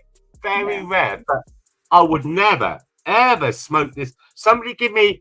I'll tell you what, I ran out about 2 years ago. I promise you, I very rarely do it. It honestly, maybe 3 times a year, right? And somebody, I asked a couple of mates, can you get me a bit of this? And I got a spliff you can have, a weed. Somebody give me a weed spliff. I smoked half of it. I felt depressed and suicidal and angry and horrible. You know, I did not like what I'd done. I felt so ashamed that I even smoked it, and not so much ashamed. I didn't realise the effect it would have on me. And this, back in the day, I mean, I'm talking like 25, 30, 40 years ago, 33 years ago, I'd smoked something called, my favourite was called Northern Lights. I'm not promoting drugs, but I know some states you can smoke it legally, so I'm not promoting this by any way. I'm just telling you my life experiences. And the Northern Lights, this particular strain of weed, and I don't like weed, made me giggly, happy, and wanted to be, eating lots of food. And I know the thing is, I've got rheumatoid arthritis, and so many people have said, smoke this, try that. I don't want to get into that because I need my license for starters. You know, if I get stopped by the cops, you can get banned. It's like DUI, driving, and that's taking away my legs and my work and my job. And it's very rare that I do it. I swear to God, I promise you. Not that I'm ashamed of it. I'm not ashamed of it, and some people want to do it. But this stuff that's out there now on the streets, now we're getting all the gangs. Yeah, it's not normal. And, people are going out there robbing people. Like I said, back in the day, you'd have a smoke, you get giggly, you get funny, or you might go to sleep, or you might want to get the munchies. Yeah. It doesn't happen no more. And I think that's part of it as well in the culture. Together wants me to read her comments. I tried to read your comments, but I was letting them say what he had to say. I didn't want to be rude and cut him off. I apologize. So she said, it's okay. You're good. She said she's old enough to try it and old enough to do it again. She's talking about the, smoke stuff. Yeah. Anyway, not the other stuff that they dip it in. We don't do that. She said they add other chemicals to the Uggs and they sell it to black people to get them messed up. True. Yes. Chemical. Oops. Thank you. But Thank she you. said, I already knew you said chemical. And then she said, you knew. Read my comments, please. I hope I come across, like how I wanted to come across. It's not a black thing, it happens to everyone. But with the black communities now, all this violence that is happening. When I was like I said, when I was younger, we used to go out all different colours and creeds, and we didn't go out looking for violence. To be honest, we went out looking for the pom pom and going to the nightclubs, and meeting a nice girl and just having fun. We always had each other's backs. We didn't cause trouble. We didn't go out looking for fights. We didn't stab nobody and say, "Give me your money, give me your pea's blood," or anything like that. We never had any of that shit like they're going on now. She says she likes God Bless. He is very informative. Yes. Very Yeah. informative. I look, don't. I agree with what you're saying. We're not trying to tell people it's okay to use, smoke it. I'm talking about the ganja. If you're in your own home or whatever, you're not driving and putting other people's lives at risk. Right. Yeah, do what you want to do at home. I mean, look, I'm not, I'm not saying I shouldn't be saying this either. I'm not saying that cocaine or having a spliff is Yeah, we're bad. not talking about the big stuff. We're talking about the little stuff that makes you get a buzz and you relax and watch TV, get you some munchies and chill. That's what it should be like. But now It's it's less not harmful like than that. alcohol. It's less harmful than alcohol. Yes, it's you now don't like- it's so bad. It's so How many bad to people- the point where people fight all the time. Yeah, how many people die of having a spliff at home, and how many people die of alcohol? I mean, come on, think about it. I mean, I'm not promoting it. I mean, I like to have a beer. I'll be honest. I like to have an ale, not ale in the evenings and that. And but when you look at the severity of what's going on, I mean, look, you can buy a packet of cigarettes. How many people die of cancer each year? Yeah, definitely. Together I'm said not in promoting America, it, by the way. Right, we're not promoting it. She said in America they want white people to do powder, but they want the black people to do crack cocaine. Yeah, but no. It's not just. I mean, together, it's not just black people or white people. Look at the spice, and all the other things that's going on. And who controls all that? Who imports it? Where's it? It's like this. Yeah, it's something very sinister going on with that as well. Who provides the money, the funding for all these things, allows it into the country, and it divides the communities and stuff, and keeps them down on a certain level so they can't progress to be better people. Who's worse, right? The She person, said, right? Do you know alcohol is a UG that will terminate your life if you're an alcoholic? Yeah, that's what I just said about the tobacco and alcohol. They're the biggest killers. But look how much revenue they make from it, the governments, that they can't ban it. They can't ban it because it's too much revenue. Yes. I know, that's what I'm just saying. These kind of drugs are brought into the ghettos and stuff like that. Keep them in that little pen of people. You're gonna go out, you get on drugs, you're gonna go stab people, kill people. Yeah, you must be bad. Who's supplying it? Where's it all coming from?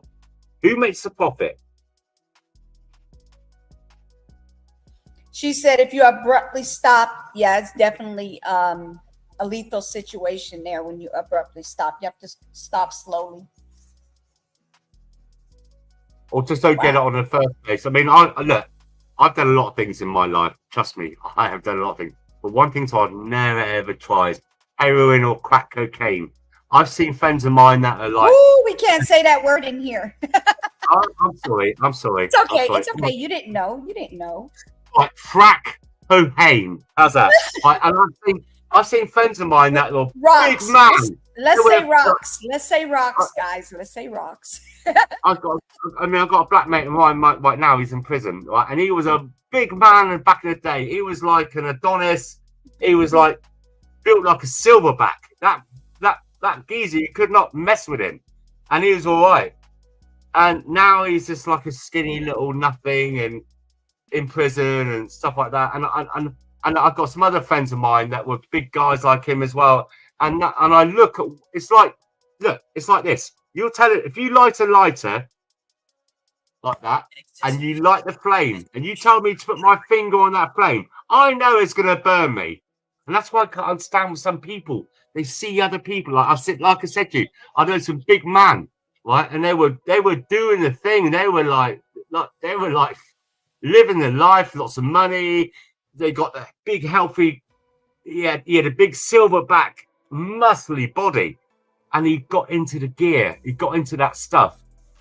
And then I see people like that, and I would never ever. I like life. I like experience things, and I've done magic mushrooms in the past and stuff like that. But I'll never do things like that. So I know it's going to kill your life. Why do people do it? Stupid. Come on. You know it's going to kill you. Wow. Hold on. That's crazy together. Let me finish this video and then I'll share that information real quick. I just want to hear if they have anything else, which I'm pretty sure they don't, but let's see real quick. I mean, Bob Marley died of cancer, didn't he? He didn't die of going out stabbing people or anything like that. Right. Good day. Good times. That's when the stuff was actually where it just relaxes you more than Organic. anything else. Organic. Like the food they do now. Then they mess with our food. Pesticides. On the ring camera, but it was not him. One other thing I want to go back to, we mentioned the fact that he's being charged with a crime. I want to make one thing very clear to anyone out there that was involved in helping him. The aiding and abetting in the escape. Oh, you're in trouble now. You aiding and abetting. Class H felony. And if we can prove that you were involved in this, you're going to be charged. And period. I just want everybody to think about that while that $35,000 is hanging out. Sheriff, have you had a chance to speak I bet dollars is claimed quite soon. I have not personally had a chance to speak with any of the family They're in members. trouble. However, one of the aunts is a very dear friend of my daughter, and they have had communications. And I can tell you that they're reliving this, and they're hurting all over again. And you know, while that little girl is not with us anymore, and nobody has really paid attention to that fact, a lot of people are focusing on the acts of this criminal, and that's hurtful. For the Department of Corrections, was there a failure in procedure after what you were able to review from the limited security footage? Not that we're aware of at this time. Sheriff, you had a significant number of deputies from 3 agencies at Home Depot this afternoon or this morning. Was there something in that area that brought that many officers there to search the woods for railroad tracks? No, Tammy, we had a significant number of deputies across the entire county from a number of agencies. And I'm going to do my best, Tina. You're going to help me. Chatham, Person, Durham, Alamance, Vance, ALE, that's Alcohol Law Enforcement, UNC Hospital Police, Chapel Hill Police was with us yesterday. I will say that while they were here, of course, Carver was covering that. What we have done, did I miss anyone? Hillsborough Police also, I'm sorry, and Highway Patrol. These missions are given out with a degree of, Kirby, I'm going to ask you to come and explain the percentages and when our guys go out into the field, they bring back a form, and that form has questions to lead us to tell whether or not there's a probability that something might be in that area. And then we take that, feed it into this database, and it tells us a map of places we ought to be checking. So the social media experts on Facebook that are out there telling us where we need to be looking need to really pay attention to what Kirby's getting ready to share with you. Is he babbling? To answer your question, Tammy, with those deputies Huh? at Home Depot, that was just a drop. Is he babbling? It's just like, I couldn't quite understand what he's trying to make out. It's like deflecting. Two different teams, one going Might be. As I mentioned this morning, we were focusing. You know they cover for each other. You know that. Yeah. Of course. We tasked two different teams to go to those areas to look for what we call article searches. In that aspect, we were looking for any clues that lead us to show that the person was there, whether it be discarded clothing, a piece of the handcuffs or chains, a footprint, any evidence that he may have changed his appearance. I know that was a question this morning. So those were the things we were looking for. In any search mission or search operation, we break kind of this really big area, and in this case, it could be really the rest of the world, as the sheriff said yesterday, into really bite-sized small chunks that we can easily manage. And so we grouped teams of resources as they're available and prioritized in certain areas. Obviously, we know where he went missing from, so that's our primary starting point, or where he escaped from. And then we have dogs, we have helicopters, we have a variety of resources to help kind of break this really big area into really small chunks and prioritize our resources, where we assign those resources. So we always put resources in areas that are most likely to yield a result. In this case, hopefully a fine. But at the very minimum, all of our teams are instructed that beyond just looking for an individual that's fleeing from you, we're looking for clues that are going to lead us to their whereabouts or provide answers to questions like how they may have escaped or where they may be headed. So that's in summary how we do every search mission. We use statistical data and analysis from countless of these type of scenarios to give us good intelligence and information. Statistically speaking, about 80% of successful escapees, people who escaped custody, 80% of those cases they've been located within 18 miles of where they left, where they escaped. Wow. So it's a very big area. That incorporates most all of Orange County, half of Alamance County, and most of Durham County. That would take us months, if not years, to search 18 miles, look for a needle in the haystack. So we tend to Jesus Christ, have two mercy. simultaneous operations: extensive ground search, looking for the individual, looking for clues that lead us to the individual, simultaneously running a very robust investigative function to gather intelligence, gather information, known accomplices, who they may have talked to, and that's in both escape situation like this and someone who's missing.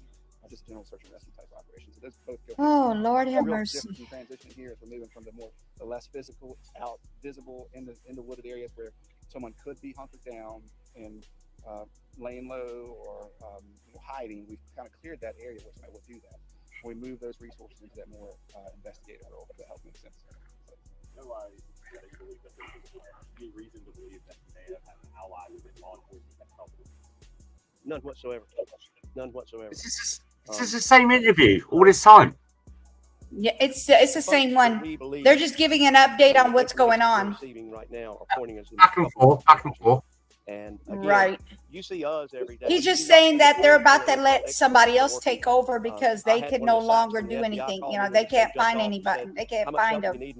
They need something bigger to find him. I've got probably 8 or 9 of our deputies, our investigators, who work this type stuff all the time. The technological end of it, working on this, and they have been working nonstop. I'm talking overnight, through the night, into the morning. All these leads are being followed up on. All the technology is being dove into, and it takes time to unload all that stuff and to be able to go through it. So again, my staff, the Chief Deputy of Administration, Tina Sykes, Stephen Shaw, Captain over the Patrol Division, and my Chief Deputy of Operations, Kevin Jones, have been keeping all that stuff running, and Alicia's been writing it all down and telling it back to you guys. So I'm blessed to have a very capable team, a very talented team, and a very dedicated team that's allowed us to get to the point we are right now. And I'm going to tell you, we feel good about this investigation. We feel good that, the numbers that Kirby's reporting to you, about 80% are found within 18 miles in a week or so. We've missed the 24-hour, the 12-hour, but we feel good. We feel good about where we are. The other thing about these data sets that reveal this information is almost everything that it says about this type of incident has been on point. Daylight, 30 years old, 31. It's almost over. Everything that we have found has pointed to Mr. Alston. So we feel that that's accurate, and it's going to lead us. It's almost over. I'll let the chief talk to that. We're saying, Max. Guy's begging for his job. That's our standard protocol when someone comes back from a state like this, is they go back to our highest security level, usually at Central Prison in Raleigh, and we'll deal with them from there. What the heck? Look how they're going back and forth, back and forth, back and forth. Yeah, I know. So I'll tell you the 2 leads we've got. I'm not going to tell you what they are. Some can answer questions and the other one can't. And that's a teaser to the folks out there that know what's going on and know that they were involved. We know you, and we're coming for you. Yep, he knows who did it, and we're coming for you, he said. As soon as they find out who it is, they coming for them. We're confident he's not within a 5-mile radius. Has he got what? He's got a tracker. Has he still got the tracker on his ankle? Look at the double blink. Look at the eyes, the double blinks. Once he exited the vehicle, and I want to explain something. If I were to take off in a dead run right now, everyone here would be, oh my goodness. Your brain takes a few minutes to analyze what just occurred. And I want you to think about what these transport people do every day when they come to work. They transport inmates. Hold on. Did he say what I just thought he said? No, yeah. To figure out what just happened? They're deflecting. It's trying to make, that's why they're bringing in so many people in and out. You can't question them. Don't question what they've done. That's like if your child walks away and go, my child just walked away. Oh, shoot. Let me go grab him. Are you kidding me? Oh, wow. Shit. He's falling in the river. Oh, that's why. Yeah, it's just, look, always look when people are talking. I did psychology as my dissertation for my degree. Mm-hmm. And it's a very powerful thing, psychology. Yes. One of the biggest giveaways when people are lying is they double blink. They double blink when they're talking. It's an involuntary action of lie. So yeah, you crack on. Oh boy. It's almost over, you guys. It's almost over. Give it a minute. All over this state. Now, I can't believe he said that, though. I was a very young deputy. I was kidnapped by a prisoner that I was transported at gunpoint. I know what that OODA loop, or that slow down of the brain feels like. I know what it feels like to say, why are those hands on the floor? I just put them on that guy. And your brain has to analyze that. So you've got to consider what happened when he ran. They were not expecting that. They weren't ready for that. And they took off. We don't know the conversation they had on the way over here. And to condemn those folks for what they've been doing and what they were doing is just wrong. That man had a plan, and there was nothing that they could do to know it. And we hate it all happened. And yes, we're analyzing what took place to make sure that we try to ensure that it doesn't happen again. And we talked about a lot of stuff today about what we could do better next time. But that's the beauty of this, is that no one was hurt severely, and hopefully nobody gets hurt while this criminal is on the loose, and we can get him back. Oh my God! And take things to a different level. But then you've got the parking lot is just like this one, and you've got bare grass that's makes the hospital look pretty, and then you've got glass windows to the hospital. So you've got surroundings that create an environment where those officers couldn't take any evasive action. Elmo, you're a bullshit. And you got a young man who's not being captured, and they're doing the best they can, and that's what. Oh my God! Thank you. Oh my goodness! Oh my God! He got me on that. I mean, oh my God, how slow of a reaction did you guys get? It took you a minute to call and say, hey, we have an escapee. So you're telling me within that 1 minute, that guy was long gone? I think not. Okay, allegedly, I think not. I'm not trying to get sued, but allegedly. You knew. He blamed it on this human response, how the human brain works. Now listen to me now. If someone starts shooting at you, do you just stand there for a minute or two? No, you don't. You duck. Your brain kicks in. Your self-awareness is there. What a gut! I mean, wow, wow. I cannot with these people right now. Okay, I cannot. Oh my God. Okay, let me put my missing design behind us. Okay, so now we are going to be talking about. Let me take this other thing off. Missing children. We have four. I'm sorry. We have 4 missing children. Together sent this to me. Okay, we're going to start with the one that her friend knows. Hold on one second. Or her sister knows. I'm sorry, her sister knows. So we're going to go with the first one. Nope, that's not the one. This one. I want to show you something in a minute I found about this guy being abused by the police. Now, this will make you, what was it? I mean, Rodney King was bad, but George Floyd was bad. But when you see this one, don't just think the police just hate on black people. It's not. Can I show this video, right? There are these police officers. Let's finish this and we'll do that next because this is going to be quick.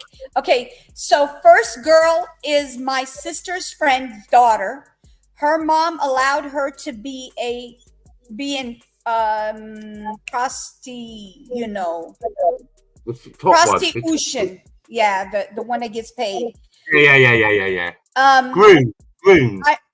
Yeah, exactly. 14 years of age, so she's being groomed. Right. Okay. So her name is Rainia. I hope I'm saying her name correctly. Moorhead.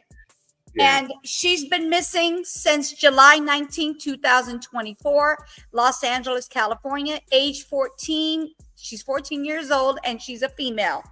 Okay. The other one is Lorraine Miller, missing since July 7th, 2024. 4 years old. 4 years old. 4 years old. 4 years old, missing from Los Angeles, California as well. Wow. Here's another one. Ian Garcia Navarro. I hope I said that correctly. Missing since May 8th, 2024. Missing from Los Angeles, California, age 6. Wow. Dean Miller, missing since July 7th, 2024. He's been missing from Los Angeles, California as well, age 6. This is the Amber Alerts for these kids. I'm assuming there's Amber Alerts for these, right? I mean, because this is sad. Possibly. These are babies. We have children. We have children all over the West, in all over European countries, in England. There are so many children that go missing. And it's not just for sexual things; it's for organ harvesting as well. Yeah, and all those guys, like in other countries as well, they steal a child to come, like the Titanic, to come to another country, like in Mexico. You got on the border, children are being stolen to say, oh, look at me. I'm not just a father. This is my daughter or my son. And they're not related. They're just being used. And then the thing is, what you say about Trump, doing these cages, at the border. It wasn't actually. It was Obama who set that up. And I think the purpose of it was where these people coming in with a child was to, for the child's protection, they set up these like pens to separate these people that are stealing children, I believe. Together. I believe. In that little tiny writing I'm reading, it says Rania, I think that's how you say her name, may still be in the local area. She has braces, okay, braces, you guys, make sure you look for this child. She has braces and several tattoos, including a heart near her left eye. 14 How the 14-year-old got tattoos? 14 years old. You're supposed to be 18 to do that, to get it. What the heck? I know. And then she has a red monkey bag. Is that what it says? A monkey bag near her right eye. Yeah. Oh my God. Chinese characters near her left ear and self-made tattoo on her left forearm. Okay. It was writing. The tiny writing was so tiny. Oh my God.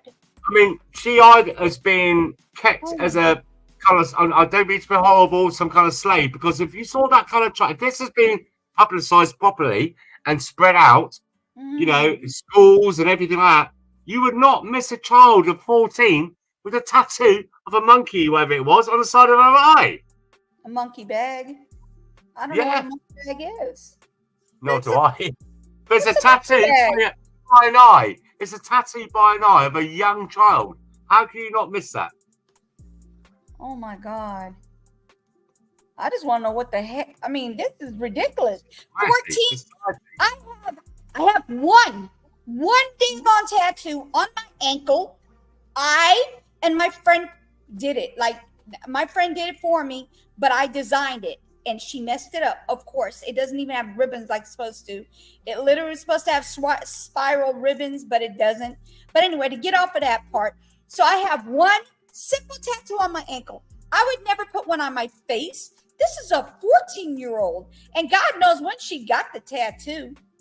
It could be gang or something. It could be a gang thing. God. Don't talk to me about tattoos. I've not got no tattoos on me at all. God gave me this body. I would not graffiti on the thing that he gave me. I'm blessed. But my 19. boy, I was 19. My 19-year-old boy yesterday, he had something on his arm, like a little mushroom, and he said to me it's a tattoo, and I laughed because how I feel about that.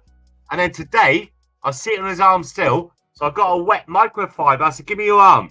He goes, "Why?" I said, "That." He started laughing. I said, "I'll tell you what now, that better not be a tattoo. I have not worked all my life and produced you as a human being to have your body being graffitied or 19. I said, 19, I don't care. Look at it. Is that supposed to be your penis? Like about an inch long? Because you're not my son if that is. And I rubbed his arm and he's had some idiot at this concert he went to the other day. He must have got wrecked out of his head or something. And he's allowed them to do this stupid little, like a prison kind of tattoo where people get tattoos in prison. I'm so angry. Look, I know it's his body, blah, blah, blah, his choice, but I made his body. I don't want my, my tattoo is like, and let me tell you how big my tattoo is.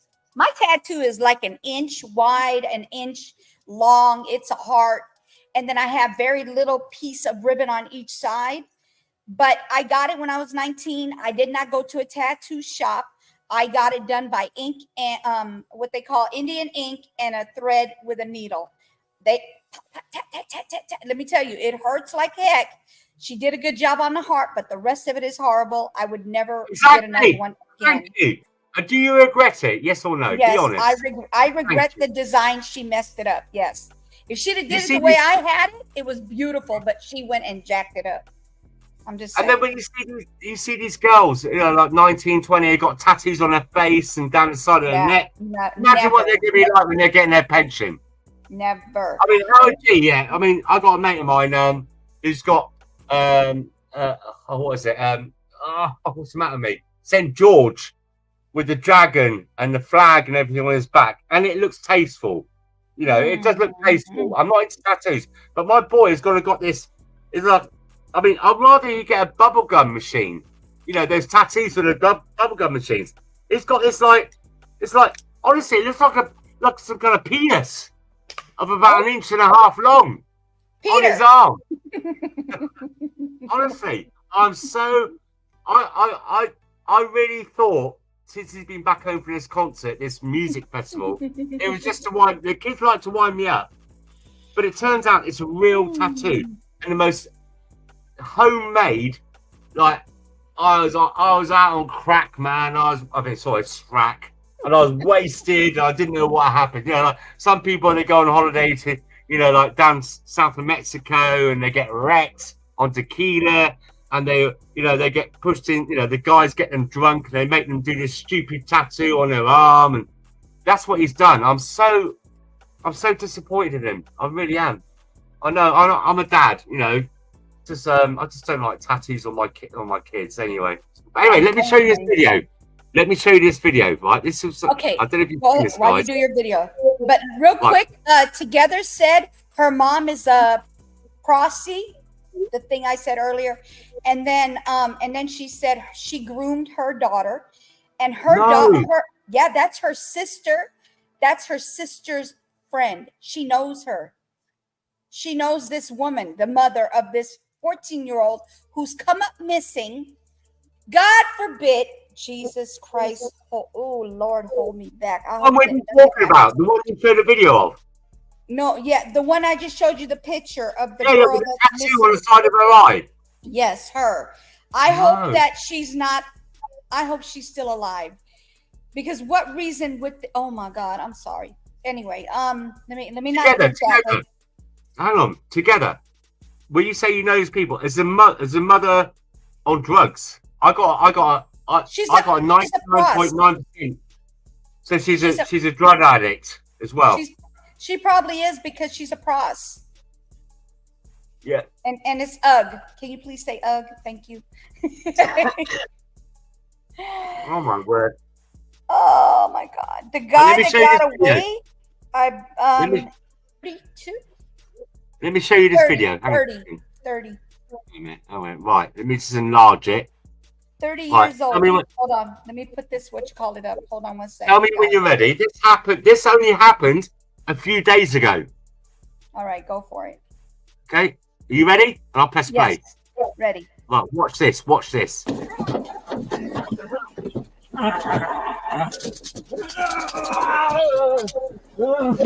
taser, by the way.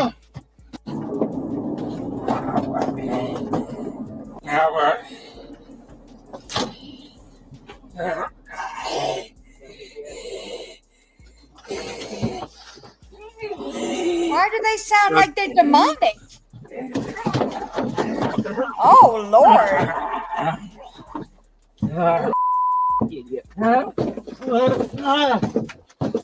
Why do they seem demonic? Hang on. He might be on drugs or he's just been tasered. He's just been tasered and beaten up. Yeah. Look at the other police officer on the left there. You all right?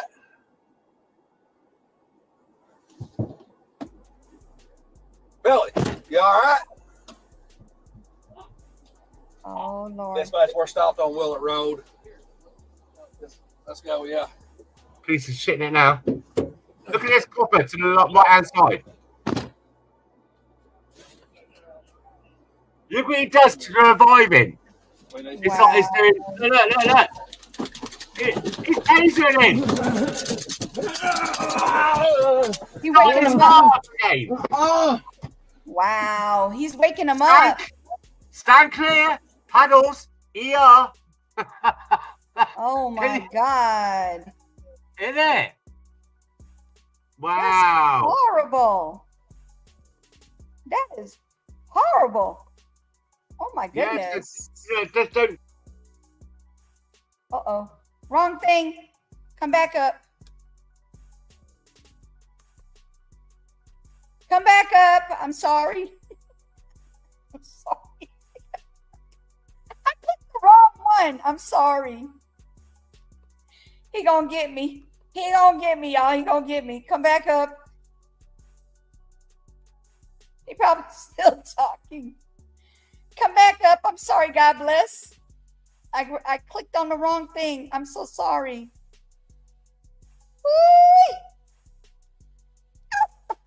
I'm in trouble, y'all. I'm in trouble. Yeah, yeah. I thought, what have I done wrong? What have I done? You did nothing. I clicked the wrong button. I had to StreamYard on copy anyway. You didn't have to put the link. Remove the link. Together wants to come up. Yay! Come on, sister. I am so sorry. The trouble is, Mike, together, she reminds me of Kamala Harris. She keeps giggling. I'm sorry. Because she makes me happy. She makes me happy. I'm so sorry. I knocked him off on accident, y'all. On accident. Yeah. How you doing, sister? So that's my baby sister's friend, and her name is Renaya, like you said. It is And right. Okay, good. I can't. I don't. I'm not gonna share all the videos that they're sending me, but they had found the little girl, and then the mom was at the police station, and they called CPS, and the girl was crying, and the mother was antagonizing her, and I'm like, you know what? Don't let me meet her because I'm gonna put my foot knee deep in her. You know what? So this little girl, the mother mistreat the little girl so bad, and she's so she's so into wanting to be in the music industry, and then she's been all through, everybody like Snoop Dogg and them, the people that's connected to her, and they've all ran through her, and her mom is. There are videos of the mother and the child talking about being a prosthetic. And so that's what I call them, prosthetics. So the little girl did an hour interview with a guy, and she is truly, in fact, a prosthetic. Her mother, they can't handle her. But when you got a mother that is so focused on being a star and not caring about your kids, and I'm not going to say the mom's name, but the other kids were taken away from the mom. Thank God that the father was able to get the other kids from her. But she doesn't care about that little girl. That little girl is crying out for help. And she said, the way I can feed myself and take care of myself, I got to hit them streets, to make sure I make money. The little girl paid for her own braces by being out there as a prosthetic. So she was basically, yes, the little is basically she's taking care of herself by being a prosthetic because her mom refuses to take care of her kids. Like I said, she's so focused on being a star that you're neglecting your children, and I think that is absolutely heartbreaking because if I wasn't married, I would have a home for little girls like that, and I would make sure that they would come and I would get them resources to help them. You know what I'm saying? And all the little girl wants is a loving mother. Yes. But it's not being done. So a lot of children in Los Angeles, California are missing. Those are just a few, but there are so many more that are missing. You know what I'm saying? It's not only just abduction, but it's abduction by family, to get that child possibly to a safe location. Yeah. So it's not always a bad story. It could be a family member that said, well, you don't like this one, for instance. Let's say the little girl's dad came and took her. The mom will probably put a missing and exploited persons report out on dad. So this little girl, she's been by herself since she was 12 years old. That poor baby. It's just like, together, right? So I wish I could give you I'm going to give you a virtual hug because you're connected to it makes it all the more worse. It's not like we're reading something in the paper and you go to bed tonight. You are actually in there. It is in your life, and I love you, sister. You're such a good person. And if we look at like earlier on today, I'm not excusing it, but that guy that took his 3 children and off the mother's, unlike the children's mother, I don't know. Could it have been a similar situation? Mm-mm. I don't know. But No, wow. it couldn't have been a similar. What I know is that the little girl mother is a trip. I'm just gonna say it like that. She has. You went all the way out, baby. You went all the way out. Who, me? Yes. I said the mom is a trip, unfit. Yes. Unfit. So this has nothing to do with the father. If the father doesn't want to be in the child's life, then that's a choice that he made for whatever reason. Sometimes, and see, the thing is, I like to say things that's going to piss people off because it's reality. You have some women that will pull their kids away from a man that would like to be a father and won't allow him to be around his child. And then these are the end results. And then we want to sit up here and call these men deadbeat dads. That's bull crap. Do your research before you start calling men deadbeat dads. Like, for real. Do your research. And to use the children as a weapon just to hurt back at that man because you don't love him no more and he's moved on. It happens. It's not that they don't love them anymore. It's just that they still love them and they're not willing to let go and they're bitter. And so they use that child as a weapon. If I'm mad at you and if I don't love you anymore, I could care less what you do. You want to come see your kid, come see your kid, come see your child and leave me the hell alone. That's just how I operated. You know what I'm saying? I don't care what's going on in your household as long as you're not putting your hands on your woman and my child has to see it. I don't care what you do. That's your business. Or hugs or anything like that. You know what I'm saying? So miss me. I'm sick and tired of these women. And I had to check a woman before. She was like, this, that, and that. He got another girlfriend. I said, first of all, you had 10 years with him, and he's been complaining about your ass about the same thing for 10 years. Every time I counseled you, it's the same thing. You didn't want to change, and he got tired of coming home to a nasty house and a woman that just didn't give a hoot and disrespected him. So what you think he's supposed to do? Sit there and take your crap? I said, if I was him, I'd have left too. Hey, listen, I'm going through the same thing right now. I swear to God, I spoke to you, knew about it. All I've been doing today is just cleaning the carpet. You know what? Let's talk about. Hey, God bless. Let's talk about that on the back end because I don't want you to put your business out there. And then he already did. I know. I'm there for my kids. I want to say some things to him on the back end. I don't want to talk to him about that here. I got you. It's some tools for you to utilize so that you can get more peace than ever. That's all. Yeah. No, I'm not putting my dirty laundry out there, right? But I just know what it's like for some people out there. I mean, I've tried and I've been patient, and I'm not just gonna up sticks and go and live the high life. I could have my own home, not worry about things and this and that and the arguments. But I'm staying here, no matter what, for my children. Not all dads desert their children. And then even though I can't stand her and she pisses me off, and we sleep let me ask you a question. Let me ask you my children. Let me ask you a question. Now I need you to answer. Since you want to go there, I need your honest answer. Before you took a leap, did you do your research? On which? On what? On the woman. Yeah, we've been married for 27 years. It don't matter. Did you do your research? In what respect? Because when you research what? Okay, so in research, what I mean by research is in the first 5 years of your marriage, what were the signs that made you say something ain't right here? Hey, listen, look, when you meet somebody, it's just this. No, it wasn't the first 5 years. It's only been the past probably 4 or 5 years. And together we was great. Opposites attract. We had sexual and love and everything. And she was good. We both put into the house. I mean, look, even though I got my own business, I'd go out to work. I'd help. When we had more kids, I've never asked her to work. You're missing my point. No, I'm not. Oh, go on, tell me. Yes, you are. You're missing my point.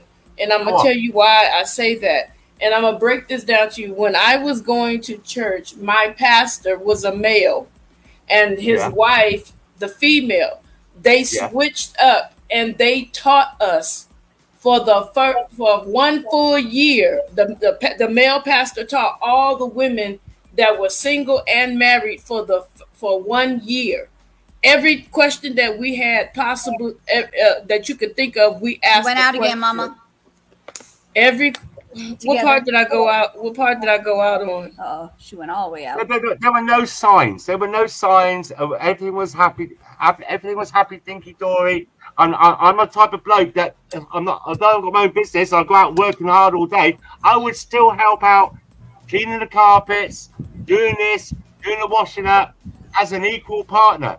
I mean, for me, a woman is no lower and no higher than me. We're supposed to be soulmates, and then both of us are supposed to come together, not only to give good things to each other, but also to the kids and the family. You know what I mean? You know what I'm saying? To build up as a unit. Am I clear now, or are you guys still are missing? And then the past 5 years, she just got into the alcohol, and then getting into debt, and just going out and living like a single, that kind of stuff. And that's not for me. And then keep being promised. I'll keep being promised. I'll get help. I'll get help. I'll get help. And it's just like, it's a point where I say, right, that's it now. You got to live your life as you want to live it. I live my life as I want to live it. And I don't. I just stay at home and look after the kids. I go to work, pay the bills. And I'm not going to desert my little babbas, my little girls, and just lead them to whatever it could be. So that's my choice. I've made a commitment to be there as a dad for my children, and I'm not gonna walk away from that. Even if it means that the rest of my life might be tormented and shit, and I have to put up with this crap and everything. I don't leave my kids. I love my girls. And my boy. Can you hear me now? I can hear you. Okay, because I was trying to tell you, you went on this rant, and that's not what I was trying to say to you. I was trying to... Signs. Did I see the signs at the beginning? There was no signs. Everything was good. It's only, people change, don't they? Things happen. And that's what's happened. I've begged, and I've been nice, I've been kind, and I've tried to understand why would you take this route that you've taken over the past few years. And what can I do? You can only do so much. Oh, she's dropped down. I did listen. I think her message was, if I remember rightly, that she was trying to say, did you see the signs at the beginning? There were no signs. Everything was good. It's only just recently. I understand. Have I missed the message? Have I misunderstood what she's trying to convey to me? No. I hope not. She just wanted to know if you've seen the signs, is basically what she was saying. And if you said you didn't see the sign... Mm-hmm. There was no signs at the beginning. Everything's been good only just till recently. The past few years. And I have been patient. I'm a really understanding person. And I try to look at, like why people do things in life. Like you see the heroin addicts on the street and everyone condemns them. Oh, you're heroin addicts and you're begging. But it could be that they were sexually abused as a child and they're using the drug as a blockage, to cover the pain. So I really look at everyone's, circumstances in life. Where's she gone? Did she get pissed at me and gone? I wouldn't have thought she'd done that.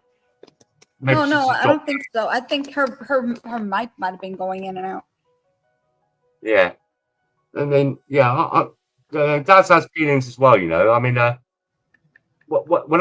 only been married once, and the reason why I've only been married once, and I've had lots of relationships, trust me, is that, and I've been friends with them when we've fallen apart or something, is that if you get married, you get married like a swan. You're married for life, in sickness and health, richer, poorer, whatever. When you marry in God's name, that you stay together. And so we're still here together, but just separated in the same house. That's weird. She wants to come back up, but can you let her say what she needed to say so that way? Yes, I'm sorry. I missed No. It's okay. You have nothing to be sorry about. It's your relationship you're talking about, so we can't we can only be allegedly with your situation because we don't know. We're not a fly on the wall like in your household. I'm just saying. Yeah. So you know what I mean? But I'm gonna see if she's gonna come back. Hold on. I'll mute myself while she talks. No, she said no. You don't have to do that. I have to send her the link. Hold on.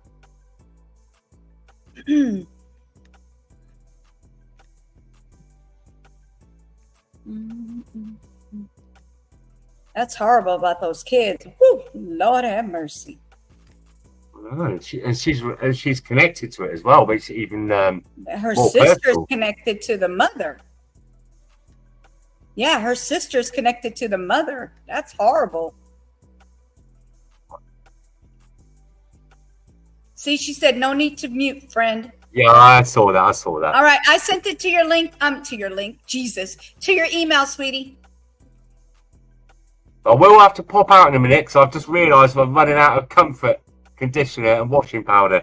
So I've got to go to the store in a minute. I'll stay about. Okay. I'll be like, I'll let her do her talk.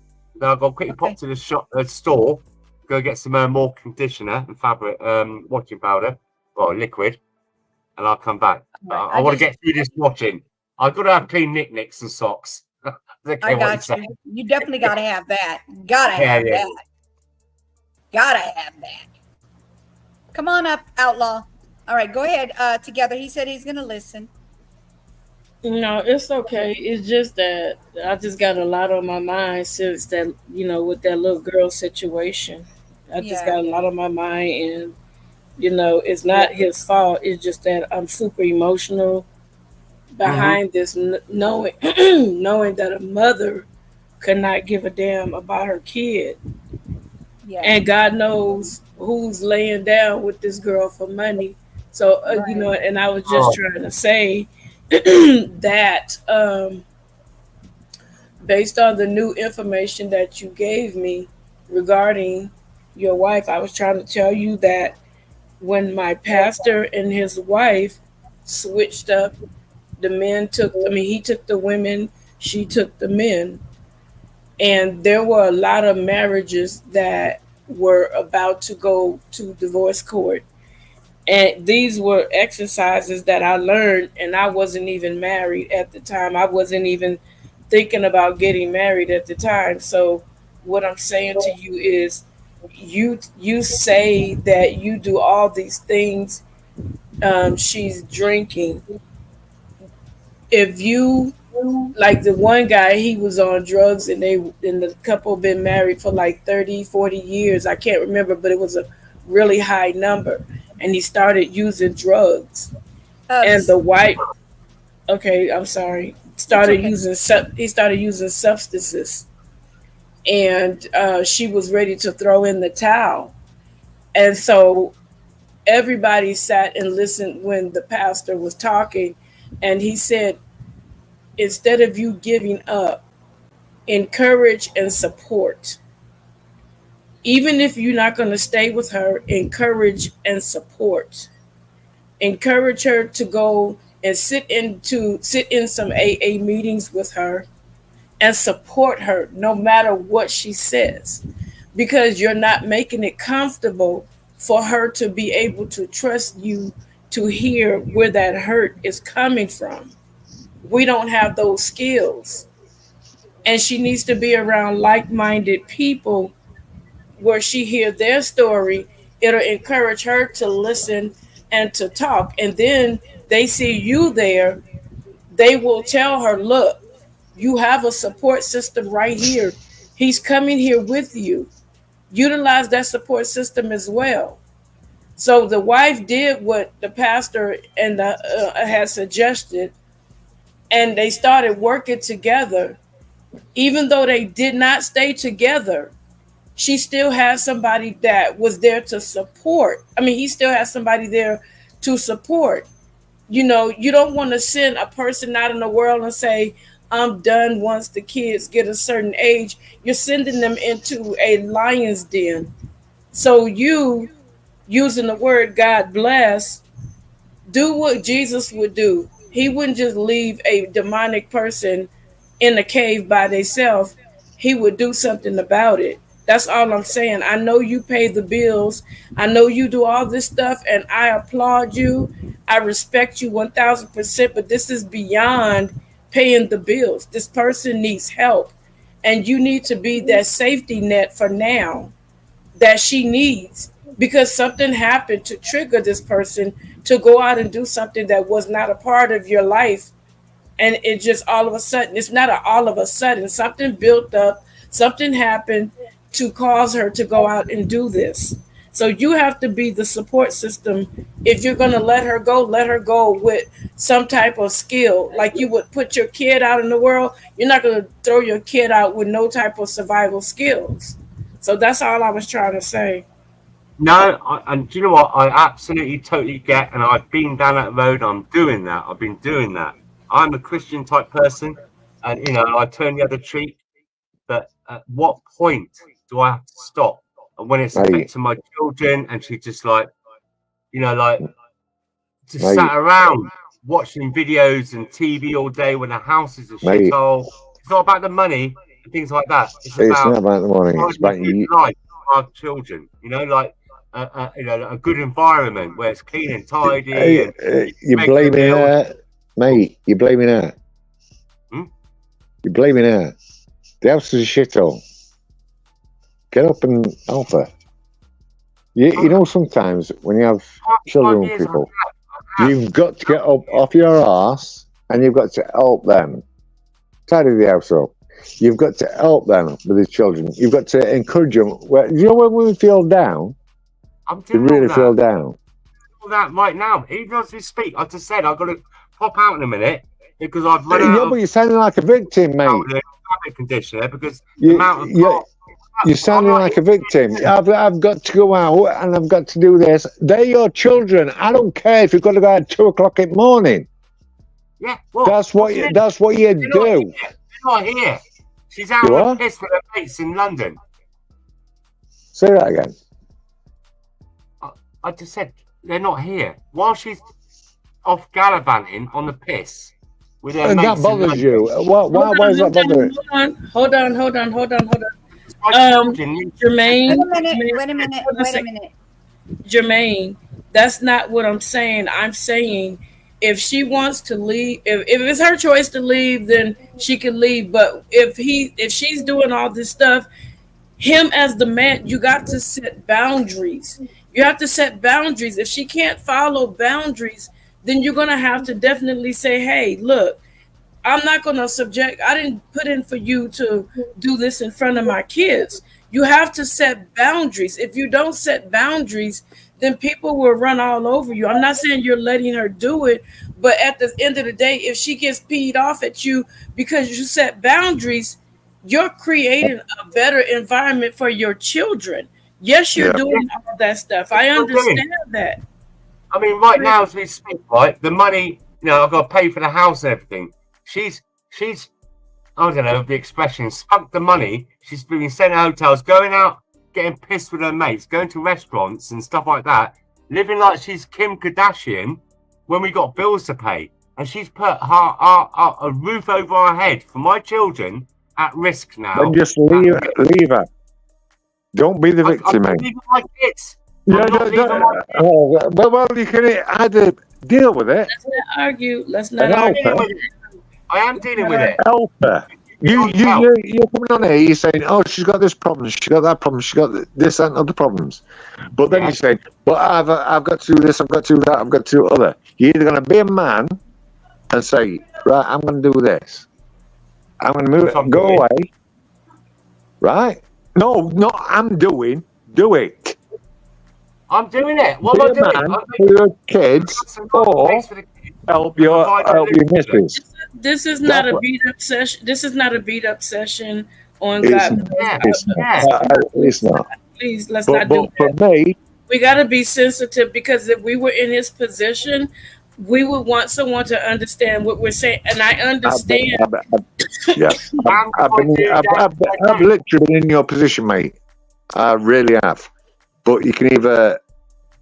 You can't keep going on here saying, "Oh, she's doing this, she's doing that, she's doing this wrong, she's doing that wrong." Either make a change. I think that's what you guys are talking about. She's on about make a change. Make She's the talking about change. leaving me. She doesn't want to leave, but she won't change. I mean, like yesterday, I went in and did some washing up. God At the bless. kids. Can I interrupt you for a second, please? I'm finding I have bottles of wine questions. in the kids' drawers and everything. You know, it's a really. I know she's alcoholic and stuff like that, but there's no need for it. I mean, just. I know. God bless. I want to ask you a question. Can I ask you a question? This is just a question. Who's the breadwinner there, you or her? Me. Okay, I've then never you asked that. No. Listen to me. Listen to me, please, Carry on. please. I'm not trying to attack you. I swear to you, I am not trying to. Nobody's going to hear it. I just want to know, if you are the breadwinner, then you have to send her on her way until she gets help. Yeah. You can't keep subjecting your babies to. Wait a minute. You can't. Listen, you are the father. You are the head of the household. You are the one that we are the ones that are supposed to follow your lead. Yeah. If I'm not doing something that's making the house safe and the house secure, then you have to tell me, honey, you need to go somewhere and get help before you can come back in here, because our kids are going to sit here and look at this and think that one day, I don't know if you have boys or girls, but if they get in contact with a relationship that has an alcoholic, they're going to show your patience and be worn out. And you want to teach them that they don't have to deal with that kind of stuff. But hold up. That would affect the girls. They love their mother. I can't deny them that. And I can't. No. They love their mother, but they love their mother. But understand, in America, I don't know how it is over there. If you have a alcoholic wife and the husband is the breadwinner taking care of the kids, by law, he can tell her to be removed from the house until she gets help. But then you still take the kids wherever she's located at and let them visit her as she's progressing. You're not doing it to hurt your kids. You're helping your children. Can I just put in one side? And then I'm going like you, mate. You're the man in the house. Yeah, you're the breadwinner. Be the man. But I treat her as an equal. I've always treated her as an equal. Yeah, but you're not treating her equal because you ain't kicked her out, which is what you should have done. I said to them, if you want to be an alcoholic and you want to do this kind of lifestyle and you want to do drugs and you want to go away and you want to go and do this and other, I cannot support that no more. That's what you need to do. I don't need this near my kids, because at the end of the day, everyone will tell you, your job is to protect your kids and your family. I don't need to tell you this. I shouldn't need to tell you this. That's your job. If you're sat there and saying, "Oh, she's coming on drunk and she's doing this and she's doing that," and you're allowing it to do that, and you're saying, "Oh, well, I'm the breadwinner. I'm the breadwinner. I'm earning all the money, but I'm still allowing this to be around my children." That's what you're going on about here. You should be turning around and saying, "Hey." When I tried to question her about it, she'd start effing and blinding, and not privately. Well, I say, "Come and talk to me." She'd do it in front of their children, and I have to walk away because I don't want my children seeing their mother and father arguing. The two people they most love in the world. I get it, and I've had it, but sometimes you've got to get people and literally just throw them out and say, "Get help," because I can't help you no more. I can't help you no more. If you're allowing that around your children, mate, it looks bad on you. That's all I'm going to say. That's like my boy, he's a bit of a prick sometimes, and me kicking him out, that I can't see what deeper depths of despair he gets into. You're coming on here saying that she's an alcoholic and she's uncontrollable and all this and other, but you're allowing her around your children and you're the breadwinner and everything. Together's trying to give you some good advice. I can see what's going on. Why can't I just leave the kids? Mate, I've been in abusive relationships. I've been homeless. Mate, I've been homeless. I've been in abusive relationships. I've been in all kinds of shit. I really have. But would I allow? This is the thing about what you're going to allow. Are you going to allow your children to be around an alcoholic woman that you say that she's an alcoholic? Yeah. And she's abusive towards you in front of a kid. Together, that's what Together's getting on about. You've got to sometimes step up and say, hang on a minute. Seriously, you've got to turn around and say, it ain't happening. Like I said, I know for the children's sake, not for your sake, not for her sake. Why I do you try think to about hide it from them as best I can, all right? And I want my children not to be You're unmanaged. thinking about, oh, well, I can't do that because she's got nowhere to go. I can't do that. You've got to think about the children that are going to have to suffer through all this. That's all I'm saying. I'm not. I ain't coming on here to pop it at all, mate. Oh, I know you're not. Really I know. am. You've got to be here to understand the situation. And my I'm girls glad, are so I'm glad that you're coming out here. To be honest with you. I couldn't be without them. At least I'm If around you them. can email me privately, I mean, you can have a chat. Do you know what I mean? And we can talk and we can get, because I've been in that kind of situation. You can email me anytime or message me or whatever. And we can talk about it, but you can't allow this situation to carry on. I think that's what Together is getting on. Because as a man, they're looking up to you, and you can't. You just can't. Look, I make allowances a bit. Interrupting you. Her family, she grew up with her parents that are very abusive to each other. Even sometimes to this day, they're like, been together since they were kids, her mum and dad, and they smash up the house and get drunk and but that's the norm. Hello. Just because Can it's I the norm say, for them. this was a ticking time bomb. That's what I asked you, and you told me y'all was perfect. I asked you, and you had history on this woman, and now you're telling me something different, that this is what her parents did. So what's happening? Hold on a second. So what's happening is, I think lovingly, very, very lovingly, as her husband, you should encourage your wife to go to counseling. She needs the help. She's promised me that she would over the past You few go years. with her. The heck with the promise. Yes, I'll do that. Bring them to your house. Bring them to your house. Schedule it out that she's at home. Together, people with addiction, they'll not go. They won't. A lot of time they will not go. It's impossible. But I totally agree with both of you on this. You have got to draw a line. When the children are involved, if you're not going to go to rehab, or you're not going to go to meetings, or you're not going to go to anywhere you want, then you've got to get out of this house. And guess what? That would be her motivator. That would be because she loves her kids. I know she does. And you say, look, you got one option. Go get some help, and you cannot come back here until you get help. As much as she loves her kids, that's going to be her motivation to do it. No, I totally agree. And that's what he's got to do. Yeah. I'll work through it. We'll see what happens. I mean, she's going to argue with you, mate. Women always do.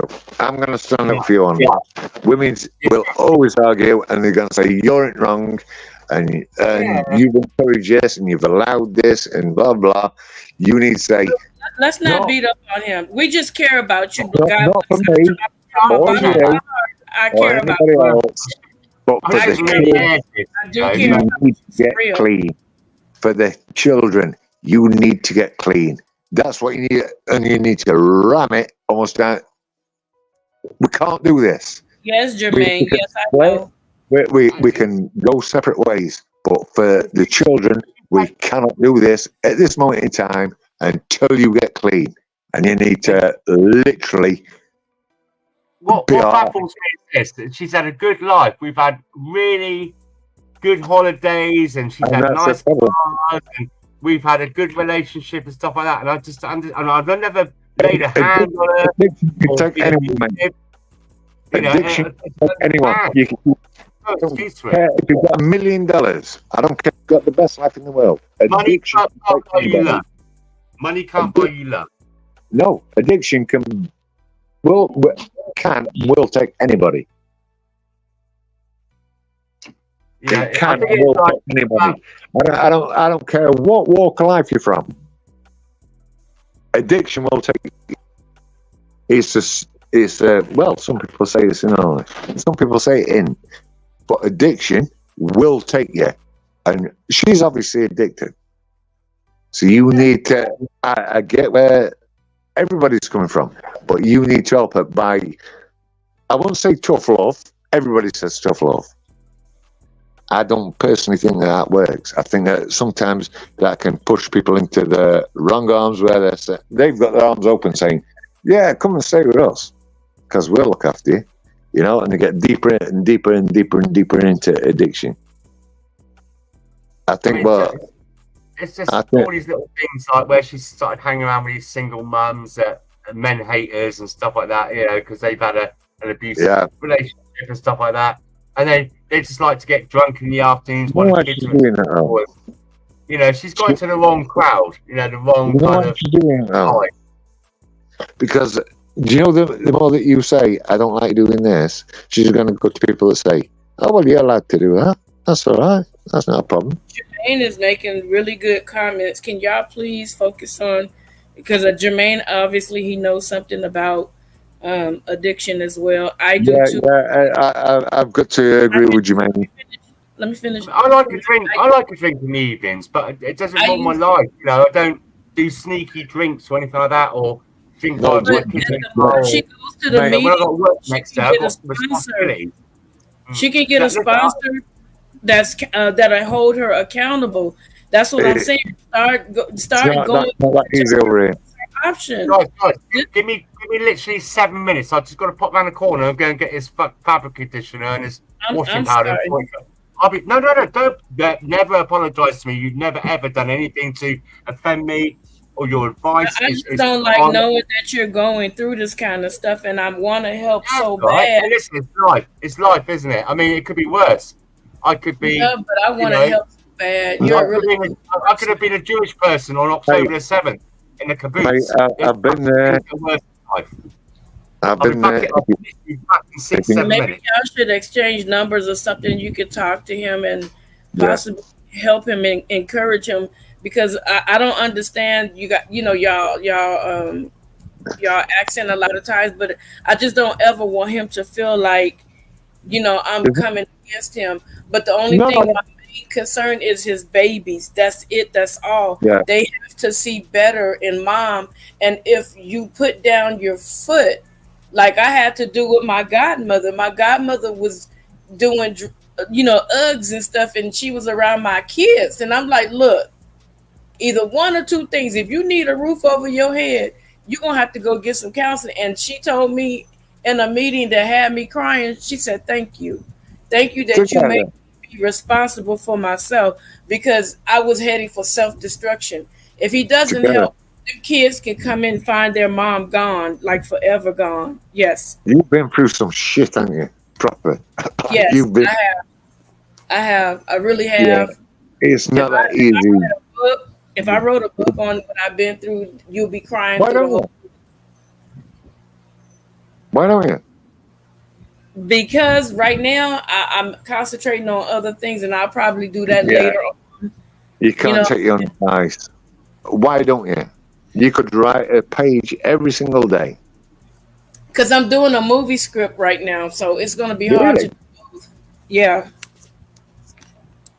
Yeah. Yep. You could still write a page every single day. No, because when I finish when I get consumed with something, I don't stop and take a break. And that's the problem. I have to get off of that screen once in a while.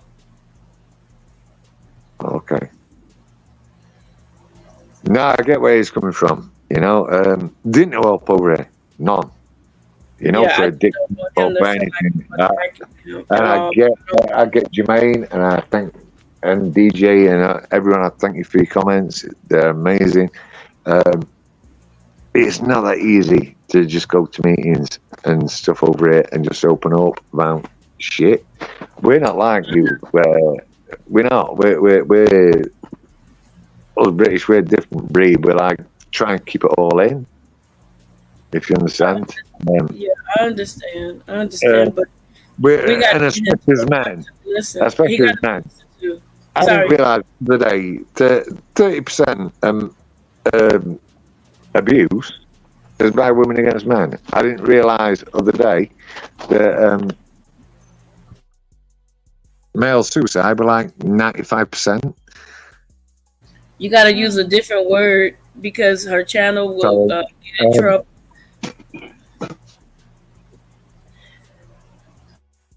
Thank you.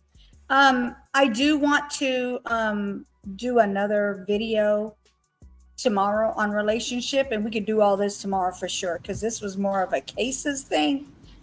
And I'm about to get off in right at 17 more minutes. I'm only going to say, 5:30, because I have to make sure that I don't get a copyright, because I do have to remove it if I do.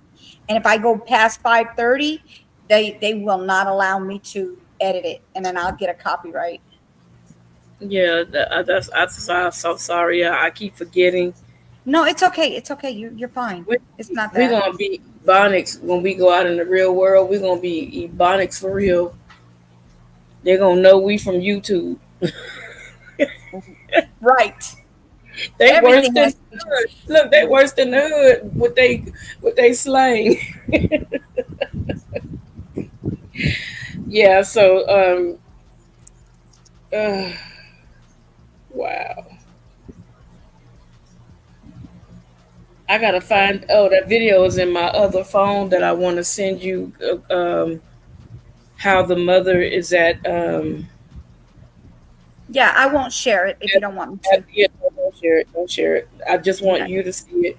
But Okay. I need you to take some deep breaths before you look at it, because you're gonna want to take a fight out here, and you're gonna want to really jump on her for real. Okay. Her daughter Yes. crying and pleading I'll and definitely begging, laughing and putting her down. But the part that made me so angry is that she recorded it for freaking social media to see. So, real quick, I wanted to explain to DJ. I don't know if you heard me earlier.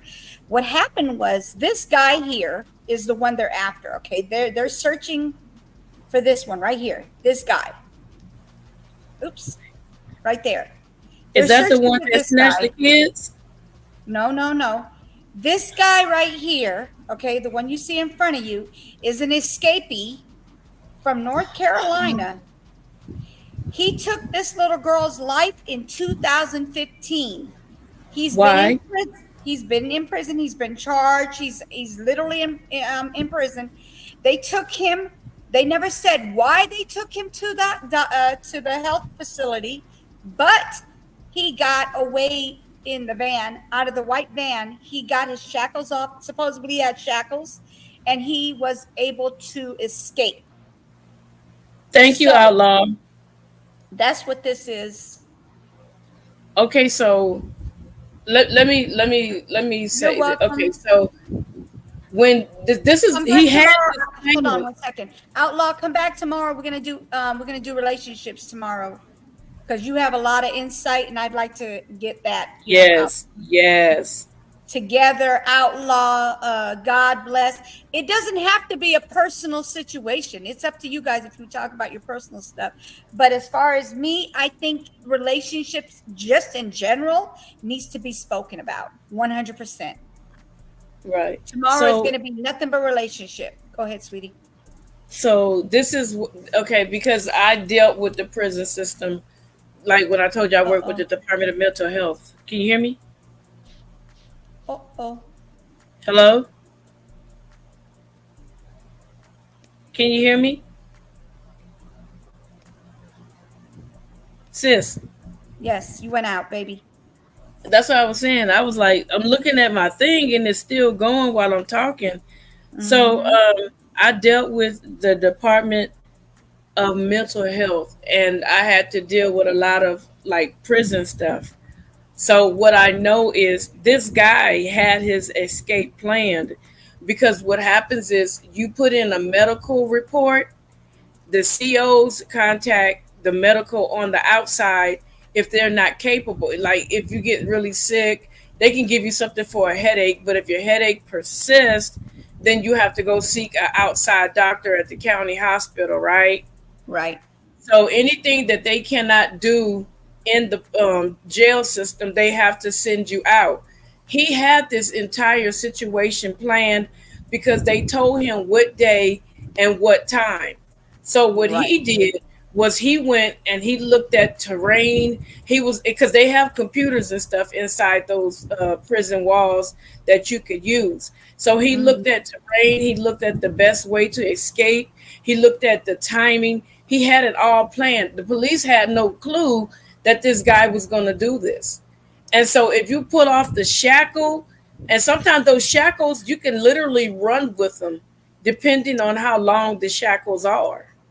You get what I'm saying? Yeah. And so he had this whole thing planned. He knows the terrain. That's why they can't find him, because he studied it from the date that he was given his doctor's appointment and to be ready. So this was all planned. And this is what they do. They plan, like, for instance, when we used to go in, they would tell us, don't take anything in there to drink. Don't take anything in there to eat. And we were like, why? So when you get a fresh, let's say mocha frappe, right? You know, the ice is not going to be on the outside of the cup. It's just going to be frosty. So the longer you keep it, you start seeing the condensation dripping and dripping. They learn how to time. They'll get a drink and they'll pay attention to how long it takes for it to get to a certain point. And they have people on the outside that's talking to them, telling them, if you get a worker, this is what they trained us. I'm telling you, they trained us very well. Like if you had a ice cup from your local gas station that has like a fountain drink, you can do your own. What they'll do is they'll say, hey, how long, write down the time, how long the person, it takes for that to melt down to certain points. And then they'll tell them, if it's like this, it'll take 20 minutes. If it's like this, it'll take an hour. If it's like this, it'll take 2 hours. So then you get a person that comes in with a drink and their stuff is at the 2-hour melting point. Then what happens is they'll say, oh, okay, her name is Together. She's a social worker. So what they'll do is on the outside, they'll say, hey, there's a social worker that comes here once a week named Together. And every time she comes, her cup has melted down to like about 2 to 3 hours worth. And so what happens is they'll say, okay, do you have any information on her? What they'll do is they'll be able to look out the window and see what I'm driving and possibly write down the license plate number. So then they'll pass that on to the person on the outside that will help them with their escape, right? So then what happens after that is that person will contact you, come to your house and offer you money to help you help an escape. To get that person to escape. Either you take it or you don't. If you don't, then they'll threaten your family. So these are the things that the sheriff was telling us. This is why a lot of people, when you go in, you don't take anything to drink. They advise you to buy something from within the facility. Or if you're working from the outside, they advise your company to use a company vehicle where they won't be able to find the actual location. They can say, okay, the location is right around the corner from the jail system. And the person go, oh no, they always come, they're around the corner. They're right around the corner. So ain't no sense in looking at them. So these are the things that we were trained on. We were also trained not to touch the walls because they said a lot of the inmates have scabies and things like that, and you rub up against the wall, that can get on you. So it's a lot of stuff that they taught us. And I'm telling you, I was like, I don't even want to keep coming into the jail if I can't have nothing to drink. And I said, well, I'll just get a hot bottle. I said, I just keep a hot bottle of water. I don't like ice water. So when I come with my water, all the inmates knew, oh, she drink hot water. We ain't gonna never be able to tell. Not Right. hot room temp. I don't Right. put the AC on and I keep the bottle in the trunk. So I pull the bottle of water out the trunk. So they like, man, she always got warm water. You know, she don't never. So they could never target me. Yeah. Yeah. So these are some of the things that convicts do. And that's how he was able to get away from the police. That's why I said I don't believe it was an inside job. I believe that they were not prepared for him to be so familiar with the area. Yes, ma'am. I'm gonna stay on top of it, make sure that he gets caught. Back in the house. Hey, friend. And I've got, hang on a minute, apple strudel and custard tonight as my dessert. I'm happy. You got some custard. Ooh. Apple strudel and custard. Oh, custard. Yum, yum. Fresh baked. Well, the custard I made myself. Hungry. You gotta make me hungry. I don't need to be. No, I haven't even eaten yet. So yeah, definitely. I'll let you know. I got a steak hash I've made earlier on. I've prepped up. That's ready to eat soon. I'll put that in my Foodie Ninja. And it'll be take about 10 minutes to cook. More importantly, I got my fabric conditioner and my washing powder. Tomorrow I will have clean pants and socks. There you go. Let them know. Clean, clean, clean, clean. I'm gonna be getting off in 6 more minutes because in case I get a copyright, I can remove it and then I'll be able to keep my video. But tomorrow we're gonna do relationship, and I would love for you guys to all come up and just talk about whatever you want to talk about. It doesn't even have to be about your own, just relationship in general. I've had enough of talking about that. Hey, listen, it's just what it is. It is what it is in life. Everything happens, doesn't it? You just got to move on. And just remember that this is no rehearsal. Just to do what you can while you can, as long as you're not hurting anybody, and just enjoy life and just be happy. Right. Don't hurt no one. Yeah, that's why I said it doesn't have to be your personal stuff. It just in general, because everybody on here they have knowledge of relationships, including myself, Outlaw, DJ. I'm sure you too. I'm sure Jermaine, he also has input on it. So I would like for everybody to come up on the panel and feel free to say what you want to say. No cursing. Try not to curse. I mean, you might have a few words here and there, but we don't want to do a cursing festival. Okay, we're not doing that. So it's gonna be 11 o'clock a.m. I'm gonna do it at 11 a.m. And whoever wants to come through. That's I would love for you guys to come up 4 p.m. GMT, guys. Yes. So 11, yeah, that would be 5 p.m. y'all time in UK. Yes. Because you can't listen to your Americans about any advice because they drive on the wrong side of the road for a start. You're on a YouTube strike? What? What happened, Jermaine? But yeah, so definitely I want you guys to come up and be able to be free to speak. Everybody has their own thoughts, their own opinion, and we all have, like we literally, you can say what you want to say and we agree to disagree, or we can agree to agree. I'm just saying. But we still remain friends at the end of the conversation. At the end of the conversation, we're all still friends. Yes, we're all family still. 100%. Yeah, even though you get on my nerve like Sniper do, God bless. He don't know who Sniper is. No, not yet. Sniper is our brother, and me and him always argue, and everybody just laugh. It's funny. It's definitely funny. Hey, listen, there's nothing having a bit of banter and a bit of, getting it off your chest. But you're not going to be drawing. You're not drawing guns on each other, and that's the main thing. It's good to just have a bit of a banter and just, it can get heated sometimes, but like I said, at the end of the day, as long as you We come agree out to of it disagree. That's and it. shake your Yes. hand, and yeah, you got a Yes. different opinion to me and you, Right. I still respect you. That's the main Yes. thing. Respect Amen. is the biggest Amen. good thing. And Outlaw, give my man a like. I gave him a like on all the videos that I watched already. Yes. Everything I share, I give that like because I want them to get their likes. Because I don't want to share something and not give them a like for it. Like that don't make no sense. So yes, thank you, Outlaw, for the reminder. What are you having for supper tonight, girls? Spaghetti. Spaghetti. Spaghetti. Chicken, rice, gravy, and some veggies. I don't know what, but some veggies. Yeah. God bless. My sister can cook. Oh my God, my sister can burn. What's her signature dish? Would you say Anything? Oh, gumbo. You know the way to a man's heart, don't you?